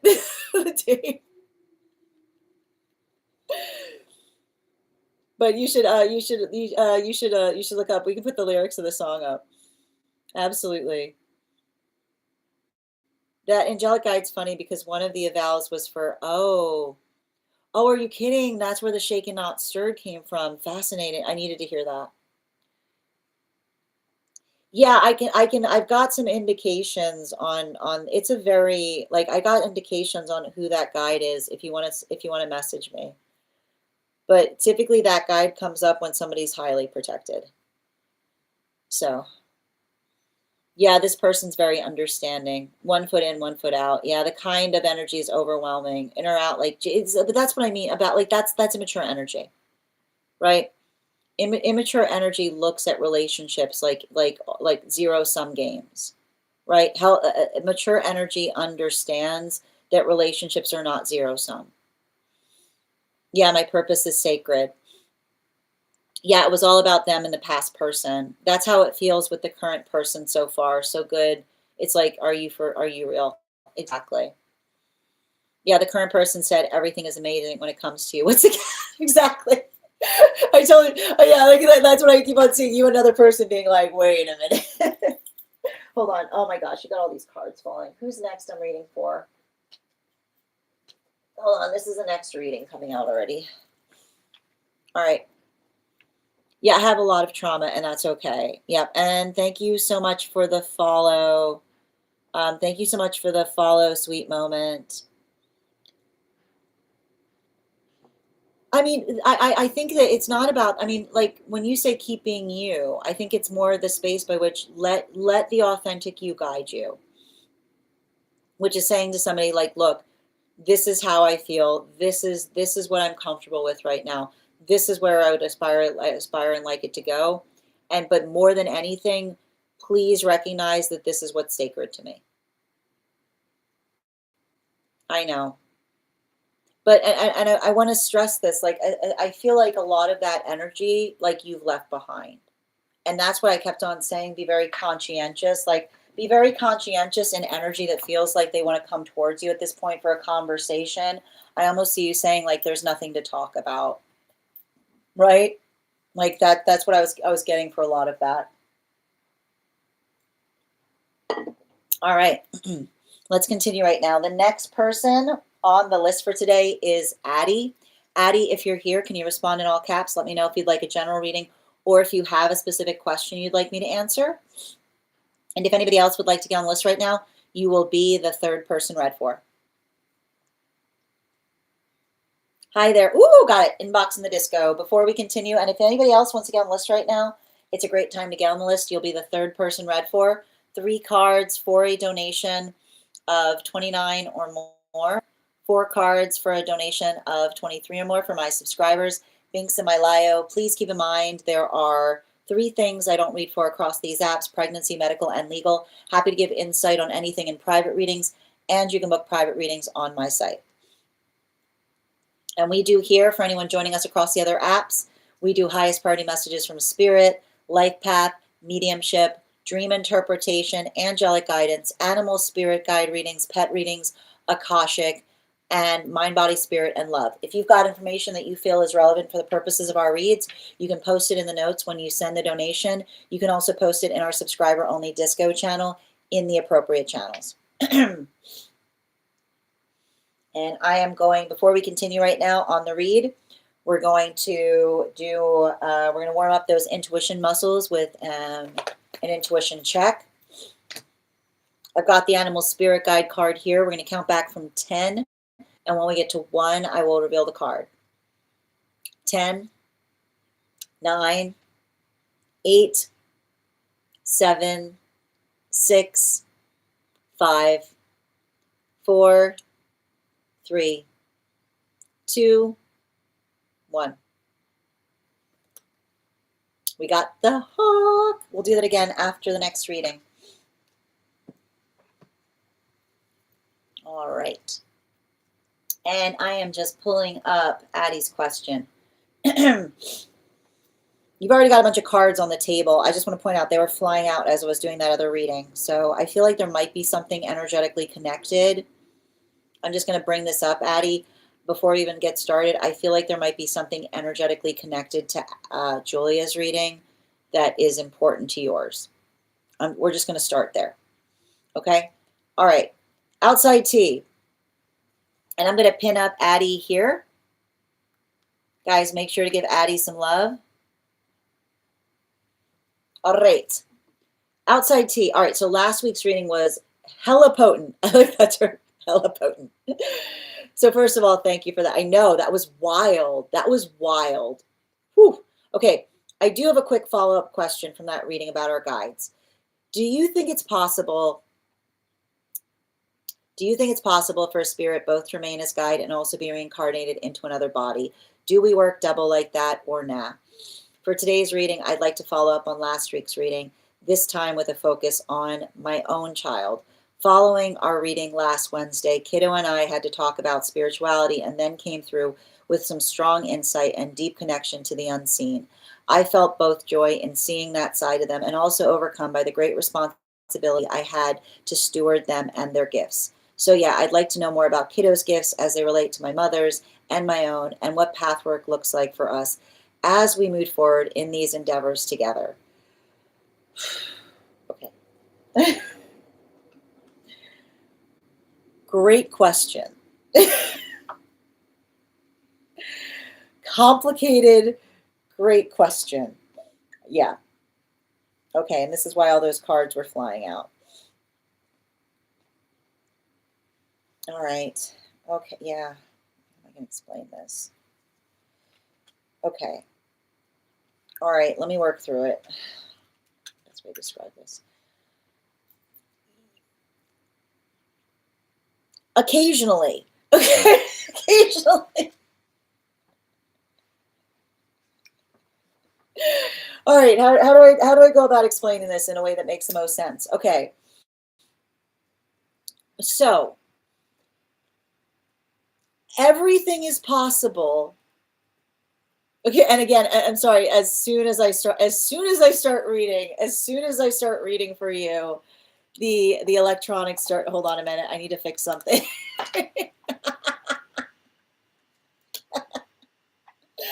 I love spirit. It cracks me up. Hold on a minute.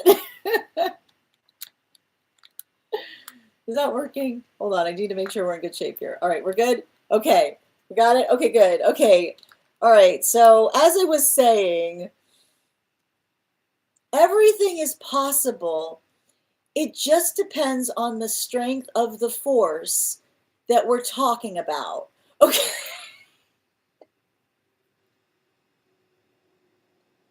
Everything is possible. It just depends on the strength of the force that we're energetically talking about. So, like the answer is, and I know that this is going to kind of like, like frustrate you, but like it depends, like, not like when you say to me, right? Like when you say to me, do you think it's possible for a spirit to remain as guide and be reincarnated to another body? Yes, but it's a strong spirit. Okay, it's a strong spirit. The force is strong. A lot of energetic strength there, because you have to understand, the quality and condition of doing that. The quality and condition of doing that, it takes a lot of energy, and that's not to say that it's not possible. It's not to say that it's not possible. Anything is possible with the right amount of energy. I've literally got a guy that's like, as I'm saying this, like the guy's rolling up their sleeves and going, anything is possible with the right amount of energy. So I mean, like, is that your? I mean, I think you like, is that's a short answer for your question, because the funny part about this, like the funny part about this is the understanding. I love reading for you, because like the guy that I read for is very funny, because like they often, there's a lot of energy that they like that I keep on just getting. They're like they were a ball of energy. It's like a ball of energy. Like there are a lot of that modality by which, right, they work into the context by which they're very they um had this quality by which they often, right, and they're giving me a lot of information in relationality to what it was like when they themselves were alive, because I just keep on getting the fact that, like they like very very fast, very quick, but even in the space by which they do that, and I want to point this out. It's actually interesting because, um, I feel like this is somebody I'm articulating upon that often would feel frustrated because, um, they felt like they couldn't do, like I keep on hearing, somebody often heard people say, you can't you can't do both those things at the same time. And I literally see the energy being like, watch me. We're like, watch me, the energy being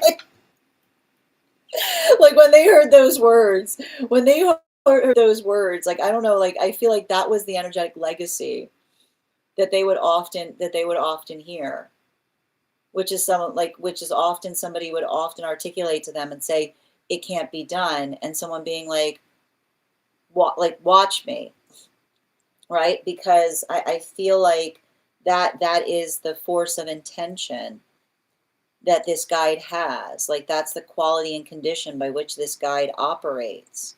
which is the modality by which even in life, they were very attenuated on doing two things at once. Is that their signature? Is that their signature? Is that their signature? Because our signature holds firm. So it's not that hard to explore if they were always like that, is what I keep on seeing. So it's like, and it's funny too, because it's like it's something that is not, it's not easy, but again, is it possible? I mean, clearly, clearly, clearly is what I'm getting. And so I think that this is interesting too. Um, and I need to kind of make you aware of this. I feel like you probably recognize that they were doing that already when you were energetically present with them, is what I keep on seeing. I don't know why they're giving me some kind of indications on something by which you kind of like I keep on hearing distracted or busy doing something else. Were they distracted, or were they halfway there for a reason? Right? Like they're actually articulating the fact that they were already doing that in the context by which you yourself experience them. But the modality by which you're potentially only recognizing that now is potentially going to help you attenuate to what you effectively experienced in the time by which you knew them, is what I keep on hearing, right? Like I keep on hearing distracted or just really, really busy. Distracted or just really, really, really, really busy. In terms of navigating it, um, I mean, we got to talk about the Gemini placements, because I'm reading someone here who's already got a really good grasp on their Gemini placements. So, I mean, they're working as their guide too, because I literally see somebody who, um, like they're very good. Like I feel like what's interesting about the energy I see around you is someone who is very good at focusing. They don't have a focus issue. They have an attention. I keep on hearing an attention issue is not a focus issue. And the thing about it, energy that's really good at focusing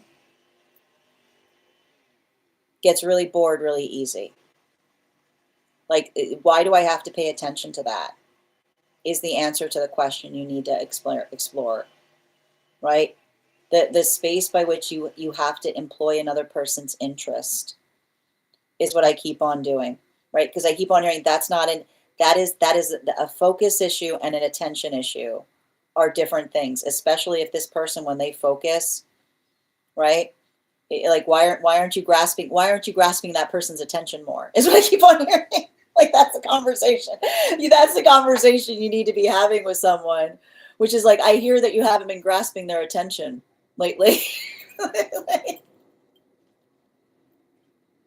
I hear I hear you've not been grasping their attention lately, right? Which is the modality by which another person is demanding it, right? Like the modality by which another person is demanding attention is the conversation you say, like, I hear you haven't been grasping their attention lately. Let's see what we can do about that. Is what I keep on seeing, right? The modality by which you help another person build into the context of their interest is the observation of, effectively, I keep on hearing, helping another person understand the fact that that person, like I keep on hearing, what you're seeing is not an attention issue, it's a focus issue, right? Like the space by which you have to help another person say, like that person, when they focus, they can do anything, but you've got to captivate them first, right? You got to grasp their attention. You got to articulate that there's something there that is energetically important, because old energy gets bored, does not often, when another person is like trying to teach them something, be like, I know this already. I've been here before. Like the energy, be like, I've been here before. I am bored to tears. Yeah, like again, like that's a part, like when you're teaching an old soul, it's very frustrating because like old souls are like, why, what? Yeah, I know. Like, it's like it's working into, and I think that you're like, I feel like you're probably recognizing that, and the hard part about it is helping another person understand that the space by which another person is, I just keep on hearing, you can act as their advocate. And acting as their advocate is being able to articulate to another person and say, right, that they're what they're experiencing has nothing to do with I keep on hearing, has nothing to do with a lack of ability, but everything to do with a lack of interest, is what I keep on seeing, which is saying helping another person identify how they can grasp their interest correctly, right? Or working in a collaborative fashion to help them effectively achieve things, is what I keep on seeing. But also having to have a conversation with them about the fact that sometimes when we exist, we do things, right? I keep hearing, not everything can be riveting. It's what I keep on hearing.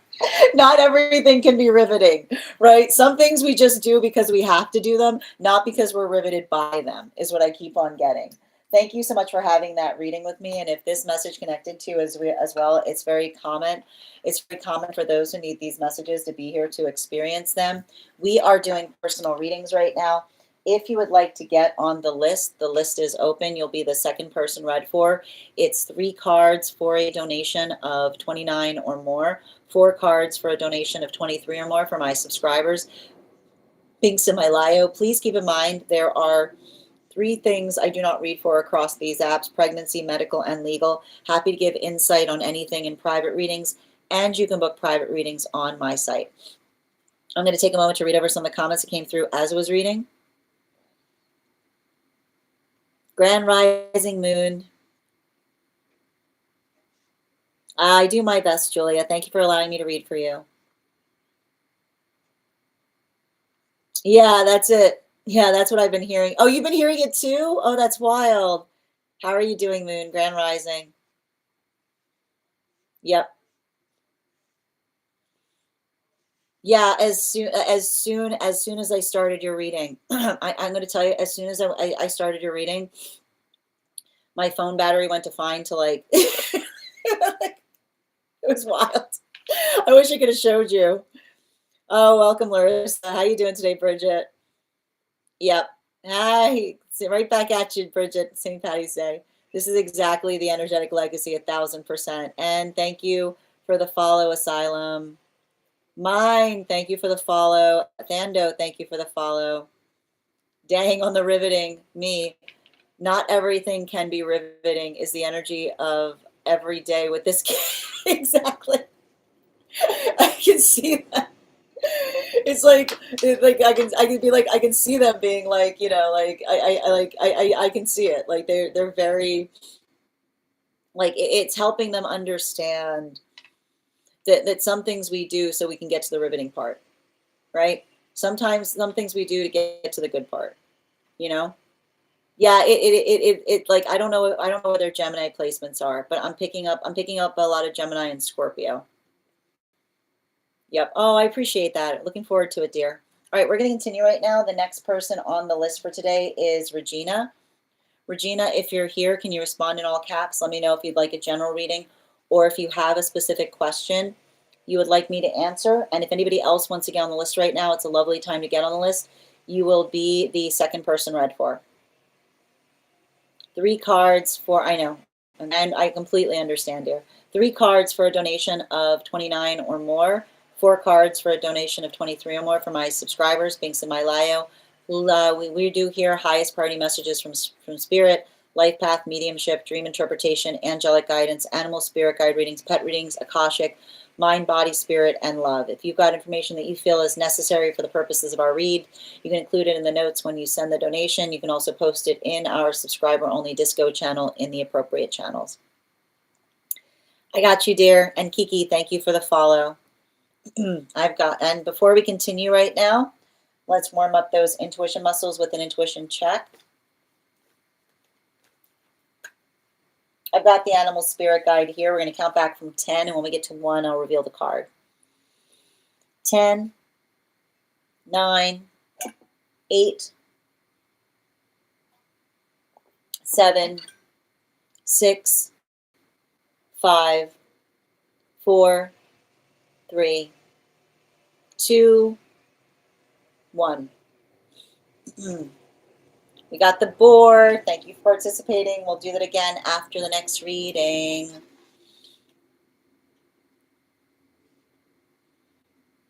And thank you for the follow, Thendo. Okay, and Kiki, thank you for the follow as well. All right, friends, we're also at 19.6K likes. When we get to 50K, I will be gifting a reading back to the collective. So make sure you're tapping that screen and we'll get to 50K in no time. All right.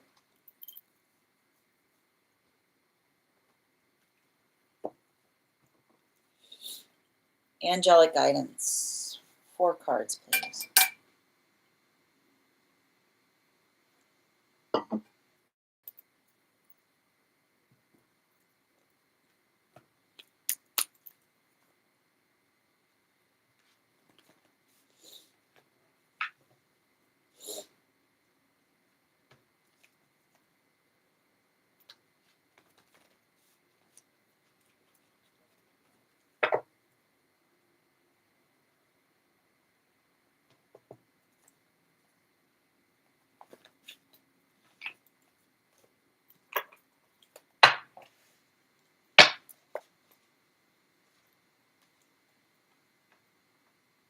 And one more.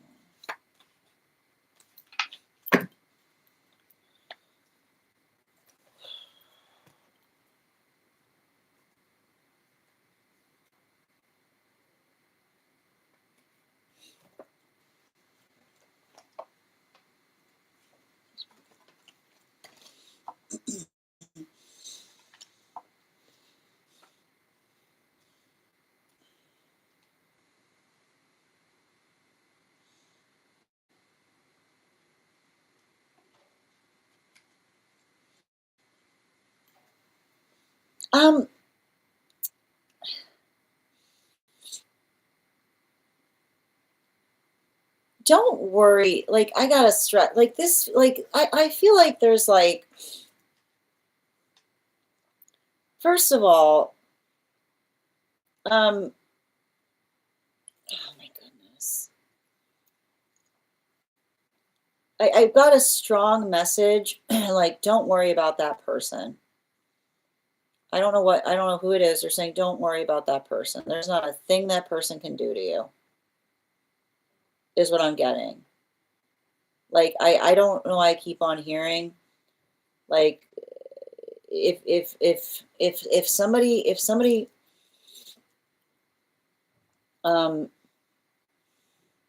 like, this is saying to me, like,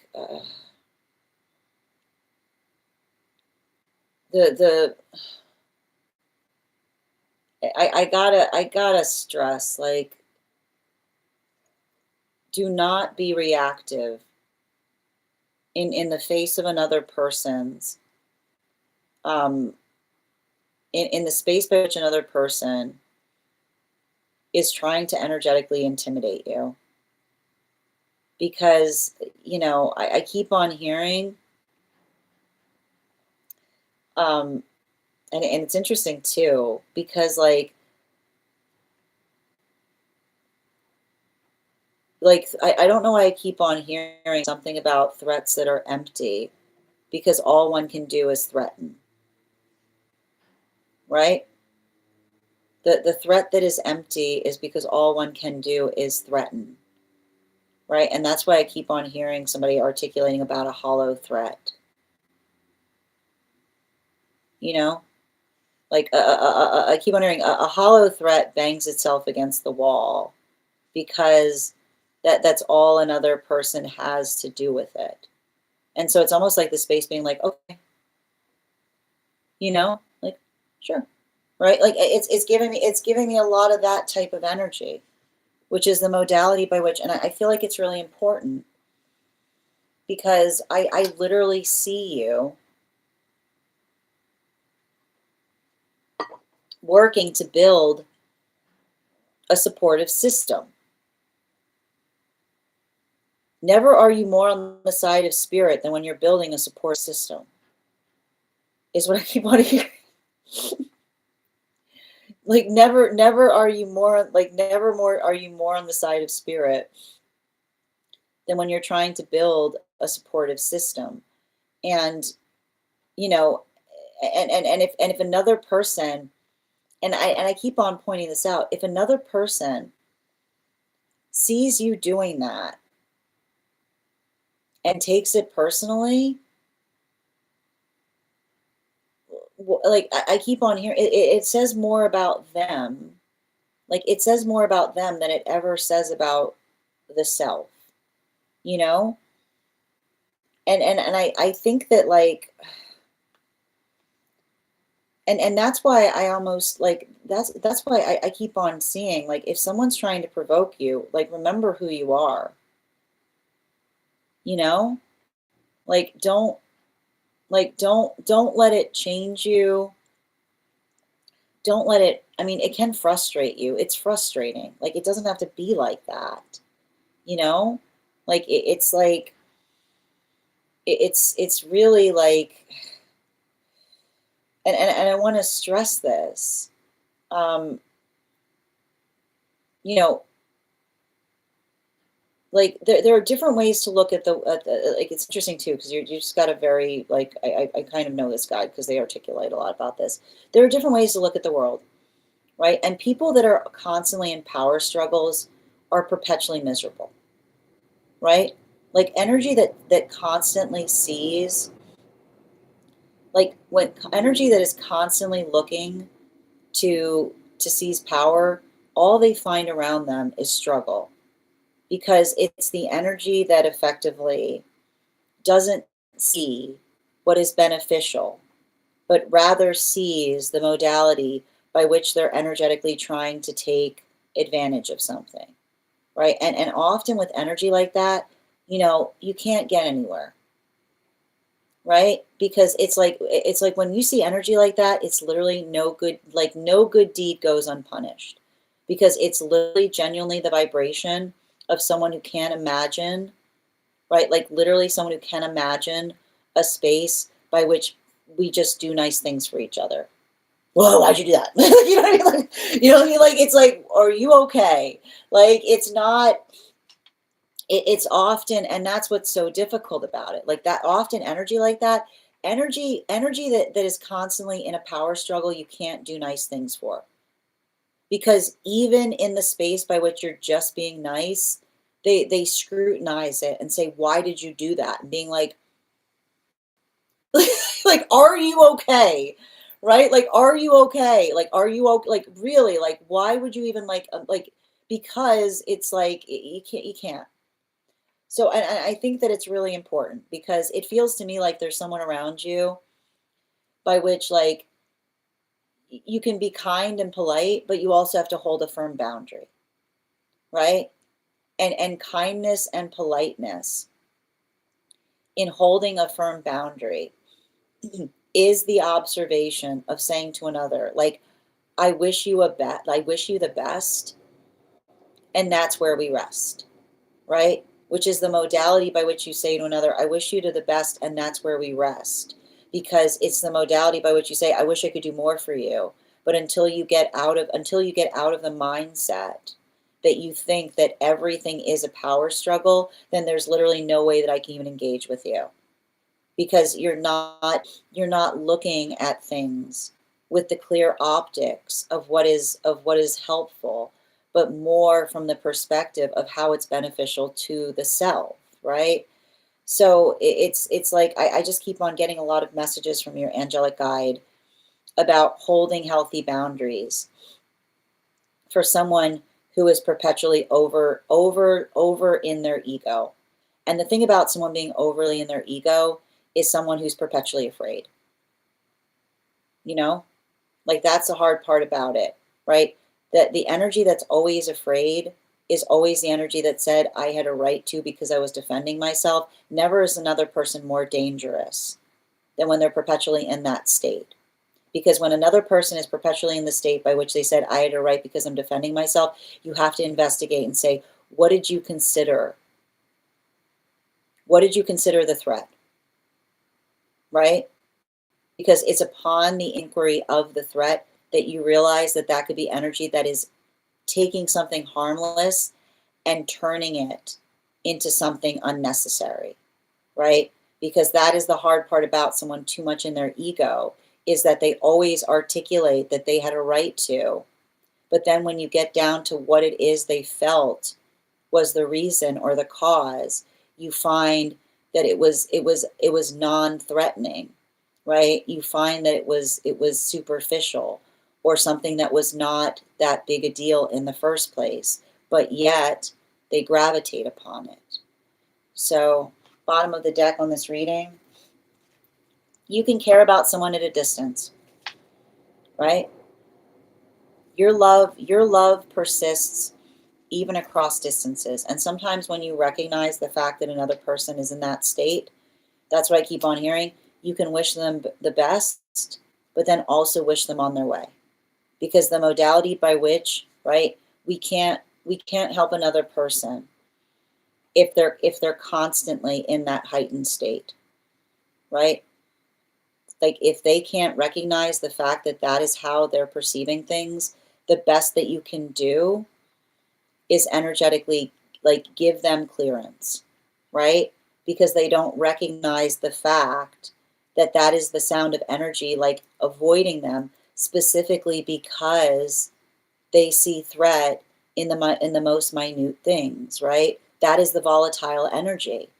So I feel like it's really difficult because I literally see a situation by which when you're navigating something like that, like it's hard. Someone be like, "What happened between you and them?" And you're like, "Something really minor that they turned into something that they turned into something insane." like again, like that's what happened. Something really minor that they turned into something insane because that is effectively what the overactive egoic state does, right?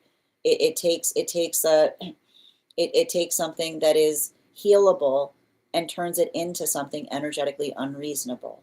So if you recognize that that's occurring, hold compassion for yourself. And more than anything, don't be reactive, right? Don't match energy. If that's occurring, just remember who you are, right? Like build into that sense of healthy grounding and let that effectively fortify you as you continue forward. Thank you so much for having that reading with me, dear. And if this message connected to you as well, it's very common for those who need these messages to be here to experience them. We are doing personal readings right now. If you would like to get on the list is open. It is 3 cards for a donation of 29 or more. 4 cards for a donation of 23 or more for my subscribers. Links in my bio. Please keep in mind there are 3 things I don't read for across these apps: pregnancy, medical, and legal. Happy to give insight on anything in private readings, and you can book private readings on my site. I'm going to take a moment to read over some of the comments that came through as I was reading. Yeah, I know. I'm just reading over your comments, dear. Hold on a minute. Yeah, there's a situation related to this. Exactly. I hate the old patterns this person is trying to bring out in me. But here's the thing. If you recognize that that's what they're trying to do, like like don't don't return back to them. Yeah, it's someone with a power struggle. But here's that's the thing about like leave them to it. You know? Like let them have that struggle, you know? I know it's difficult. It's hard because oh my gosh. Oh, that is a difficult situation. But I need to point this out, right? Like your ability to identify and articulate, like I keep on seeing the shape by which Like the shape by which the shape by which you recognize or identify versus what gives you pause, right? Like that's you effectively continuing to heal as well, right? And thank you so much. I know how difficult those journeys are. All right, my friends. Final call right now. If there's anybody else who would like, well, if we are the list is now open. If you would like to get on the list, you will be the next person read for. It is 3 cards for a donation of 29 or more. 4 cards for a donation of 23 or more for my subscribers. Links in my bio. Please keep in mind there are 3 things I do not read for across these apps: pregnancy, medical, and legal. Happy to give insight on anything in private readings, and you can book private readings on my site. If you're joining us across the other apps, we're doing here highest priority messages from spirit, life path, dream mediumship, dream interpretation, angelic guidance, animal spirit guide readings, pet readings, akashic, mind, body, spirit, and love. We are also going to be moving into, if you're on the hold list and would like to get back on the list, I just need to know the date that you were added to the hold list. I'll be happy to add you back to the list. In the meantime, we're going to move into 1 card readings for super fans and members. If you are a super fan and have a question that you would like answered, you can go ahead and put your question in the comments. If you would like to become a super fan to receive a 1 card, you just need to hit that button at the bottom of the screen, and you can be added to, you'll also be available to receive a card. If you are joining us on the place where we keep the videos, your membership also entitles you to a 1 card reading. All right, let's get to it.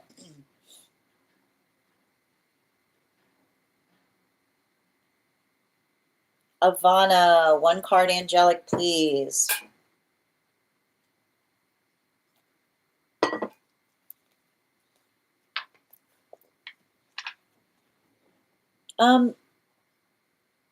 I feel like just keep on taking honest approaches to things. Yeah, your honesty is encroachable, which is the modality by which you effectively, like, you just effectively articulate to another, like, what your own energetic bandwidth is. Animal spirit guide. Yeah, particularly with the adder energy. I feel like there's something there in relationality to, like, building into a healthy sense of balance. So being able to recognize and identify, like, what it is that you yourself are working upon, right?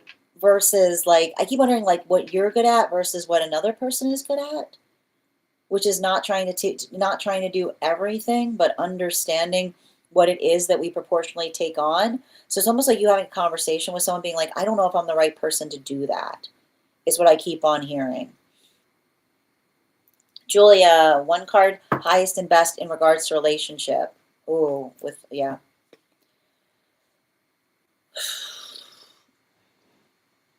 I feel like there's something important there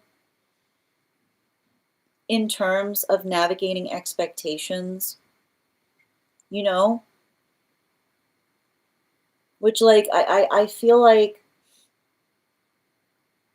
particularly with the Ace of Wands, yeah, and the Ten of Pentacles in its upright, um, it's the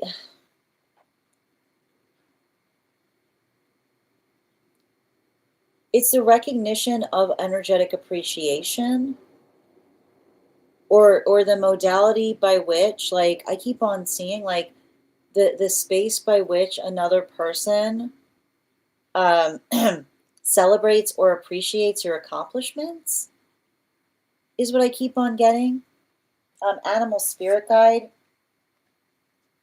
Yeah, especially with the hind energy. Um,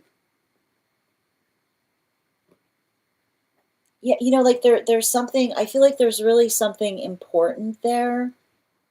Um, you know, like there's something important there as it relates to, um,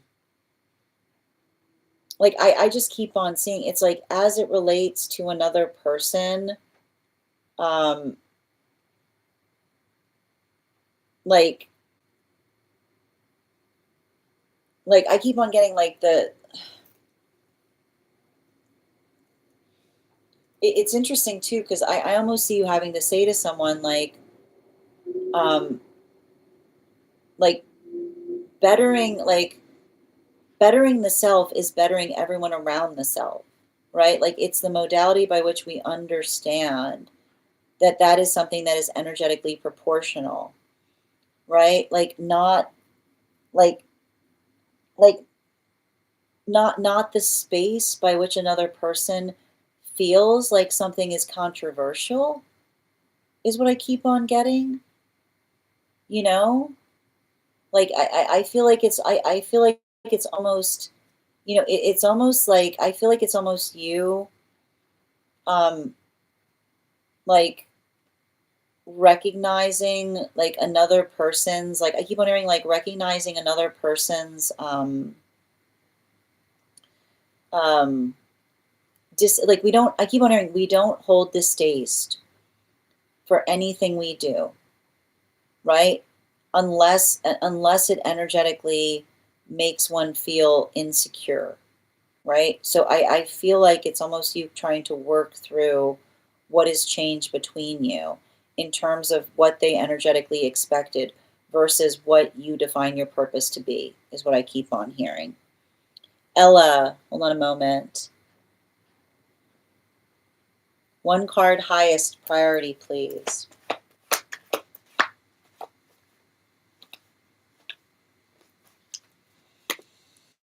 We've got the Knight of Cups in its upright. So I feel like a lot of that Knight of Cups energy is working into the context of I I need to point this out. It's like when another person isn't emotionally available to us, it's hard for us to be emotionally available to them, is what I keep on seeing, right? Like it's almost like I feel like it's like the observation of someone, like especially, yeah, especially with this like Three of Pentacles, right? Like the emotional availability that we build towards one another is based upon or built upon the the understanding of how we feel about one another. And I keep on saying I feel like it's somebody who isn't respective of the fact that you have a full life in some way, right? Because it's like it's giving me the observation of I see you having your hands full, like living a full life, and another person like saying like, well, what do you do every day? And I see you being like, I'm very, like I literally see you being like, I am very, very energetically busy, like in my community. Like I almost see you being like in my community. Like I literally see you, like I see you like working into like the space by which another person does not understand that can often be the space by which they themselves don't pay attention to that, right? Yep, Laurel, one card, highest priority, please. We've got here the Fool card in its reversal. So I feel like this is you taking different approaches to things or having, um, I keep on hearing not giving up on something, but trying again with the gift of understanding. Bottom of the deck, yeah, especially with the Wheel of Fortune. You know, everything is still available to you. I keep on hearing anything can change at any moment. Animal spirit guide, yeah, especially with the blank manifestation, keep a positive outlook on something, right? Like don't say why isn't it happening, and saying how can it come towards me, is what I keep on hearing. Row, one card please, highest priority. We've got the Five of Swords in its reversal. So I feel like there's something, I feel like there's something really important there, um, as it relates to looking at the past in a different way. Bottom of the deck. Yeah, specifically as it relates to, like, I keep on seeing um, the difference between, right, like, so I keep on hearing supportive communities don't make one feel wary of being one's authentic self, is what I keep on seeing, right? I feel like this is you kind of healing in some way, as I keep on hearing, as it relates to like the difference between, like, the difference between another's insecurity versus your own. And I almost feel like I see you kind of working through another person's for like insecurity, and being like where does this spring from? Like what are you so like what are you like walk me through what you're worried about, right? Which is almost like it's like the space by which um like it's funny too, because it's almost like somebody being like, I want to make you aware of someone, and being like, yeah, I know that. Like I've always known that. Like it's like what are you talking about? Like it's that type of energy, which is like is like it's saying to me, like I almost see you kind of like working to heal something in the context of articulating that thing's not a big energetic deal, right? Nicole, one card on the next month, please. Angelic. Whoa. Just be patient on something, right? I feel like this is you building bridges. Um, Bottom of the deck. Yeah, and the thing about it is not not being too hard on the self is what I keep on seeing. Just I keep on hearing like navigating things one thing after another is like don't get overwhelmed, just check those boxes. Um Animal spirit guide. I don't know if you're moving, but especially with that raven energy there, I keep on seeing uh the difference between, I don't like keep on hearing like uh the difference between vital and necessary is articulated in your own ability to effectively like I almost feel like I see you giving someone advice, but like the advice is kind of helping them get out of their own way to a certain extent, or saying like have you considered how that might appear to another person, is what I keep on getting, right? Like sometimes the best gift we can give another person is awareness, which is not necessarily what they're effectively doing, but how another person might be misconstruing it, if that makes sense. Question, message from the spirit team for Chrissy, please. Woo! 2 cards coming through very quickly. Um, I feel like I see you taking um, healthy approaches to things, or starting like or trying to start something that feels more energetically supportive to the self, right? I just keep on hearing self-support looks good on you, or the modality by which you're working on articulating to another um, what feels, I keep wondering like the difference between a nourishing, I keep hearing the difference between a nourishing relationship versus a depleting relationship. Bottom of the deck. Yeah, particularly with the 5 of Wands, bottom of the deck. Like often the space by which a relationship feels like it's a tug of war is a perfectly logical reason to be able to effectively move away from it. Because when another person aspires to have our manifestation goals, we don't get into the business of feeling like we need to convince another person as to why the manifestation goal is sound, so much as just recognizing whether they themselves experience it and desire it in the same fashion. So I feel like that's you kind of applying an observe, not absorb approach to things that allow you to recognize, like moving in the directions that feel like they're best for the self, because it's the energy that is mutually invested in what you're trying to do. Then feel, I keep hearing, then feeling a lot of that energetic pressure of moving through things that feel like, that feel more like they require a ton of invested effort for very little energetic progress. You're so welcome, Ivana. Oh, animal spirit guide for Chrissy. Yeah, particularly the blank manifestation, right? Which is just, I keep on seeing like like allowing that clarity, like allowing the clarity of observation to be the direction. One card for Alexandra, highest priority for this season, please. I feel like I see you putting a lot of effort into things, right? Like this is you, like I keep on hearing, like I see you like applying yourself in a way that you haven't before. Bottom of the deck, yeah, specifically with the Knight of Swords. I feel like there's something energetically important there in terms of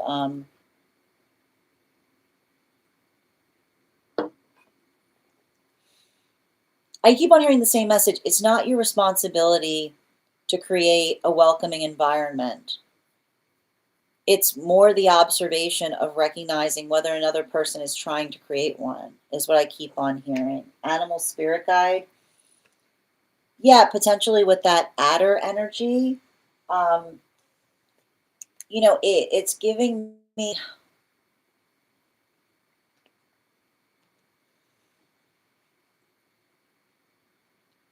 I feel like I see you.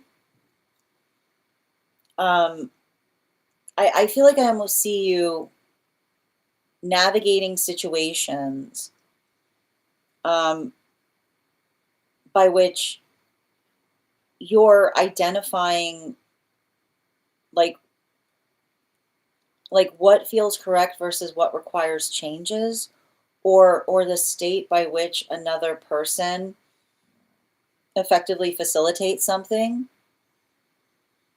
And I think it's I think it's interesting because there's something I'm seeing there that almost like, I don't know why, but it almost feels like often the space by which another person's asking for stuff and then they ask for more stuff is kind of like the observation of being able to say, like, what is something energetically going towards.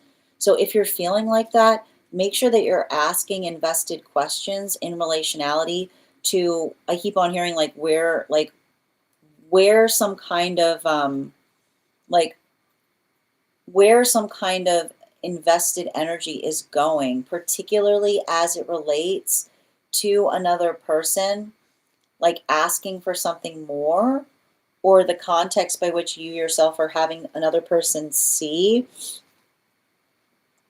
like the quality or condition as to why something is changing, you know? Like I like to point this out. Sometimes it's in the space of demanding more that we see another person walking away from something entirely, because it's almost like somebody saying, like, where is it all going towards? Is what I keep on seeing. You're welcome, dear. Yep, just reading back.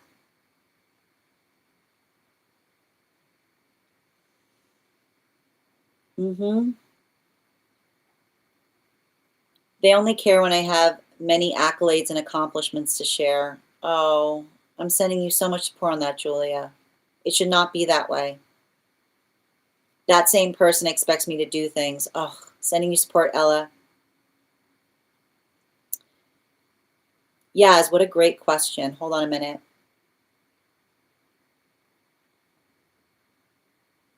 One card on what I'm not seeing about my life right now. What a beautiful question. It's saying that it's coming together in a beautiful way, right? Like I feel like I see you going through a period of solitude, But whatever this period of solitude is allowing you to get a better focus in terms of like what your energetic purpose is. Yeah, especially with that Queen of Pentacles. I feel like I see you putting something together or getting a better understanding of what is energetically important. And I think it's interesting because I almost see some like path work that's available to you, but not so much the priority because you see it as safety net, right? Like I almost see being like, I can always go back to that instead of allowing it to be the energetic focus upon something. Animal spirit guide. Yeah, especially with the horse. I feel like you're going through a time by which you might be navigating solitude, but I almost feel like this is going to be a time by which you look back with a sense of gratitude, right? The ability of effectively being able to identify and recognize like what direction you wanted to go in, like some kind of period of contemplation that is allowing you to kind of have a better sense of insight in terms of what that is in the long term. Sending you support, Ella. D, thank you for the follow. Melissa, 1 card on my trip. Ooh, next month. It feels like you're going to get everything done. You know, like it says to me, like I said, like kind of building some kind of sense of anticipation is like I keep on seeing having more to do next time you go is a good thing, is what I keep on getting. Yeah, particularly with this like 10 of Pentacles, this is you being in high demand, right? And being in high demand is always feeling like there's more to be done.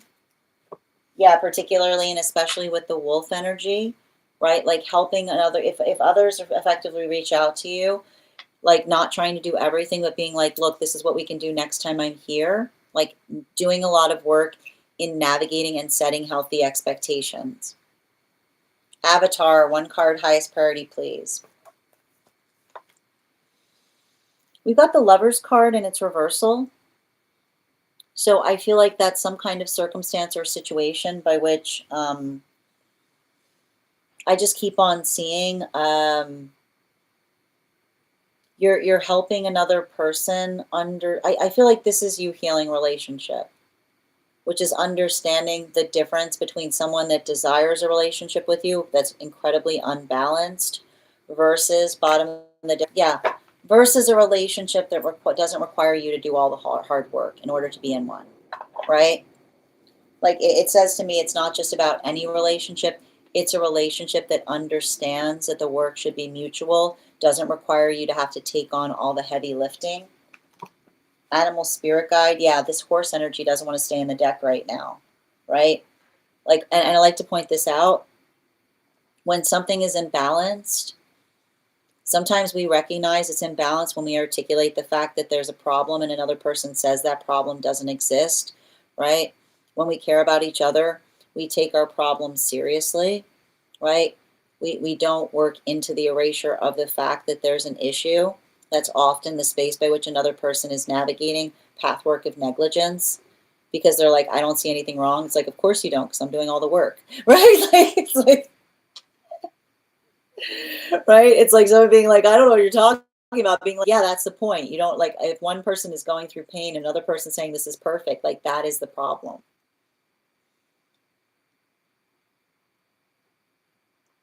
And just reading over. 1 card on Hazel. I got you, dear. I see them fine. I mean, I feel like they miss you, but like I keep on seeing their mature energy. I feel like they kind of feel like they're holding down the fort to a certain extent. You know, like it says to me like they're more like they're kind of in like guard dog energy, if that makes sense. Animal spirit guide, yeah, particularly with that air dragon. The observation of energetically recognizing, like it's saying to me like they're very aware of the fact that you're working, right? Like they're saying like they miss you, but they're saying it's not about them, it's about you doing what's necessary. They could use a friend. Yeah. And thank you so much for the follow, boo. Oh, thank you, Day. I appreciate that.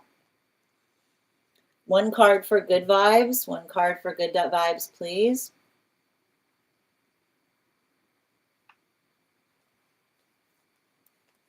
Okay. So we've got the Six of Wands and it's upright. So I feel like there's something important there in relationality to recognizing and identifying the um, the force of attention by which we effectively work towards energetic breakthrough is what I keep on getting. So be patient with yourself right now. I feel like something is coming together for you in a big way. Yeah, particularly with this Ten of Swords and its reversal, right? Sometimes we don't recognize that things are coming together. We just have to be energetically patient. Don't get frustrated right now.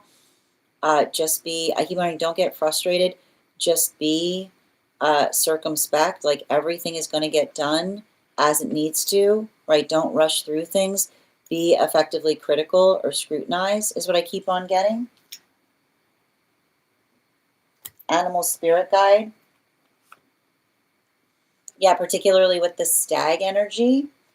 So I feel like this is you effectively articulating or identifying how, not just how you're effectively doing things, but finding energetic support in terms of what you're doing, or the ability of others building into some kind of point of,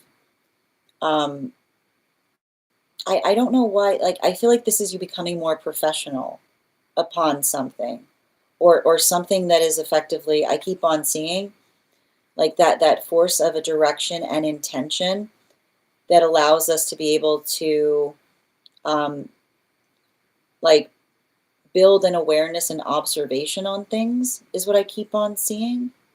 So just be, I keep on hearing like, don't rush through things, just do things, do things patiently, if that makes sense. And Patricia, thank you for getting on the list. You'll be the next person read for.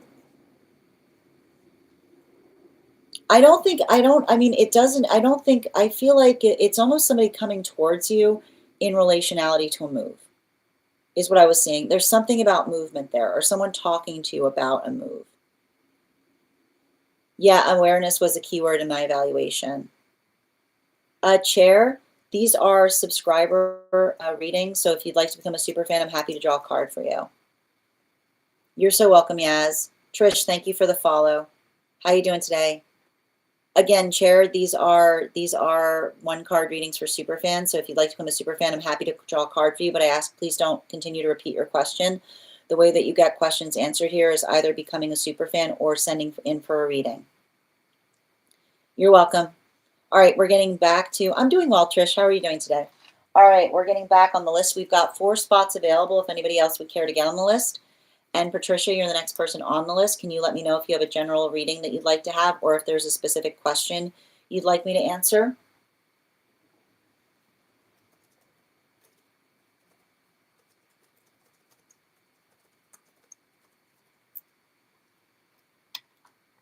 Okay.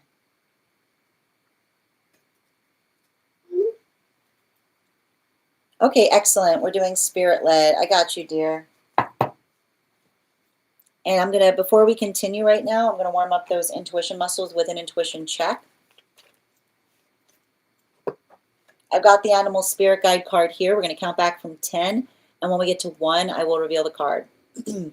10, 9, 8, 7, 6, 5, 4, 3, 2, 1. We got the adder. Thank you for participating. We'll do it again after the next reading. All right. And we're doing a spirit-led for Trish. Guys, make sure to give Trish some love. I pinned them up here. 3 cards, please. And 1 more.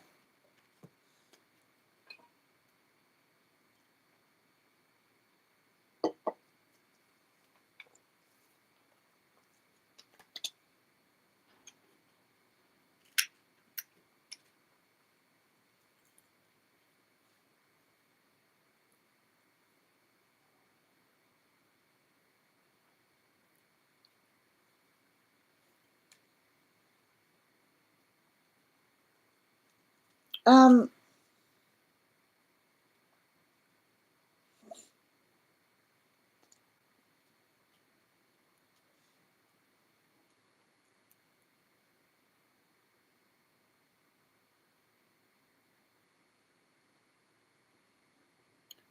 there's something to be said.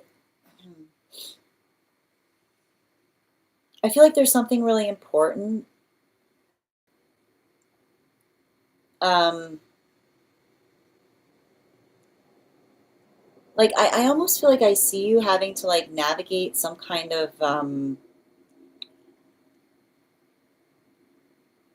like it almost feels like I see you having to navigate some kind of cliquish energy is what I keep on getting. And the thing about it is like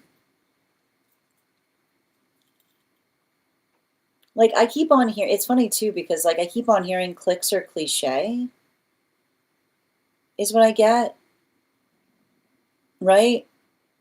Because it's the observation of understanding, right? Like that mentality. I keep on hearing cliques are the opposite of collective, right? Because the reason we articulate that cliques are the opposite of collective is the modality by which another person, um, and that's why it's interesting. I keep on hearing cliques or cliche because the modality by which another person says like, "Oh, like you're energetically special," like only you have energetic access to something, is often the modality or the experience by which we work into approaches that allow us to effectively feel that we create welcoming approaches. And it almost feels like a conversation that you have to have with someone as it relates to their own, like their way of effectively approaching something, right? And I can almost see like I can almost see like a little bit of this like energy here. Like I see you kind of like working through some kind of modality like of distaste, right? And a lot of it potentially feels like I almost see you saying to someone, um, you know, have you considered like I almost feel like I see you saying to someone like, have you considered how that energetically appears to another, right? Because like and I like to describe this. Um, it's like the way that we articulate upon um, the feeling of energetically struggling through things is the modality. And I like to point this out. Like when we're energetically struggling through things, we don't create a limitation as it relates to how another person can celebrate. And I'm not sure what like it's not it's like I literally see a situation by which you're like potentially articulating to another in having to say to someone like, oh, why aren't they energetically participating, and saying like, and I want to point this out, entitlement is the sound. Entitlement is the sound of another person seeing choice where there's only need, right? Which is like, never does another person's entitlement show more than when they see somebody operating from a state of need and they say, why are they making those energetic choices? Like, why did they choose to do that? And I feel like the space by which you can effectively be the sobering force in another person's experience is when you say to them, perhaps it's because your entitlement isn't helping you see the fact that there was no choice to be made as it relates to them operating from that point of persistent need. But often the modality by which others misperceive this is, right, like is sometimes the validation point in terms of how another person feels about it, right? And you often, I like to point this out, this is often what we identify in relationality to cliquishness, right?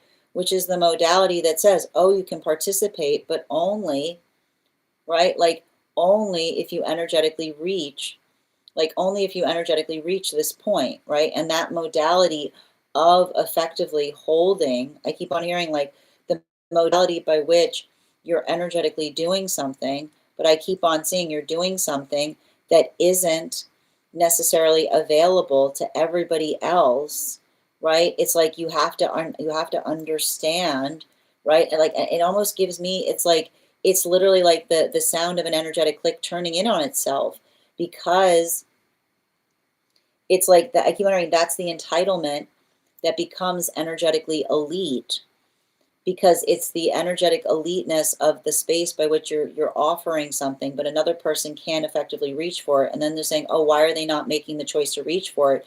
Failing to recognize the fact that there's an impossibility metric in terms of where you put it, right?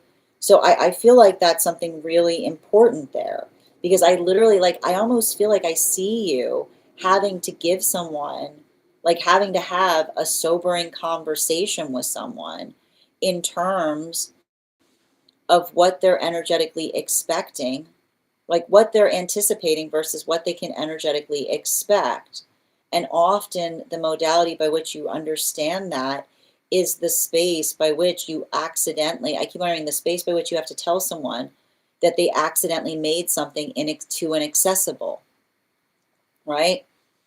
Like the modality by which you say to another person, what you just created is too inaccessible, right? Not enough people can energetically participate because it's the space by which the expectation on what you can expect them to be able to offer is out of the range of most individuals, is what I keep on hearing. So I'm not sure what the circumstances are here that you're seeing in that way, but there, I feel like there's something very important about having that conversation. I want to give you the bottom of the deck on this thing to keep in mind going forward. You know, yeah, this is saying to me, like, I need to point this out. Like this 10 of the 10 of cups in its upright, like I want to point this out. Like it's feeling, the best way I can describe a reading like this is potentially, um it almost feels a little bit like, I like to describe this as like, it almost feels a little bit like reaching into Cinderella energy, right? And I want to point out, like, the Cinderella effect is often the space by which another person says, like, oh, you can go, but you have to be able to do this in order to, right? Like the modality by which you make something energetically impossible, simply in the modality by which the expectation of what one needs to arrive to in order to participate feels energetically overwhelming, right? It's out of the capacity of others. And so I feel like there's something, I feel like there's something really energetically important about that, because the way I want to describe this is, it almost feels to me like there's someone around you that, like it almost says to me like it's working into the space of another person that's perpetually getting themselves upset, right? The space by which another person is perpetually getting themselves worked into a tizzy, like really, like just getting themselves all twisted up and being like, oh, why does this person hate me? Why does this person not like me? Why does this person, like, why, like the energy that takes offense because another person isn't participating in what another person is doing, failing to recognize that the modality by which another person is not doing it has nothing to do with their desire not to do it, and everything to do with the fact that the choice to do so is not one that they can make, because what they're asking from another is so energetically extreme. right? It's like, it's literally that type of energy by which, and this is often where you see somebody who's constantly, they're constantly working into a state of energetic offense, right? Like failing to recognize or see something from a point of empathy.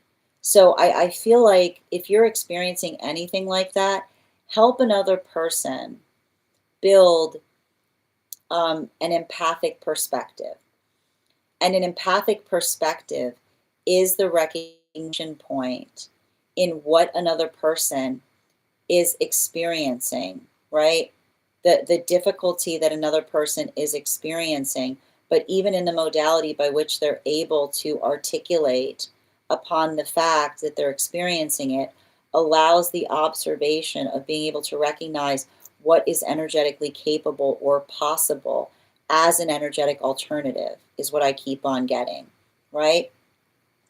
Because I keep on seeing they can't get offended unless they offer alternatives, which is the modality of, again, not creating a false sense of offense simply because another person can't arrive due to the energetic constrictions or limitations that they themselves are experiencing, is what I keep on seeing. So there's something about that that almost feels like I feel like it's you trying to help someone soften their approach to a certain extent rather than looking at things reproachfully. Thank you so much for having that reading with me. And if this message connected to you as well, it's very common for those who need these messages to be here to experience them. We are doing personal readings right now. The list is open. If you'd like to get on the list, you'll be the next person read for. It is 3 cards for a donation of $29 or more. 4 cards for a donation of $23 or more for my subscribers. Links in my bio. Please keep in mind there are 3 things I do not read for across these apps: pregnancy, medical, and legal. Happy to give insight on anything in private readings, and you can book private readings on my site. Absolutely, Rainbow. You can definitely use yours from yesterday. And if anybody else wants to get on the list today, we've got 3 spots available before the list will be closed. All right. Hi there. Just reading over the comments that came through as I was reading.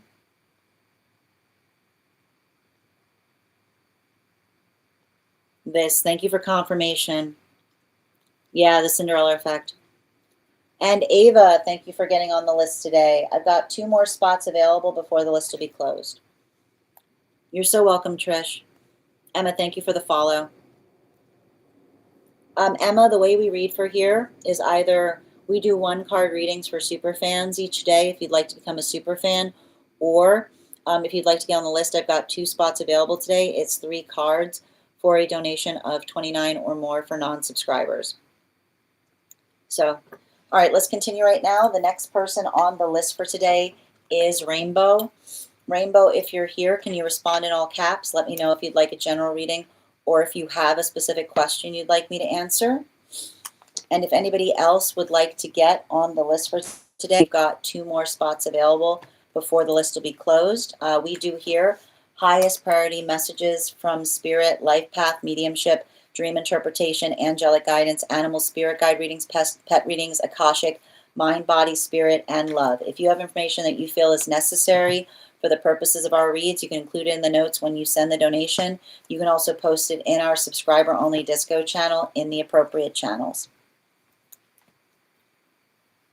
All right. And Rainbow, if you could let me know if we're doing a general reading or if you have a specific question you'd like me to answer. And as we wait for Rainbow's question, let's warm up those intuition muscles with an intuition check. I've got the Animal Spirit Guide card here. We're going to count back from 10. And when we get to 1, I will reveal the card. 10, 9, 8, 7, 6, 5, 4, 3, 2, 1. We got the eagle. Thank you for participating. We'll do that again after the next reading. And Rainbow, if you've posted it, I haven't seen it come through yet, so you might need to rephrase it or put periods between the words because I haven't seen it come through yet. And also just a reminder, if there's anyone who'd like to get on the list who's on any of the other apps, you can do so via my tree that has links in it in my bio.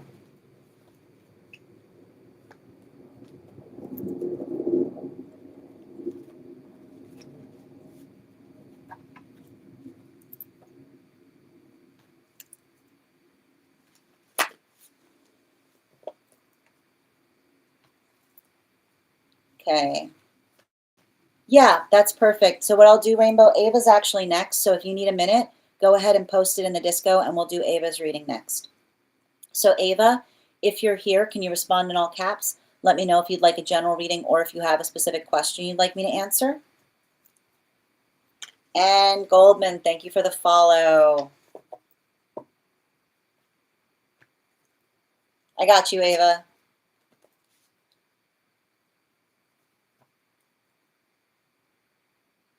Got it.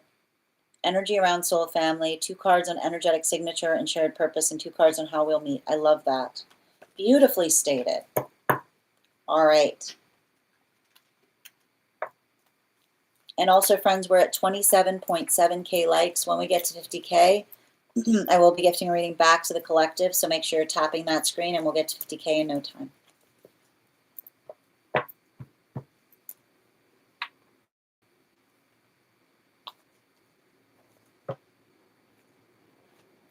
Two more, please.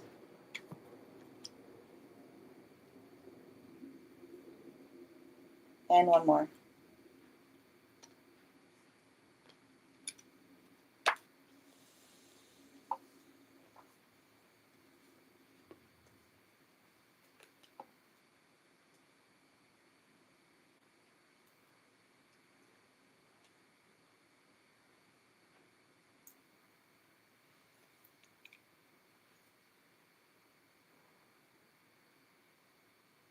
So,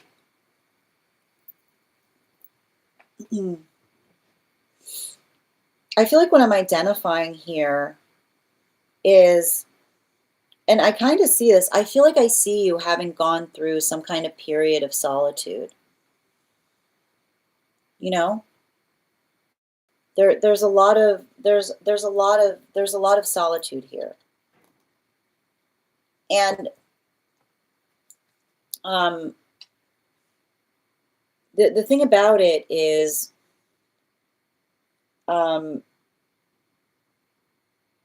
energy that goes against the grain sometimes takes longer to find one another. Specifically and particularly because I'm seeing that for a lot of this energy,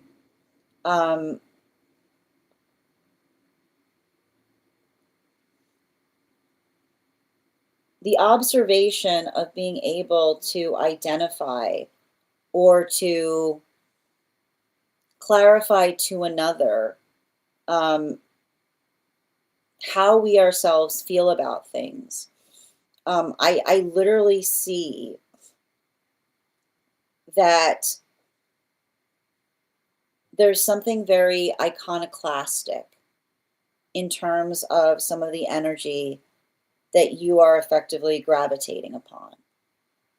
And the thing about iconoclastic energy is often like seeing what others are interested in or invested upon, and then really being like, I could not.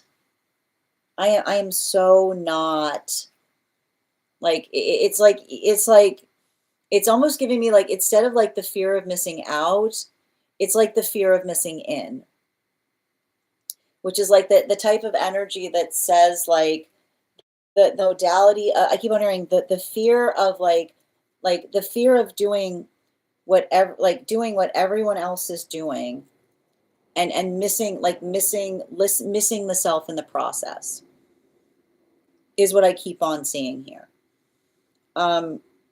And so I think that you've kind of recognized this quality about yourself, right? Like the modality by which, like I almost see you like working into the context where others, like when others are trying to like when others are effectively trying to come together, I see you just like drifting out. Like I see you like and it's actually it's interesting too because like I don't know I don't know if this was your dream, but a dream interpretation that I did a while ago is rising up to me as I do this read, which has to do with the observation. Like the dream I'm thinking about specifically had to do with like a group or like a neighborhood, and the individual who I was reading for making the intentional choice to walk away from the neighborhood and instead to walk along the water, which was the modality of feeling the security of the energetic stabilization zone that allows one to move with comfortability outside of one's own comfort zone is what I keep on seeing. And that um and it's interesting because it says to me that in a way, like a lot of the energetic signature that you move towards is healthy drift, right? And healthy drift is the energy that does not desire to be, right? It's not the energy that desires to be entirely in the center, but the energy that likes to effectively work on the outskirts, specifically because, right, the security of the stability of the nucleus allows the ability to effectively drift and discover, is what I keep on seeing. So it's talking towards like it's a lot of that type of energy. And so I feel like what's interesting about that is, and this is what's hard with energy in that way, is that when energy often comes together in that fashion, it builds its own gravity, right? Which is it's like it's giving me like the outsider energy that then becomes the central energy, if you know what I mean. And so I think that's what I keep on seeing is potentially happening for you energetically, right? Which is potentially like working through a lot of energy that also like I keep wondering kind of issues, right? Being being in the center of things. But then and then like working through the irony that as you come together, it creates its own energetic center, right? And so this is a little bit of the work of that because um, I feel like a lot of that type of energy, it requires its own maturation process because the space by which one effectively works through that, like it's saying to me, um,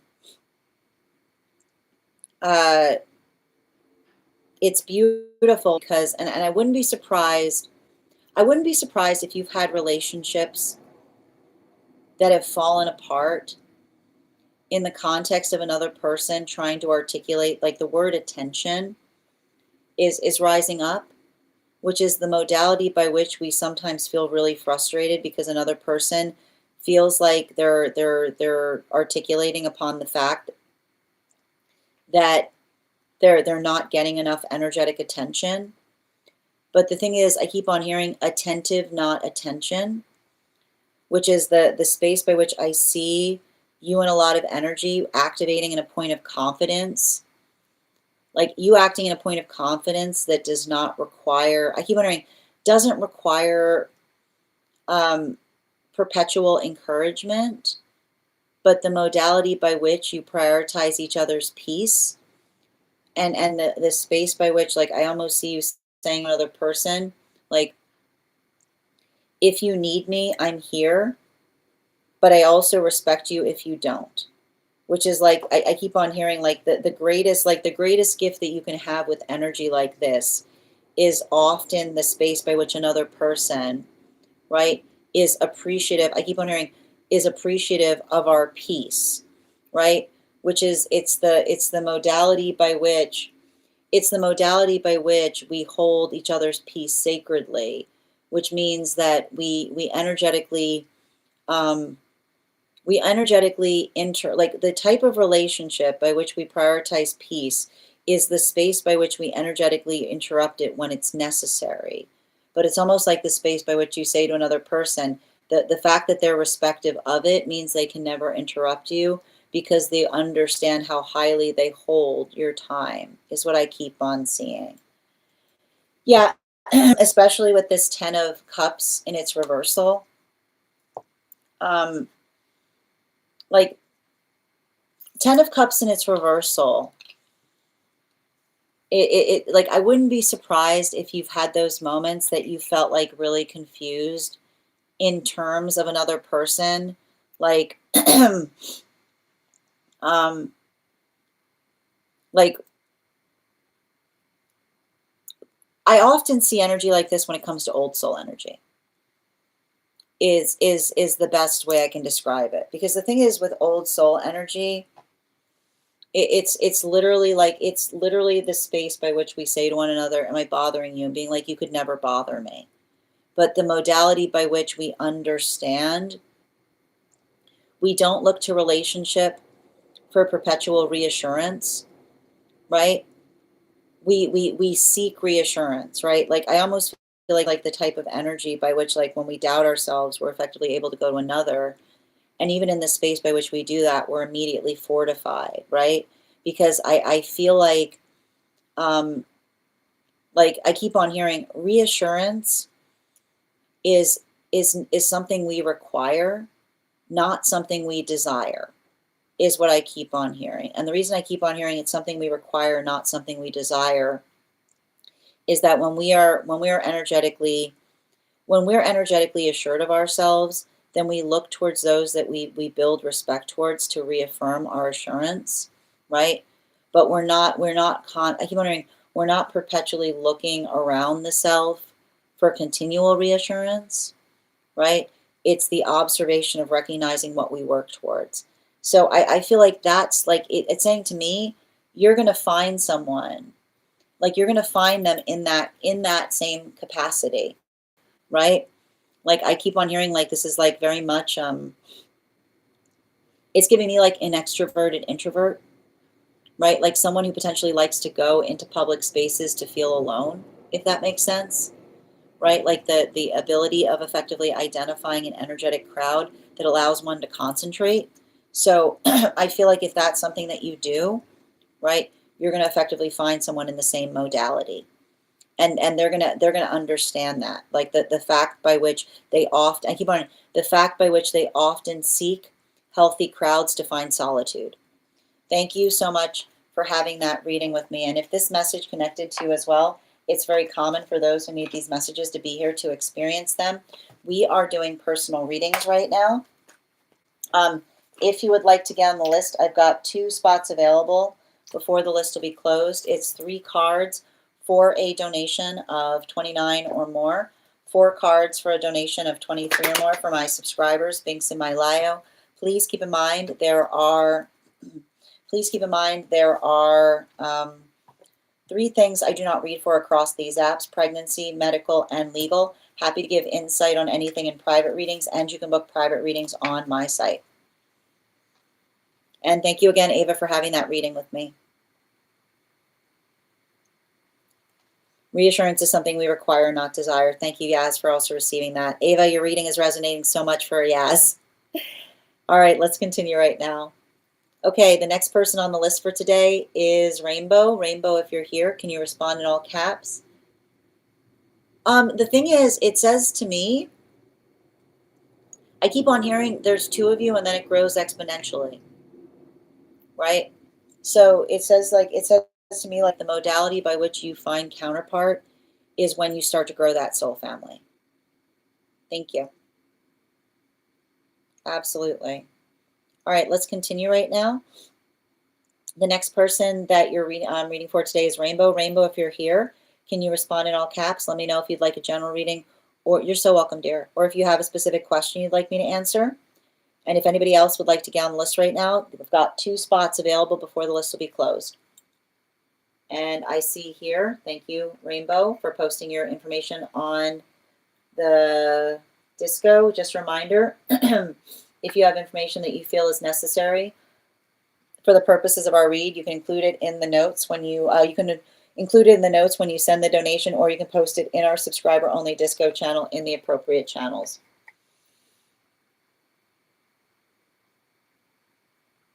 All right, I just need a moment to read over some of the comments that came through as I was doing before we start this reading. Okay.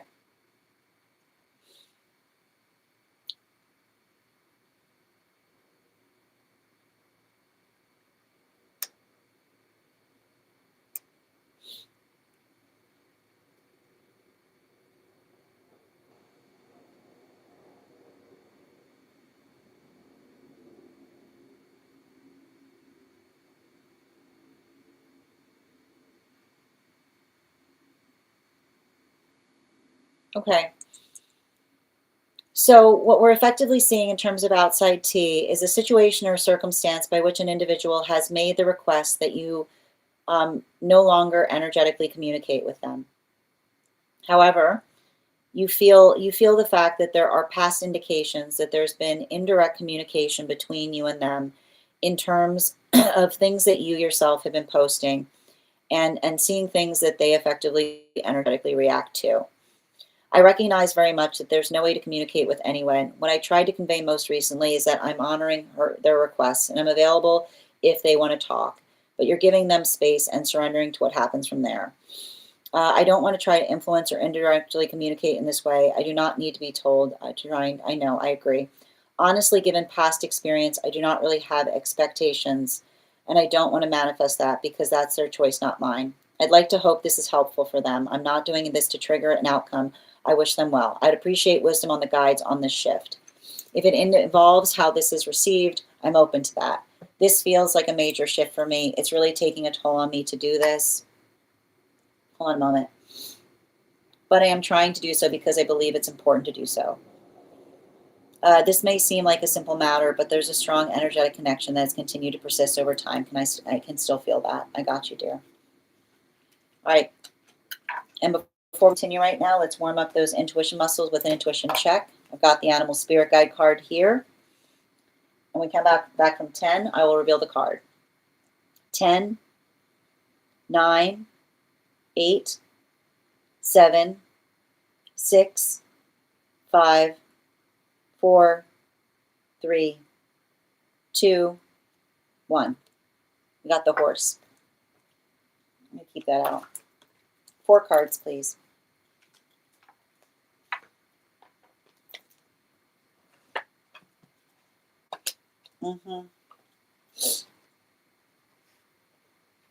Yeah.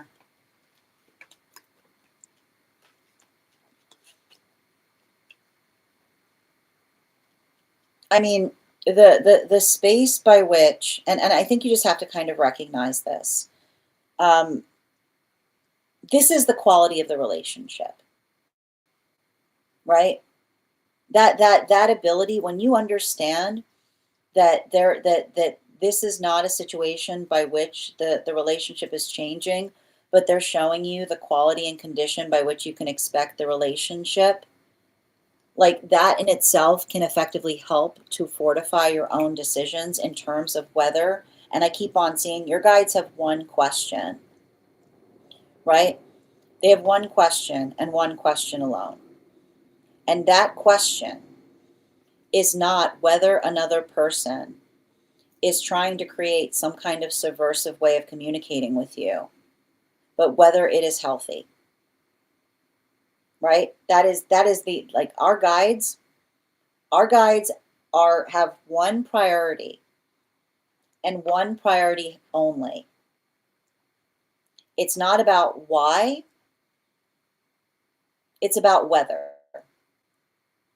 It's not about why, it's not about why, it's about whether. Because the thing is, here's the thing you have to understand. Trauma is confounding. Trauma never has any clear answers on anything, right? Trauma asks us to do incredibly confusing things for no reason, often, often even boggling the mind of the energy experiencing the trauma, right? And so the observation, and that's the thing about it, observing the force of intention by which you yourself have picked up, right? You've identified that you've picked up something that does not feel right, which is someone that says, "Don't communicate with me, but we'll still communicate because you'll post things and I'll post things, but we won't directly be communicating," right? That in itself is confounding behavior.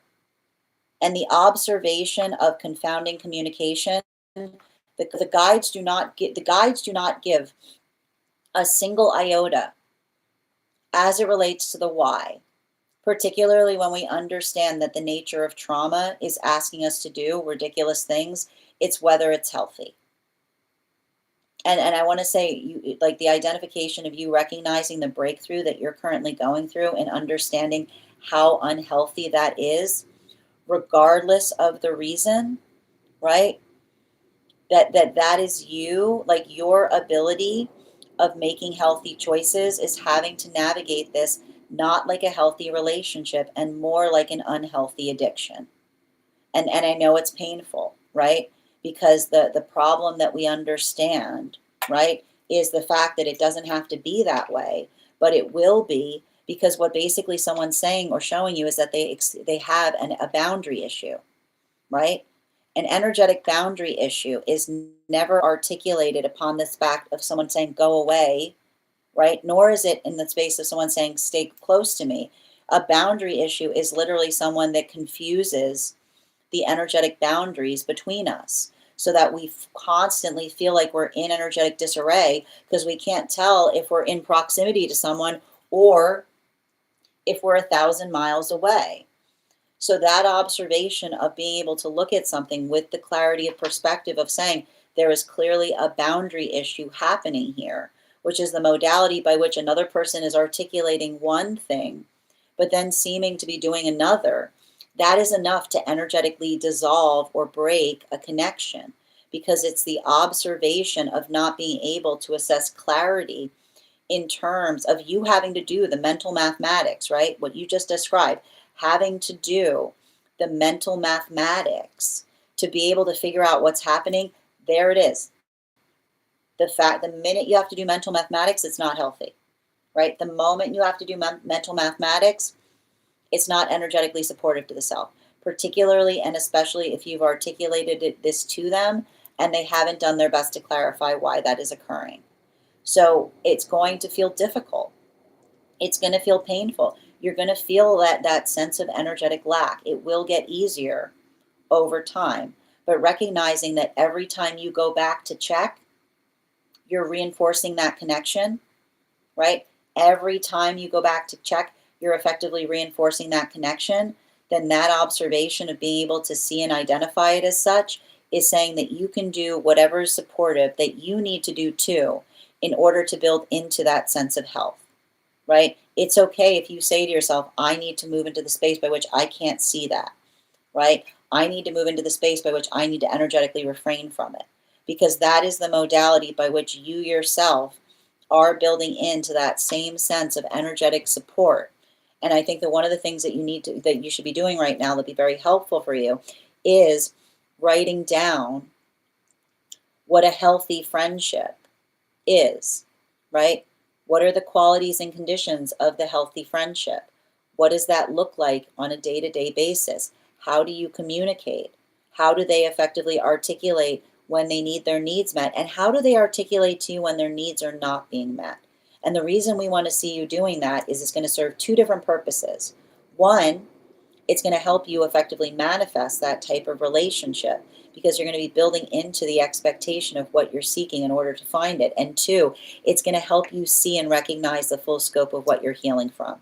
Because if everything you write feels completely oppositional to what experienced by that friendship, then that observation is going to help you heal from something that you received that you should not have been energetically receiving, right? And it's not going to be easy. And I'm going to tell you right now, I think you already recognize this. I would not be surprised if this energy reaches back out to you at some point when they realize that you have effectively ended the connection.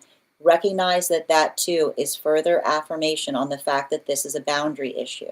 Because the modality by which another person says, I don't want you to communicate with me, I just want you watching me, is not energetically healthy, right? Because that is the energy that is effectively articulating the fact. And I want to say, if you come into the space by which you stop doing so, and only in the modality by which you stop, do they effectively reach out, let that serve as further confirmation that this is a relationship that is holding unhealthy boundary issues, because it's the observation of the fact that when you finally work to stop or end something in the way that another person has articulated that they've desired you to, only then do they effectively come back towards you. When we are in a place of integrity, we say what we mean and we mean what we say, and we don't say things to get our way, which is the modality by which I don't say to you, don't leave me alone, but I don't really mean leave me alone. What I really mean is like check on me every Tuesday, or effectively overcome my boundary issues and do it anyway, right? That doesn't put you in a safe position, because when I do that to you, I am hurting you. Because what I'm really saying is I want you to override my consent, and I'll be okay with it until the moment I say that I'm not, right? And that is not a healthy place to put someone that we care about. And this is why it's so important that we are absolutely energetically clear in terms of what we are comfortable with versus what we are not.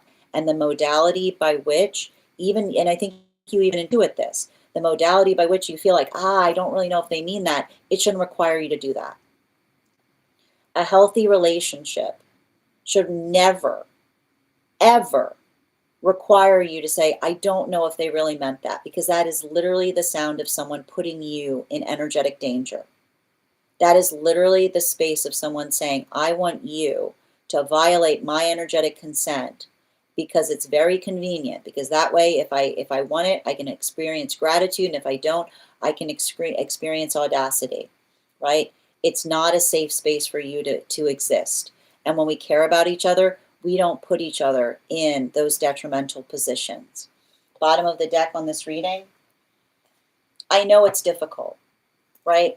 And I know the fact that you're potentially recognizing the fact that you say, I don't, like, and I want to point this out, I don't know if they really meant that is enough of a closure point in any relationship, right? We should not be in a space by which we feel energetically confounded by what we say versus what we meant.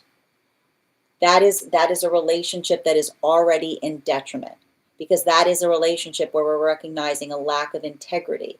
Because when we are in a point of integrity, our yeses are yeses and our nos are nos. And the modality by which we articulate that is how we effectively build into the space by which we feel safe, seen, and supported. So I know that that's difficult, and you're potentially, like you said, you're going to potentially feel that energetic tug. But it's not about feeling the tug, because the guides don't care about the tug. They're going to ask you, is it healthy? Right?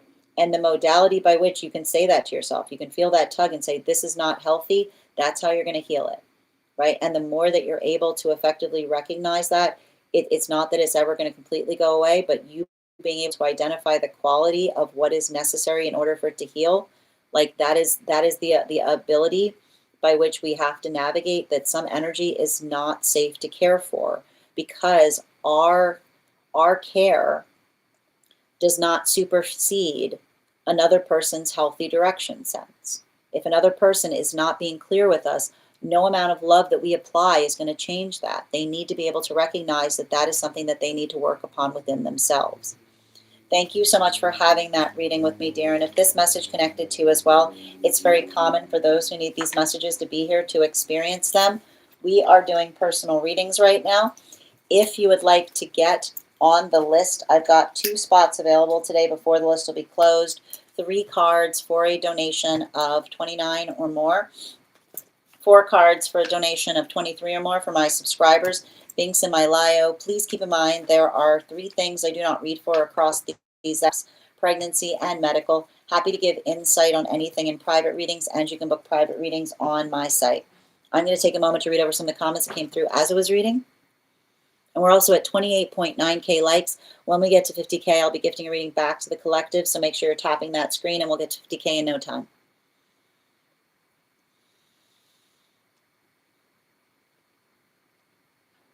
Yeah, that can only happen if I do not honor her request to view her. But that's the thing about it, right? Like, that's the point. Do you recognize how unhealthy that is? Right? Not the fact that you feel like someone's putting you in a position by which they're asking you not to honor their request. That is not healthy for you. We don't do that to each other when we care about one another. And Ilma, thank you for becoming a member of my fan club. I have not felt good about not honoring that. If we are to communicate, it needs to be exactly. And that's the thing about, you have to say, right? The observation by which, even if you feel like that's happening, it's not healthy. So that's you making the healthier choice for the benefit of both of you, right? And thank you, Adam, for those roses. Yeah, there was literally, okay, again, like you said, it should not, like, literally, the guides are like, it should not require math to figure out what's going on, right? You should not have to get into the calculus to be able to understand the clarity that we can give each other simply by a healthy conversation. And thank you. Important to note, I did not look. That's amazing, right? So even in the modality by which you're seeing, right, the space by which you're seeing the fact that you're working to overcome something, like, that is you also building into the healthier choices. It's not easy, right? And here's the thing about it. You observing that and saying it's an impossible situation and it's not fair, but you're doing what you can, you're making the best of it. That is the sound of you healing from it. Ilma, to get a reading, all you do is send the donation via my tree that is Binks in it in my bio. I know how unhealthy this is, and it breaks my heart. But here's the thing about it, right? Like, the observation, like, this, you have to look at it. This is how you're loving the situation, right? Like, your love does not need to stop. This is you saying, this is you applying that love by saying, you're going to be the first person that gives them, right? Being like, this is how you're showing them that you care, because you're saying you're respecting their energetic wishes, right? Sending you so much support on that journey, Heather. And again, thank you guys so much for being here and receiving these messages.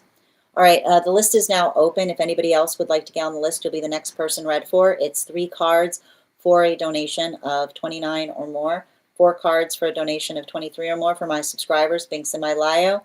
We do here highest priority messages from Spirit, Life Path, Mediumship, Dream Interpretation, Angelic Guidance, Animal Spirit Guide readings, Pet readings, Akashic, Mind, Body, Spirit, and Love. If you have information that you feel is relevant for the purposes of our reading, you can include in the notes when you send the donation. You can also post it in our subscriber-only disco channels in the appropriate channels. Sending you so much support on that journey, Rainbow. And I mean, if you're doing that, your guides are proud of you. Even seeing those cards, I feel like that's the shape or nature of your breakthrough that you're currently experiencing. My friends, we are also moving back into 1-card readings for superfans. If you are a superfan who has not had a card pulled today, who would like a card pulled, just go ahead and put your question in the comments. I'd have to go back to look over on the place where we keep the video.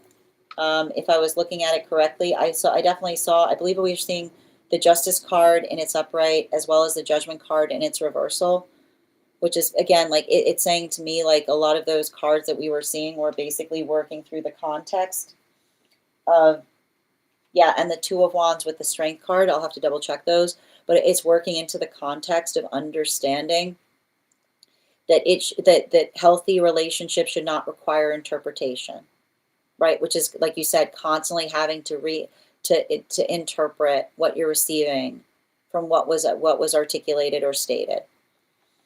Again, final card, final call right now for anyone who has not had a 1-card reading who is a subscriber.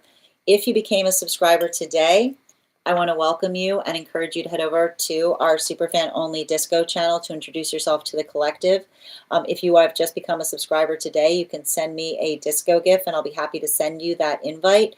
There you will find in the perks section a special coupon code for our next tarot class program. Our next class is actually this Thursday. We're going to be focusing our studies on the cup cards, the cup court cards. And so that will be occurring at 6 p.m. PST, 9 p.m. Eastern. Your subscription to my stack is your ticket of entry there, and you'll find in the perks section a special coupon code for it. Also, if you want to join, if you are not a subscriber, you can message me the word class, and you can also become, I'll send you a smaller discount. Very similar, Nicole.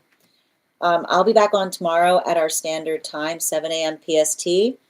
10:15 a.m. Eastern. If you'd like to be notified as to when I've gone live, go ahead and hit that bell, and that'll turn on notifications. Also, if you get on the list today, you will be read for first before the Daily Collective tomorrow. So if you'd like to do so, you'd be able to have priority tomorrow. I want to thank you guys so much for being here today and sharing in these messages. Huge thank you to my followers, old and new. Thank you for being here today and receiving these messages. Huge thank you to my subscribers. Your ongoing support means the absolute world to me. And the biggest thank you to my mods. I hope you guys have a beautiful day. Please take care of yourselves. Please take care of one another. And we'll do this again tomorrow. Have a great day, everyone.